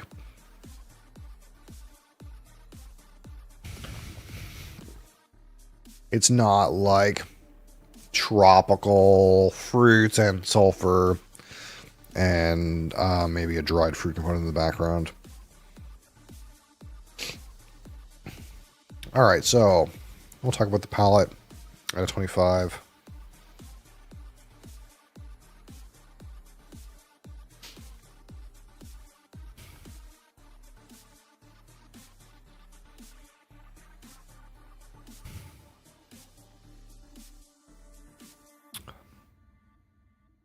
And you start off on the attack with some of that sulfur, some of that little bit sweet, zingy kind of honeycomb cereal or graham cracker. And then further in the back of the palette, you get more of that like dark dried spices or dark chocolate, leather, darker notes. Good transition to the sweetness could be more present for me, but it's present enough. The sulfur could be more present for me, but it's present enough. So you kind of have this sulfur sweet thing, and then that gets a distinct transition into like these darker, more deeper, bassy notes, all in the palette. So pretty good expression of flavor, pretty good transition of flavor, pretty good definition of flavor, but there's some strength that could be added to the treble, and the bass notes could be more distinct, but pretty good. I definitely like this one, this palette. We'll go with 18.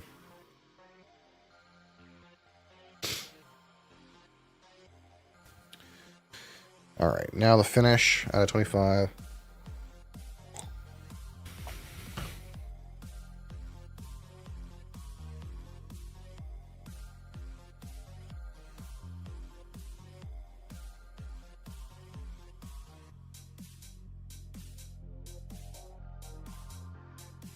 That nose is kind of growing with me a little bit. It's like almost like full on honey now. Not bad.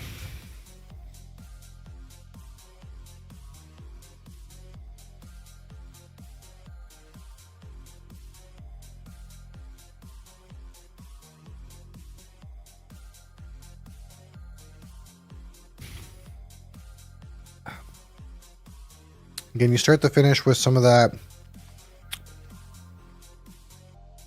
dark spices. You get some of that unsweetened chocolate. A little bit of sulfur is in there. And then you kind of end up in like barrel charred, darker barrel kind of notes at the end.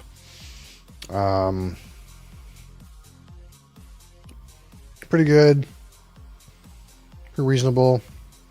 Not my favorite finish, but it's got a couple waves in there. 16.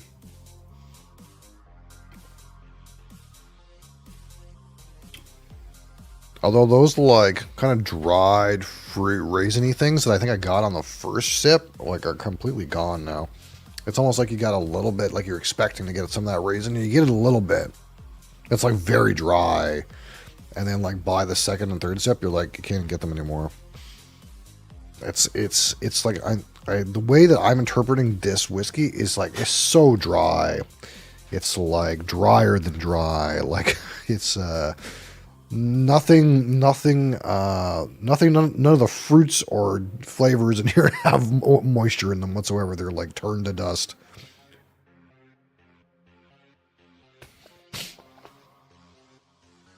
which isn't necessarily a bad thing. It's just interesting. It's an interesting side of it. All right, the texture out of 10, which again, this is a Craig Ellicky distillate. The texture is obviously going to be paramount and well done.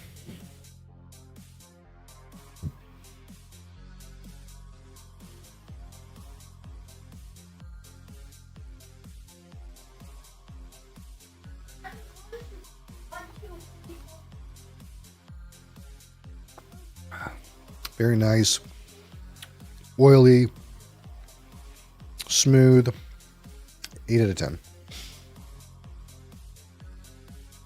All right. Now, out of 15, why would you pick up the old malt cask Craig Ellicky 14-year-old sherry butt single cask over some other whiskey? What's making this unique? And I think the uniqueness here is in the combination of a very unique distillate. Craig Ellicky, very unique distillate. In combination with a sherry butt maturation that kind of seems very dry, very dark, perhaps more in the nutty side of things. It's not like, oh, sherry bomb. Like, I wouldn't even call this a sherry bomb whiskey, even though it is entirely matured in a sherry butt. It's not all on the raisins. It's not all on the dates and like dark toffee kind of world. It's like, instead, it's like on dry spices and leather, unsweetened chocolate, you know, slight kind of like malty sweet notes, slight floral characteristics. So it's doing something very interesting. And it has some challenging elements. Again, everything in here for me is like dry. It feels dry to me. And that might be a little bit challenging. Maybe you're missing some of those like nice, sweet kind of notes. Like sometimes you expect these heavily sherried whiskeys to come in eventually with that sweet, dark toffee, kind of syrupy, dark toffee element. I'm not getting that here at all. The bottle even says caramel on it, and I don't personally get that at all. There's also talk about apples, which I also don't get. But for me, everything here is like dry, and you know, that unique kind of presentation of the sherry with the unique kind of presentation of the distillate being very sulfury, kind of like marries into a very unique bottle. It's not necessarily wowing me like with the flavors, because it's a challenging flavor profile, but it's a very unique flavor profile, and I think that's something to be you know, that you might want to consider experiencing over like another sherried whiskey that's going to have the same kind of sherried attributes that you're kind of expecting. This kind of goes in a different direction. So because the profile here is just a little bit challenging, it's not so good that I would call it wild, but it is really good for me, because it's so interesting. So we're going with a 12 out of 15 in my personal experience.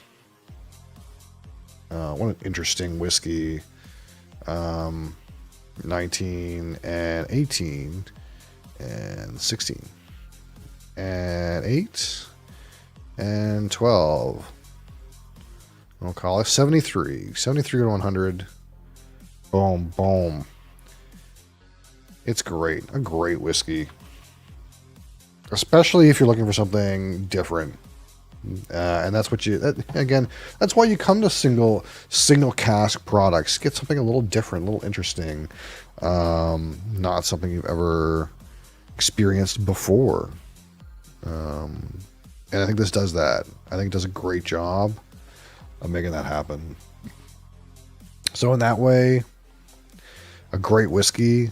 But again, this is a rating that is for somebody who is like, hey, I wanted to try something weird and interesting. This thing is kind of weird and interesting.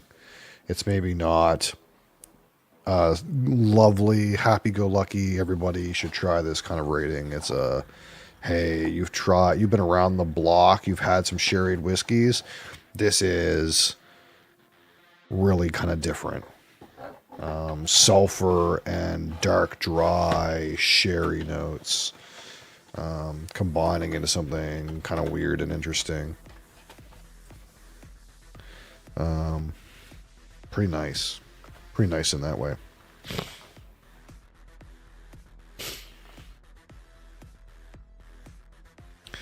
Our product range results from unhurried and natural processes. So with the future of Mother Nature in mind, a recyclable board is used for this packaging to help safeguard the environment. Wow, what a great job. Whisky's always thinking about sustainability because all their products have to like sit around for like a decade before they can even be sold. So it's always interesting.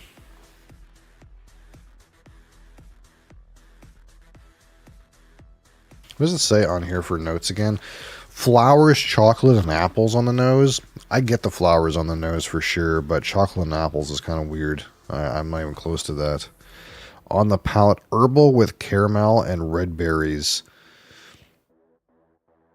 Okay. I'm not sure we're on the same page, but that's all right. That's okay.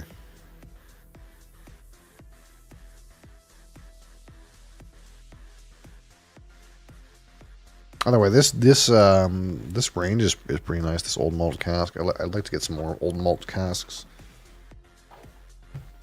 The struggle is always that the old malt casks are a little bit more expensive, you know, for what you get. You know, it's like, well, you know, you can get a 13-year-old Craig Ellicky for $80 or an old malt cask for $180. I'm listening.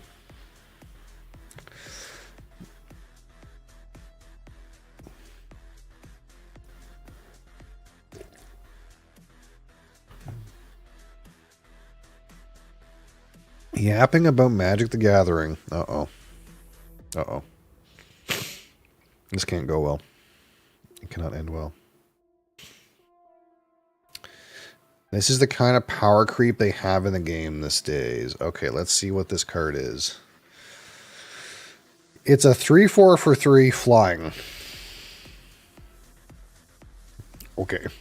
Let's ignore the blob of text. It's a 3/4 for 3 flying. It's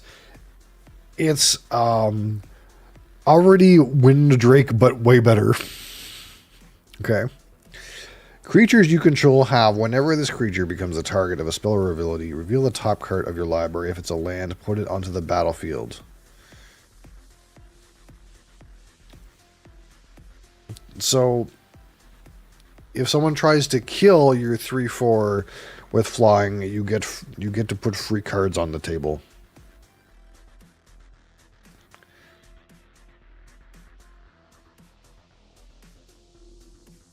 And if it doesn't, put it into your hand? What? I shortcutted that in my brain as, well, if it's not a land, put it back on top. Ooh.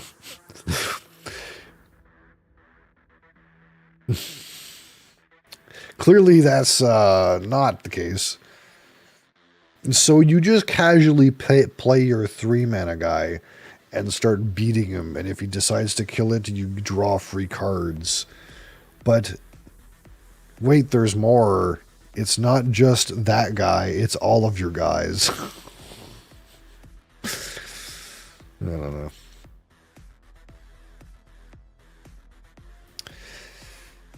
It's weird. It's a weird game, man.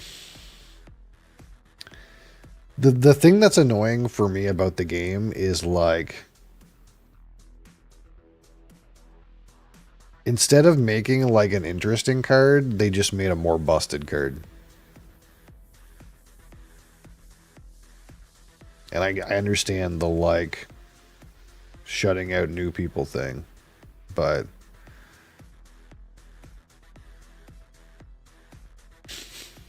I would have just,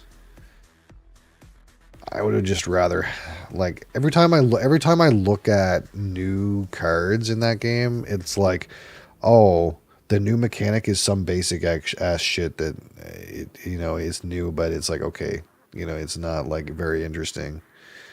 And then a bunch of the cards are really boring, and they got a couple cards that are like broken. It's not like they ever like release something that's like really interesting from a mechanical standpoint.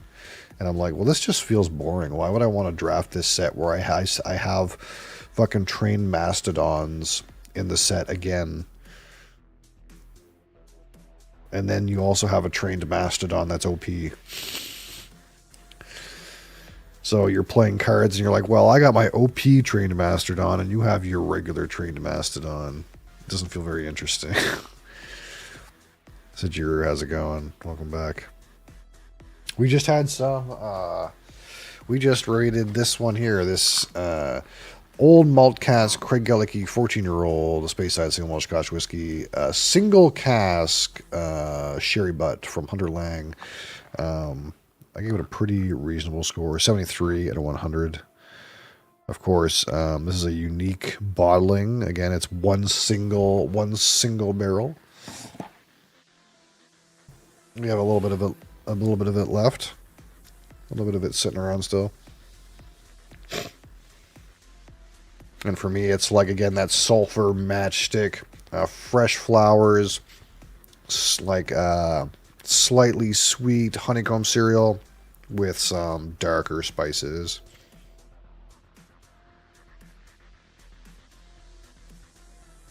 Now, I almost considered like trying like one of the like eternal formats on Arena, but I think I don't wanna.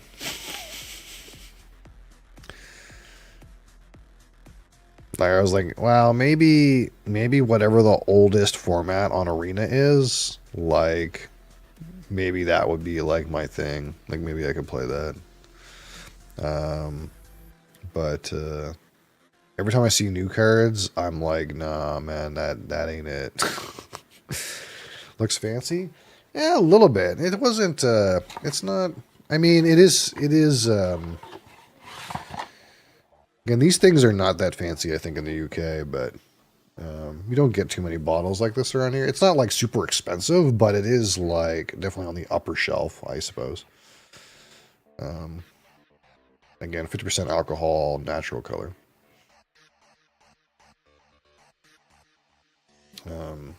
And yeah, this is an independent bottler, which I would like to get more stuff from.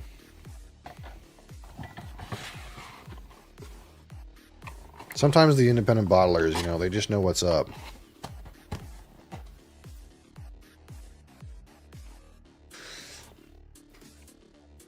Rena's dog shit. Yeah, it's just, yeah. It's you can play anytime and it's very playable. That's like the upside of it, right? Is like, I could get on and play right now. I wouldn't have to like find someone to play with, That's the biggest like L when it comes to like board games, right? Because I was looking at this where is this thing here? This, as I was telling you about, I was looking at this World Series of board gaming, and it's like these are the games that are in competition. And it's like a lot of them you can play online against people at any time. You can play Terraforming Mars online with anybody. Like you can queue up and get a game.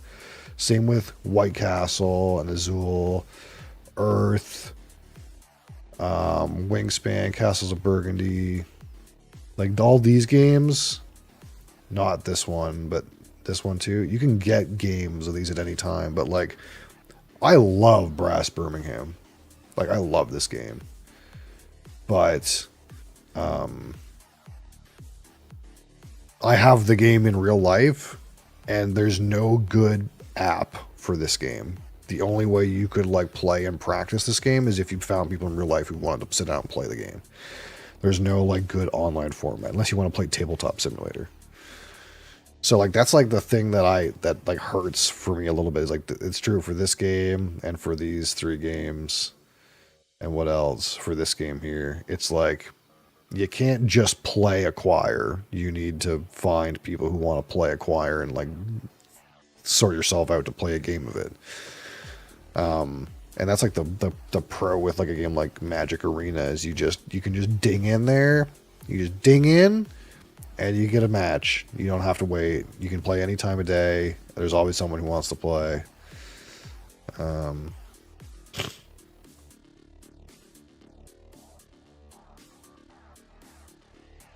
So that's like the nice part about Arena. Because even on Modo, it's like you can't really just play. You got to either pay to join a queue, and sometimes those queues take a while to fire, and like you're at the mercy of the other people in the queue's game taking forever for how long it's going to take. And if you want to play for free, you just like have to go to like fucking the open fucking lobbies, which I think are probably dead now that Arena exists.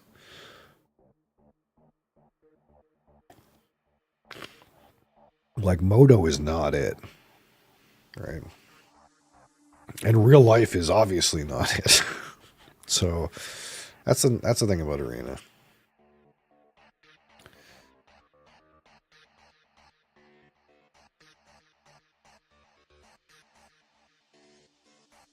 But I kind of thought what I might do is I might just practice these games that are here using the tournament rules. I thought that might be a thing I could do. It's almost like competing, you know, in a way.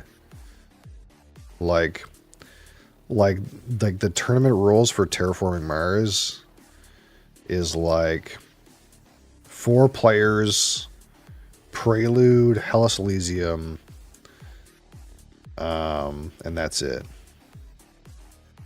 Like they don't use any like wild expansions like I do.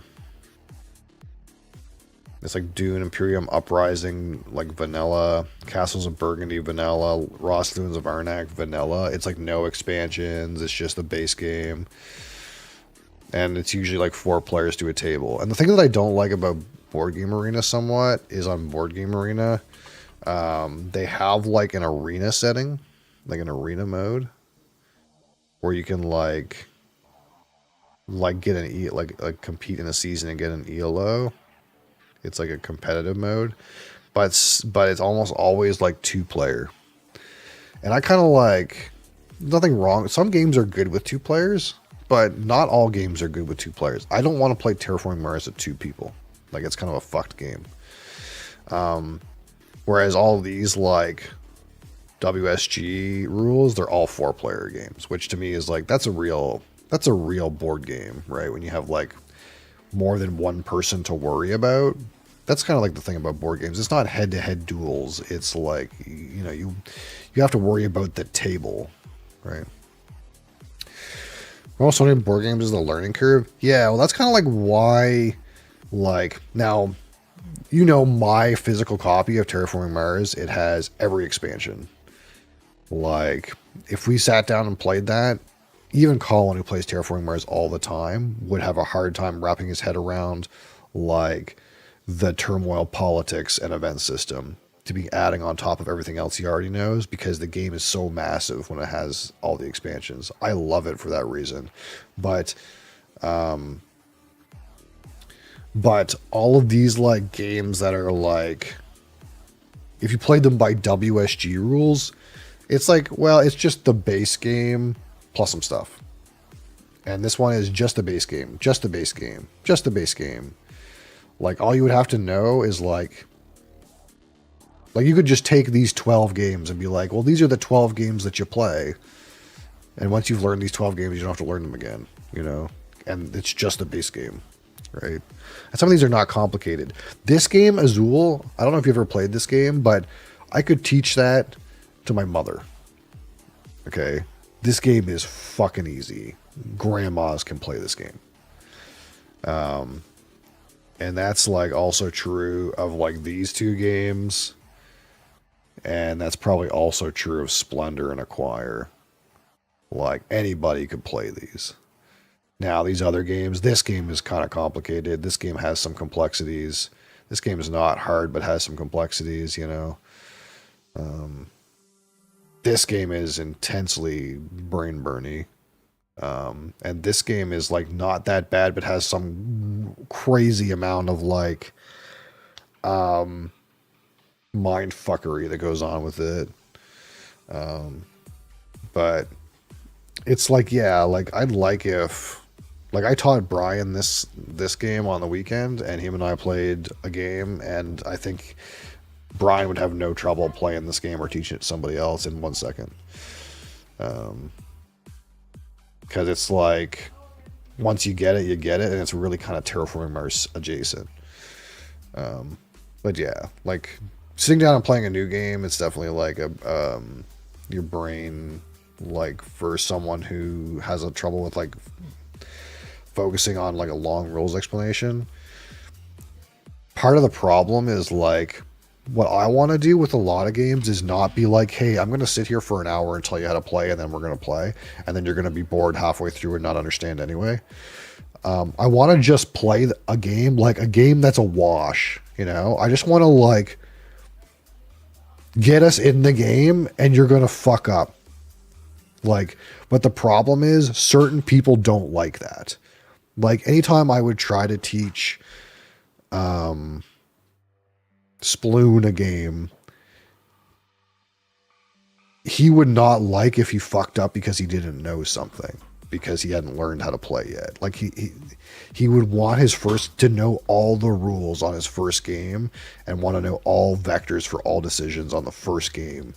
And I kind of want to just be like, hey, let's just play a shit game where we fuck up.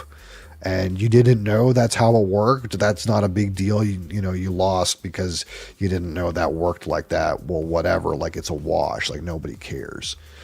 But he doesn't want to play a game like that. He wants to know all the rules and play a proper game before he's ever played the game before. So, and that's what kind of like Brian and I did with Ark Nova, is we played Ark Nova, and I explained like maybe 20% of the rules, and then I was like, okay, this is like the gist of like how you like take actions, and this is the gist of what the cards mean. And then he was like, yeah, okay. And I was like, well, we can just send it from here and just fuck around and press buttons. And that's like kind of like what we did. Like he was like, I'll just fuck around and press buttons. Let's go. And I'm like, okay, yeah. And then by like maybe halfway through the first game, he kind of understood the whole game. And that's kind of what I want to do, is like just have the game be a wash for like the first half of like any of these games. And then just play and be bad and have a bad game. And then the next game, you know how to play, you know?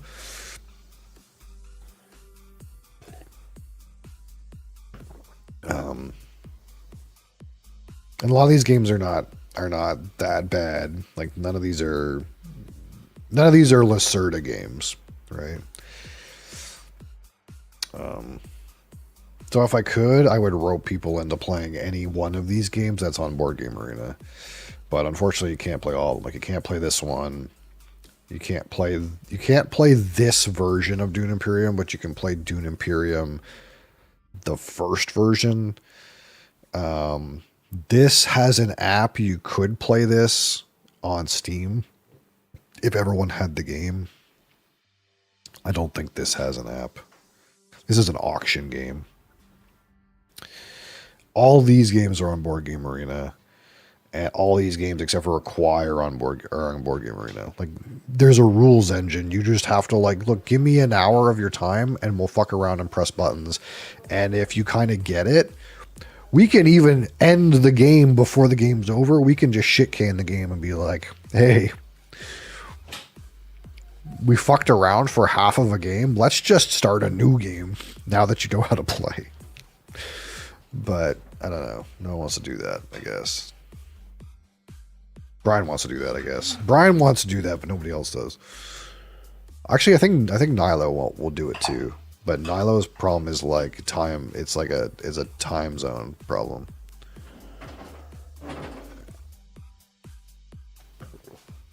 until he like is on this side of the ocean, it's kind of weird where you know, he's still in Sweden, so the time zones are kind of fucked up. Because I think he wanted to play like this past weekend, but he was just not around at the right time. See, job shopping here. What he's doing is he's looking for a remote job he can do from anywhere. That's what I'm understanding. And the last I heard, he has some prospect of a job that is fully remote, but the company is in Poland. So he gets a Polish salary, but he could move back to North America, basically. Which sounds kind of backwards. You would think the North American salaries would be better, but that's actually not true. Any European salary is probably better than any North American salary in the industry he works in. So I think that's what he wants to do, but I'm not 100% sure. He knows like the costs are fucked up here, but I think he wants to get a fully remote European job and then just move back and not have to get a North American job.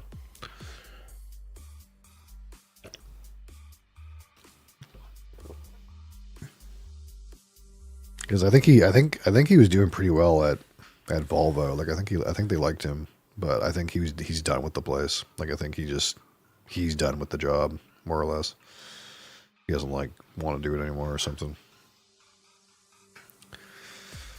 Imagine being a free spirit and just moving to any random place. I guess he has Polish citizenship too, though, doesn't he? Yeah, so it's kind of like he's got a leg up when it comes to EU stuff because he's actually got a Polish passport.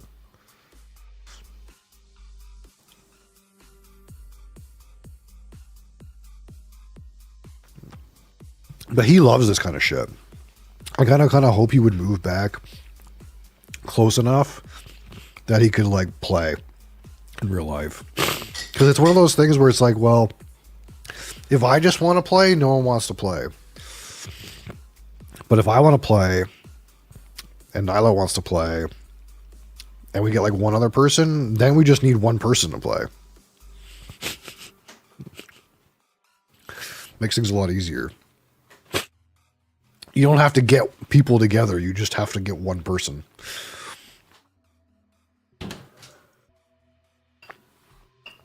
But yeah.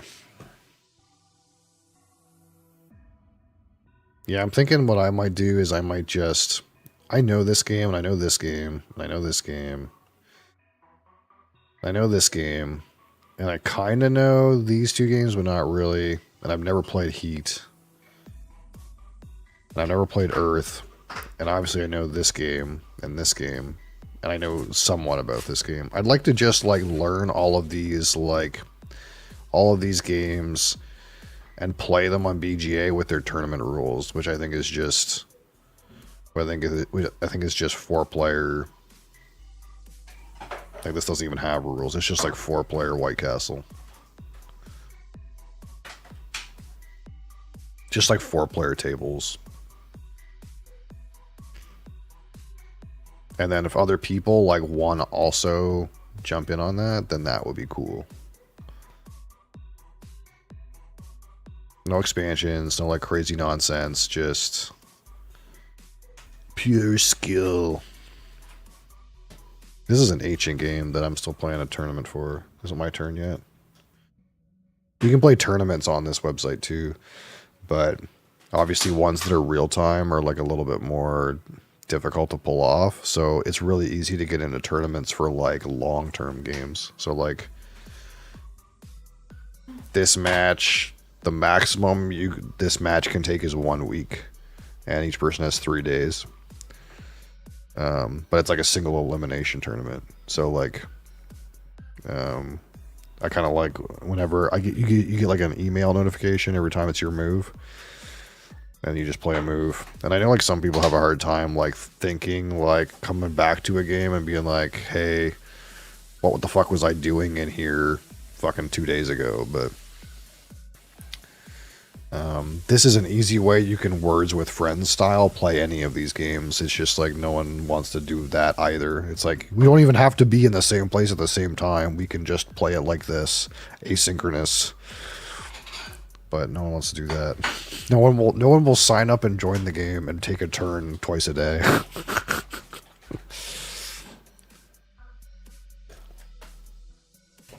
It doesn't have to be some game you don't know. It can be Terraforming Mars. They got Terraforming Mars on here too.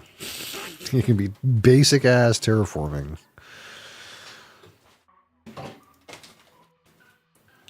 Let's see. I think the interface is like way more annoying on this version of the game, but you know, it's terraforming. Anyone could join this and play this instantly. Everyone knows this game. Easy.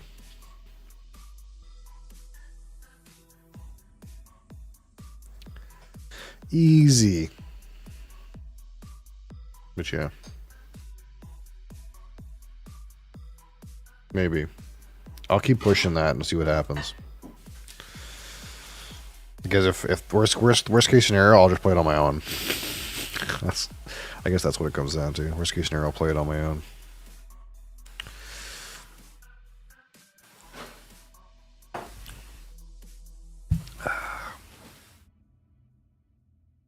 Well, that wasn't bad. You know what I want? You know what I want right now? I don't normally like crave a whiskey. I get one out that I've only had one time and it was so good and I want some more.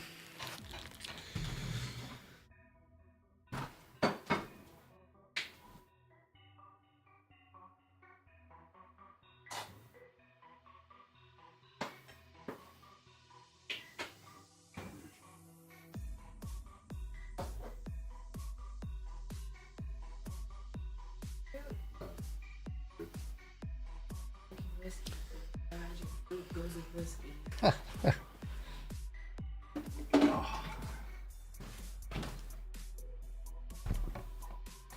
Oh man. Why isn't he drinking that?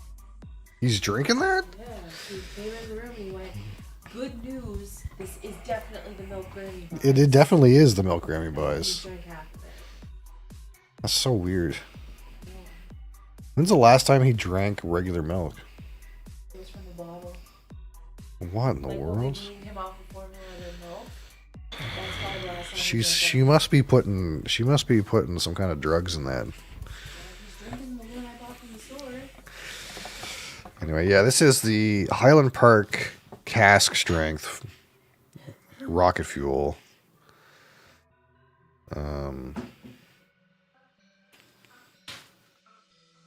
Which is 64.3% alcohol. But this one, again, natural filtered, natural color. This one has X port in it. It's got port in it, which I didn't know when I bought it.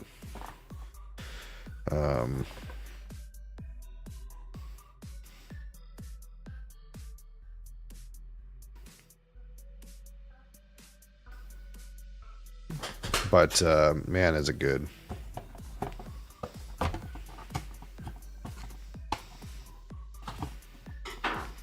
Again, I also have like the 12 and the 15 Highland Park, but I never quite had it hit like this. And it's kind of wild too. Like, this is, I think, it's not age stated, but I think the rough age of this is 14 years. So for a 14-year cask strength that's got port in it, it's like a pretty damn good price too.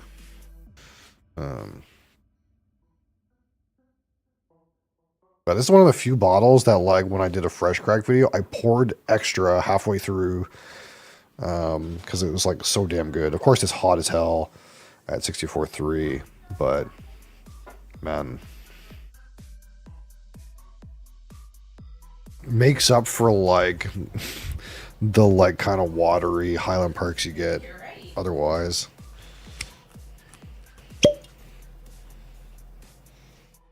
Oh.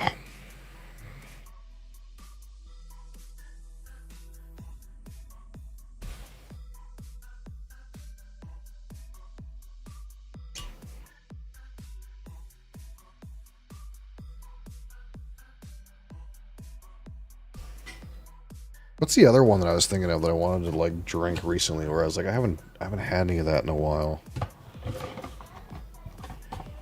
Although one thing I haven't had in a while is bourbon. I think. When's the last time I drank bourbon? It feels like every time I say that because there's no American whiskey up here. We'll get to this Jack Daniels here eventually.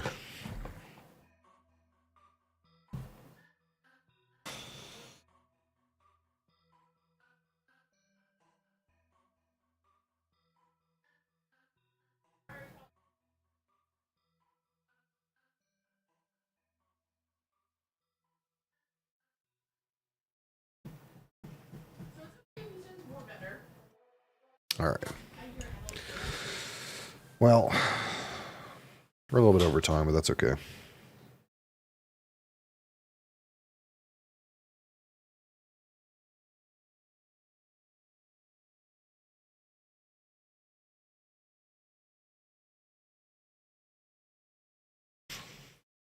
Maybe we can pop in and play a quick game. What could I play? I could play a game of Azul, like really quick. We can get some Azul in, you know.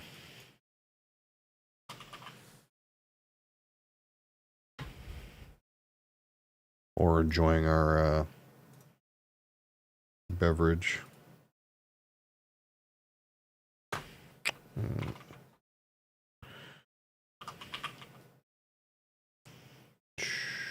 Craig Gillicky, 14 OMC. OMC.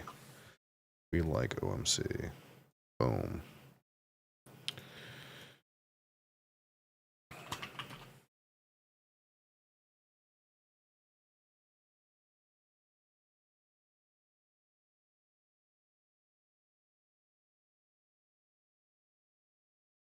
All right. Let's see here.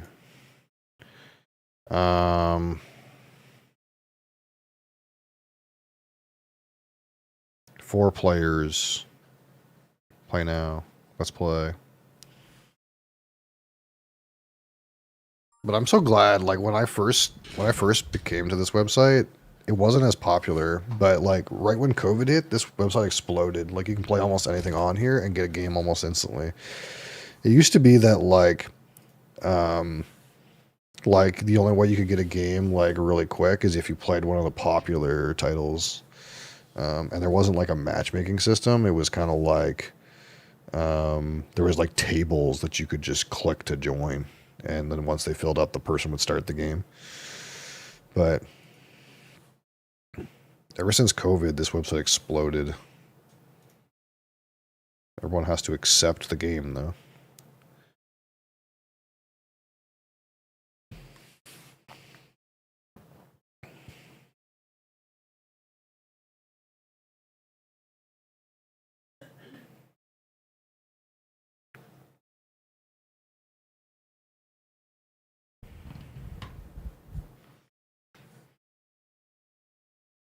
Oh, man, that's so strong. We're going to have to give this a minute. Oh, the alcohol's so spiky. Okay, that's going to chill for a minute.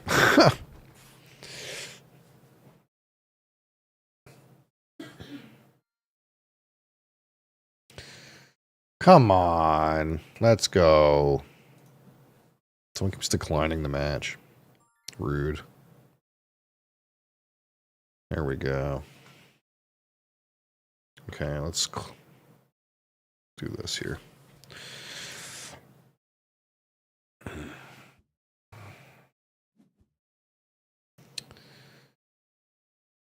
yeah, if you've never played this game before, basically it's just a game where you need to fill your little mosaic with tiles. And they score based on how many tiles there are connected to them when they enter your mosaic. You need to fill up these boxes, so the bottom one is harder to fill up and the top one's easiest to fill up. And then you take them from this shared pool, and one of the little coasters, you take all of the same color from one coaster and then push the remaining into the center. And you can also take the shared colors from the center as well. They start to build up and get really crazy. So my opponent is going middle. This guy's going middle, so I probably don't want to go middle. I probably want to go like in this column. Let's go with 2 blue, and we'll shove them in here. What happens is if like typically you get a bon not typically, but you get a bonus for like completing a column or a row. So if you see that like this guy is going to put something in the middle column, and this guy is going to put something in the middle column, and this guy is putting something all the way over here, I don't want to be in the same column as these guys, because then I'm going to fight over them with the colors. I want to be in a different column than them.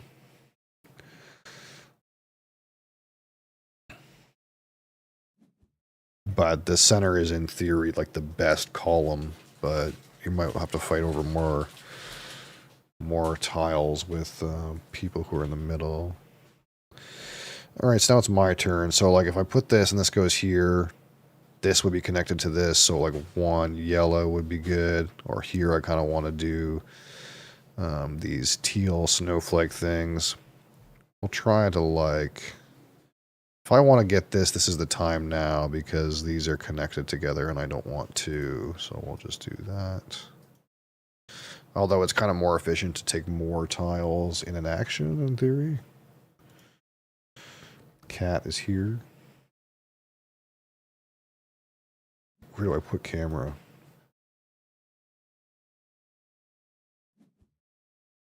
I guess here's okay.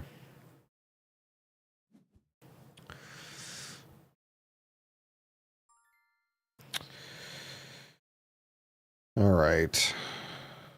So we'll try to get this part done, but we'll see what happens.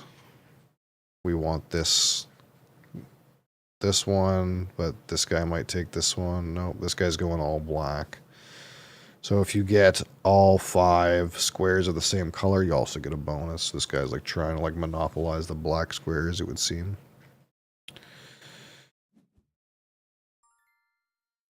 Alright, so now I get to complete my 3-row. Boom. This guy's gonna get to complete his 3 blue.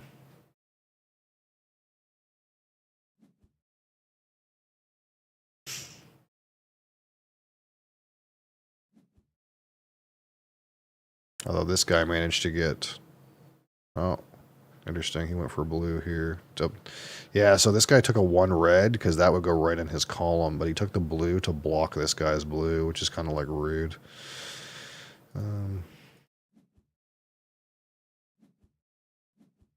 Maybe the right thing to do, I don't know. So then we do scoring.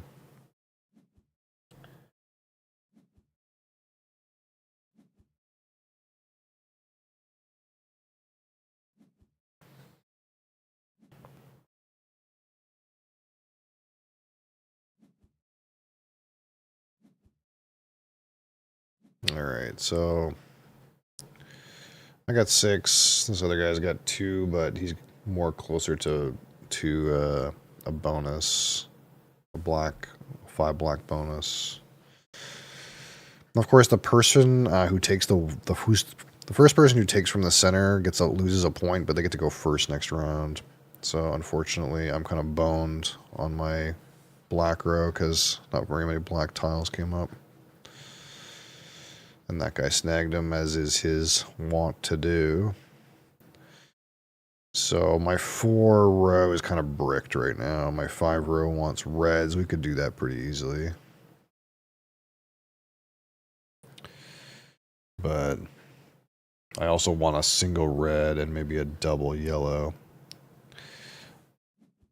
Okay, this guy's gonna put his single red there, so that's gonna like give me room to take these 3. It's a pretty efficient action.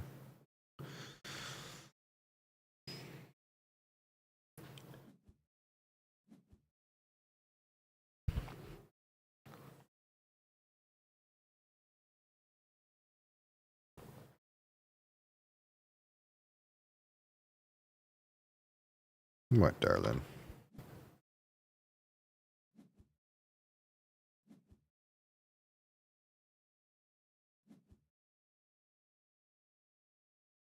So I need 2 reds. I also like to get 2 yellows and a red single. I actually need a lot of reds.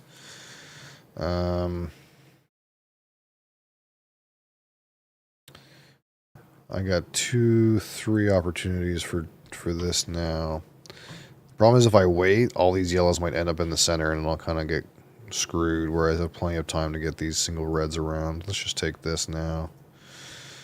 Put that here.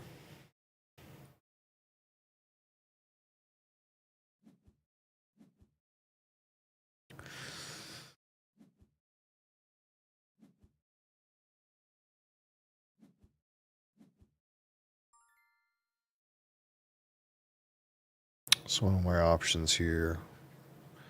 I want to put 3 blue here. I can put a black here, but that doesn't really help me too quickly. I think we're just going to go take this single red. And we'll do it in a way that maybe there's a world where 2 reds end up in the center, but because this guy will get his completed, and then these guys, if they take from the coasters, then these 2 reds end up in the middle. No. Unlucky. Didn't do that at all. So if I take this, the other guy, my best chance to get these reds in play is to maybe take this one black one now. And to not spill the coasters. Stop.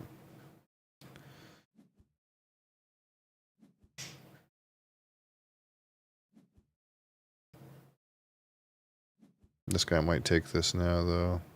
That would be unfortunate. Yeah. Womp womp. Alright, well, guess we're gonna get a blue in here.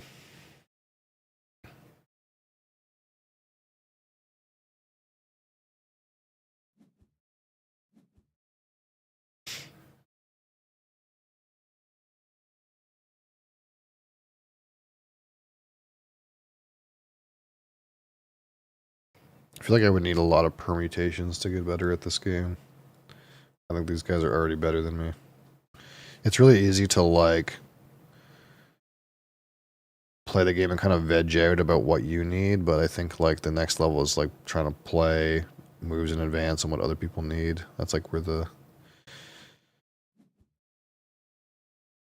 like, next level law is.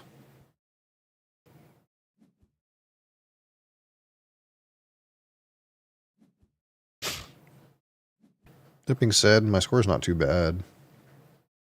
I'm like only 1 point lower than these other guys. But the kind of shit part is, while it looks like it's good, I only have 5 tiles on the board, whereas this guy's got 7.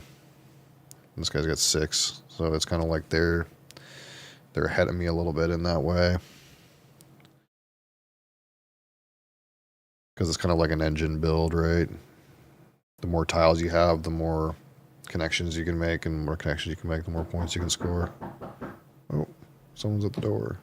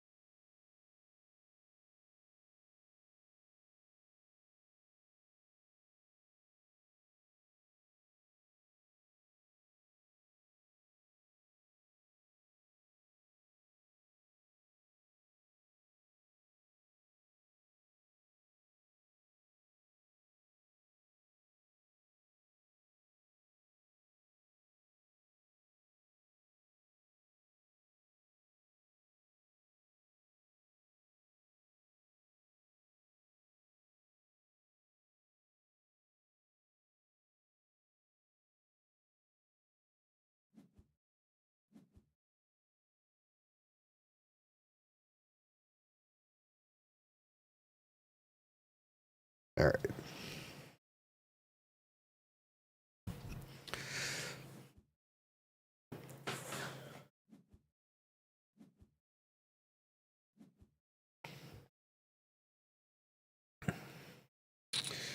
What's going on here? This guy dumped all the blues in the middle. Gross. I need 1 black, 2 blues. Really need another black too. This guy also needs a single black. So these things are getting a little ugly. So, oh, he's going to take that stack. Okay. Yeah, things are getting a little ugly. Things are getting a little ugly for me. Because I don't have a lot of room on my board, and there's a lot of tiles in the middle. And if you take tiles that you can't put in your board, then you lose points. They end up on this bottom row, and you lose points. So, this doesn't look very good for me. I get the feeling... Oh, I might be okay. Actually, I think I might be okay. No, this guy fucked me. So yeah, situation is fucked now. Because he dumped me this red. I can't put this red here. And I can't put these anywhere either. So like basically I'm stuck. Oh no, I can just take this one. I guess it's really not me that's fucked. It's the next guy that's fucked. Because I guess this guy's fucked. He has to take that stack of 6. So I'll only lose 1 point. But he's going to get stuck dumping all that on the floor. So he's going to lose 7 points.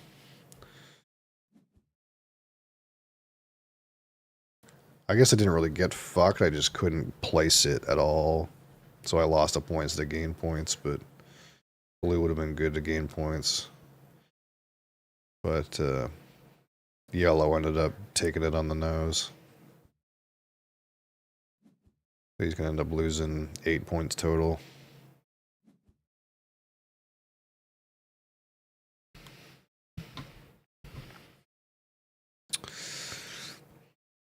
Now what? New board, new me.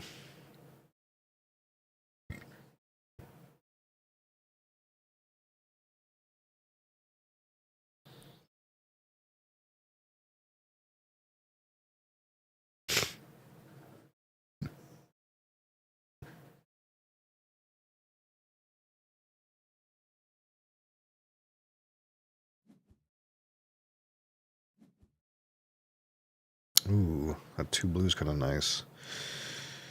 Green almost has a whole set of blues. He's going to want to suck up the blues. So I'm going to want to take blues in a priority if I want to make my blue happen. Like I kind of need to take these now in order to make it a priority that I get this finished. Because the green player wants to put 5 blues in his bottom row, so he's going to want to suck them up. I could stand to go first.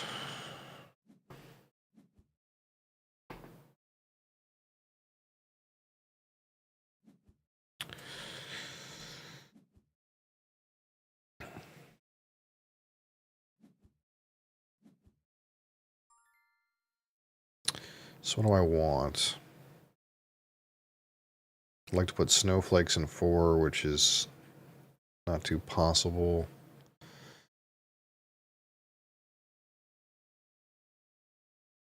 I need a single black on the top. 2 snowflakes or 2 blacks in position 2.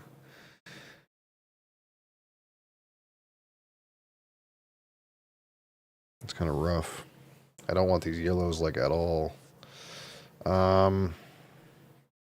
Let's just go with this. Basically, I'm worried about getting stuck with all these yellow tiles because I don't want them at all. If there's 5, I could just dump them on the bottom because otherwise I won't score the bottom row this round, I think, at all. So if something happens where I get access to 5 yellows, I could just dump them on the bottom and be okay with that. But it's not optimal.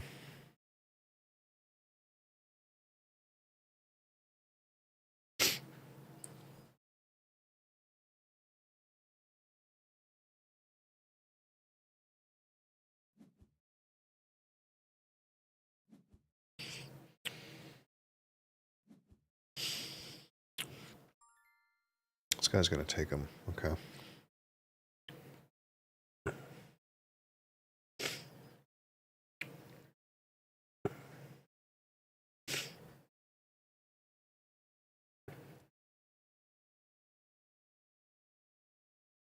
I'm just going to keep cherry picking, I guess. It's not great, but...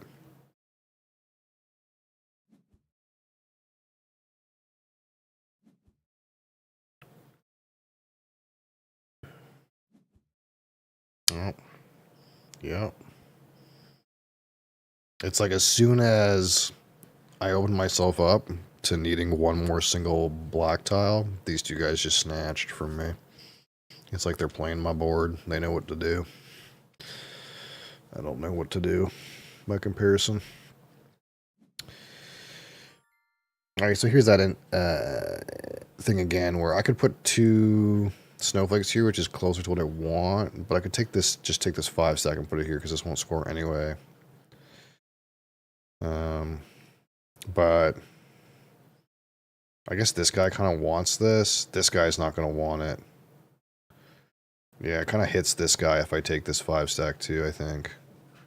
Although he might want this. I think this guy's kind of okay either way, but we'll just do that. It's pretty clean.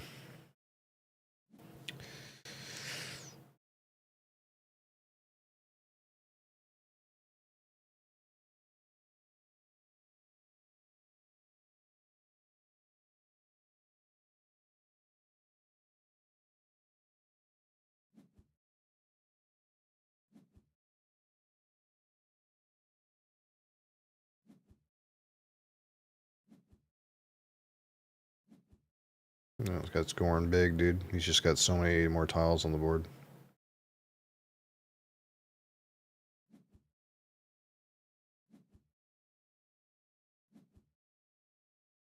It's now I'm behind a few points.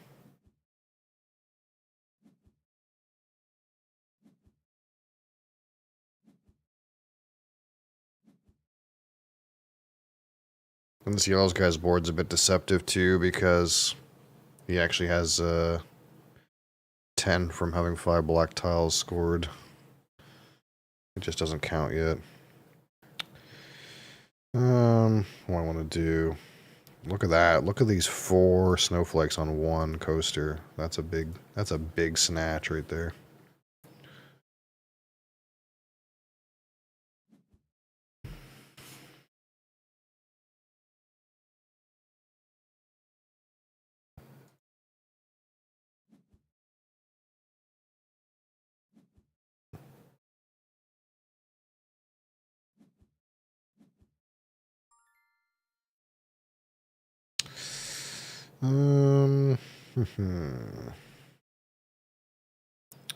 Now where do we go? Got some options. Kind of want to clear this up cleanly though.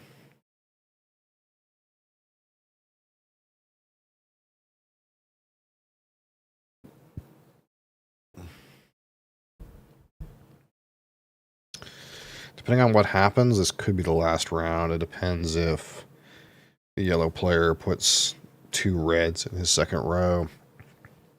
If that's the case, it'll be the last round. He's the only person able to end it. But whereas he's in last, that wouldn't make the most sense. I think he's in last anyway. I guess he has more points than green. This is kind of a efficient play too.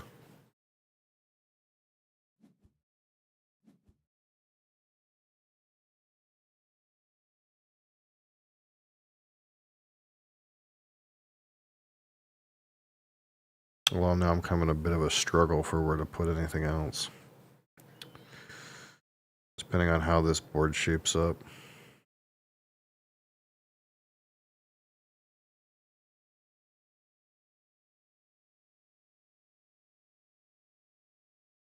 Because I can't put anything in the top row at all. I'd like to put the 4 black tiles in my bottom row if I could make it happen. That would give me a a good head start, but I get the feeling this is going to be the end of the game, maybe. And this green player probably want to take the black tiles just to screw with me. No, he didn't. Okay.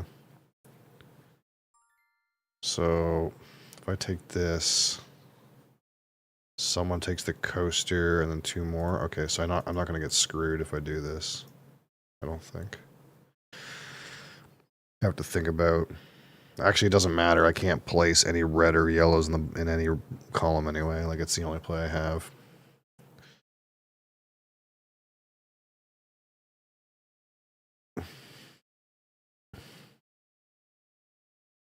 We'll see if yellow wants to end the game or not. This is kind of the choice he gets to make right now. He could end the game. If he takes the 2 reds from the coaster, oh no, he's not going to end the game. Which makes some amount of sense. Because he's not winning.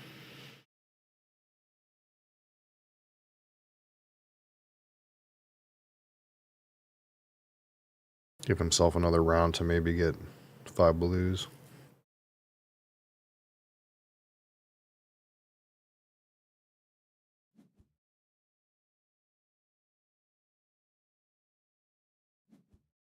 This guy's gonna get dirt bagged. Oh, that's so painful. That guy got slammed. That's not good for Green. He's upset.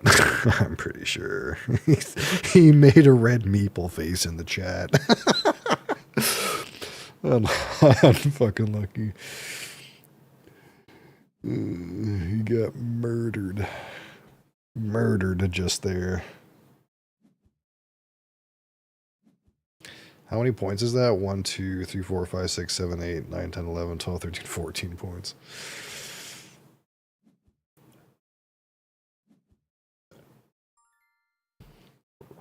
What do I do?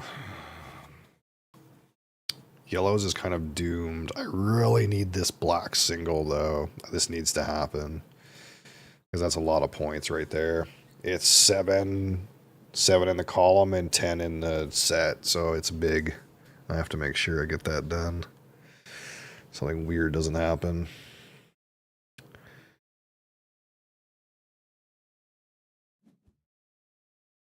I imagine the game will be over this round.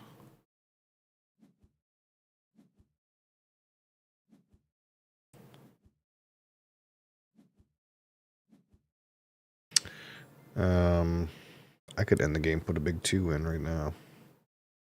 Be very, very polite, end the game. What else could I do?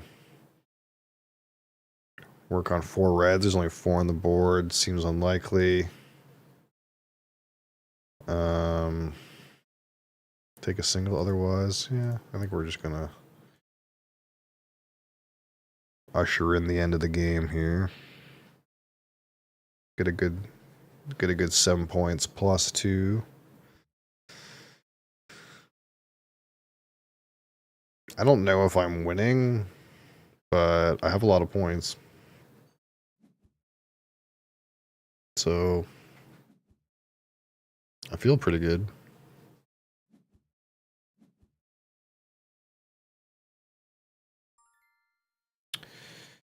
Could I do now? If I take 1 blue, that's good.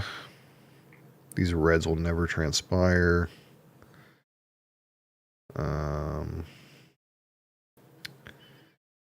These yellows will never like, this is like the most point move I can make, I think. And then I can at least like stop someone from dumping the blue tiles on me by putting them in the 4 slot if I end up getting dumped on.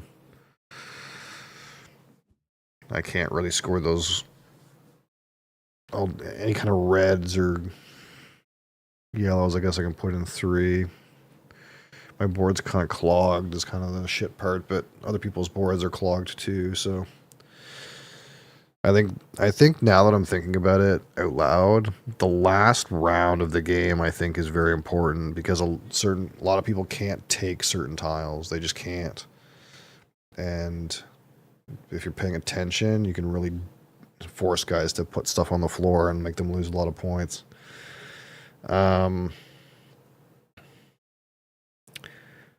right now, I have the option of like putting blues in here and no one else does, and it kind of gives me a bit of a buffer. Although I guess because the other side of the equation was I could just take a 1 and put it on my floor and hope that this big block of blues ends up in somebody's lap, right? I guess that's a thing I could have went towards instead.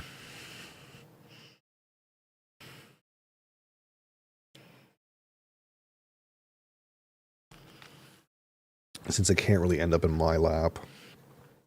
They can end up, well, they can't end up in Red's lap. So he's going to protect it against that too.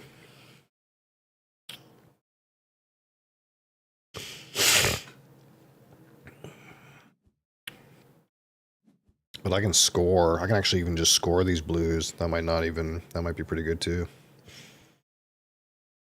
Yeah, see, this guy's going to take this because he knows that I'm going to want to score these blues. So if I take the 4 blues, I score what? 3 points, and I put 2 points on the floor, so it's plus 1 point for me to do this. The other option would be if I take these 2 and put these here, this guy can't take the blues. He puts 1 here, it ends up on this guy, and he puts it on his bottom or does. Okay, so I can't drop these on anybody. So 1 point is better than me trying to drop them on somebody because Red can take them. He can't. He doesn't have to put them on the floor. So I can't hot drop them on someone and make them lose points.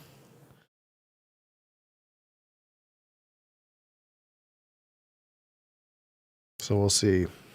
Just the tally now. Just the tally the scores now. It's all over but the crying, as they say.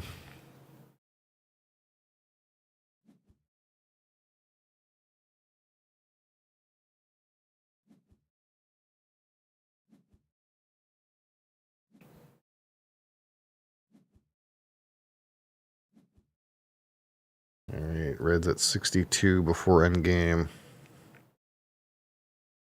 Green's at 38. I'm at 70 before endgame. Oh, nope, 68. And yellow's got 52, and then we'll get the endgame scoring in. Red gets up to 78, 88. All right, let's see my points. We did it. We did it, chat. I don't think this guy's going to score 40 in endgame. We did it. We're the winner. Great job, team. We did it. We wonnered the game.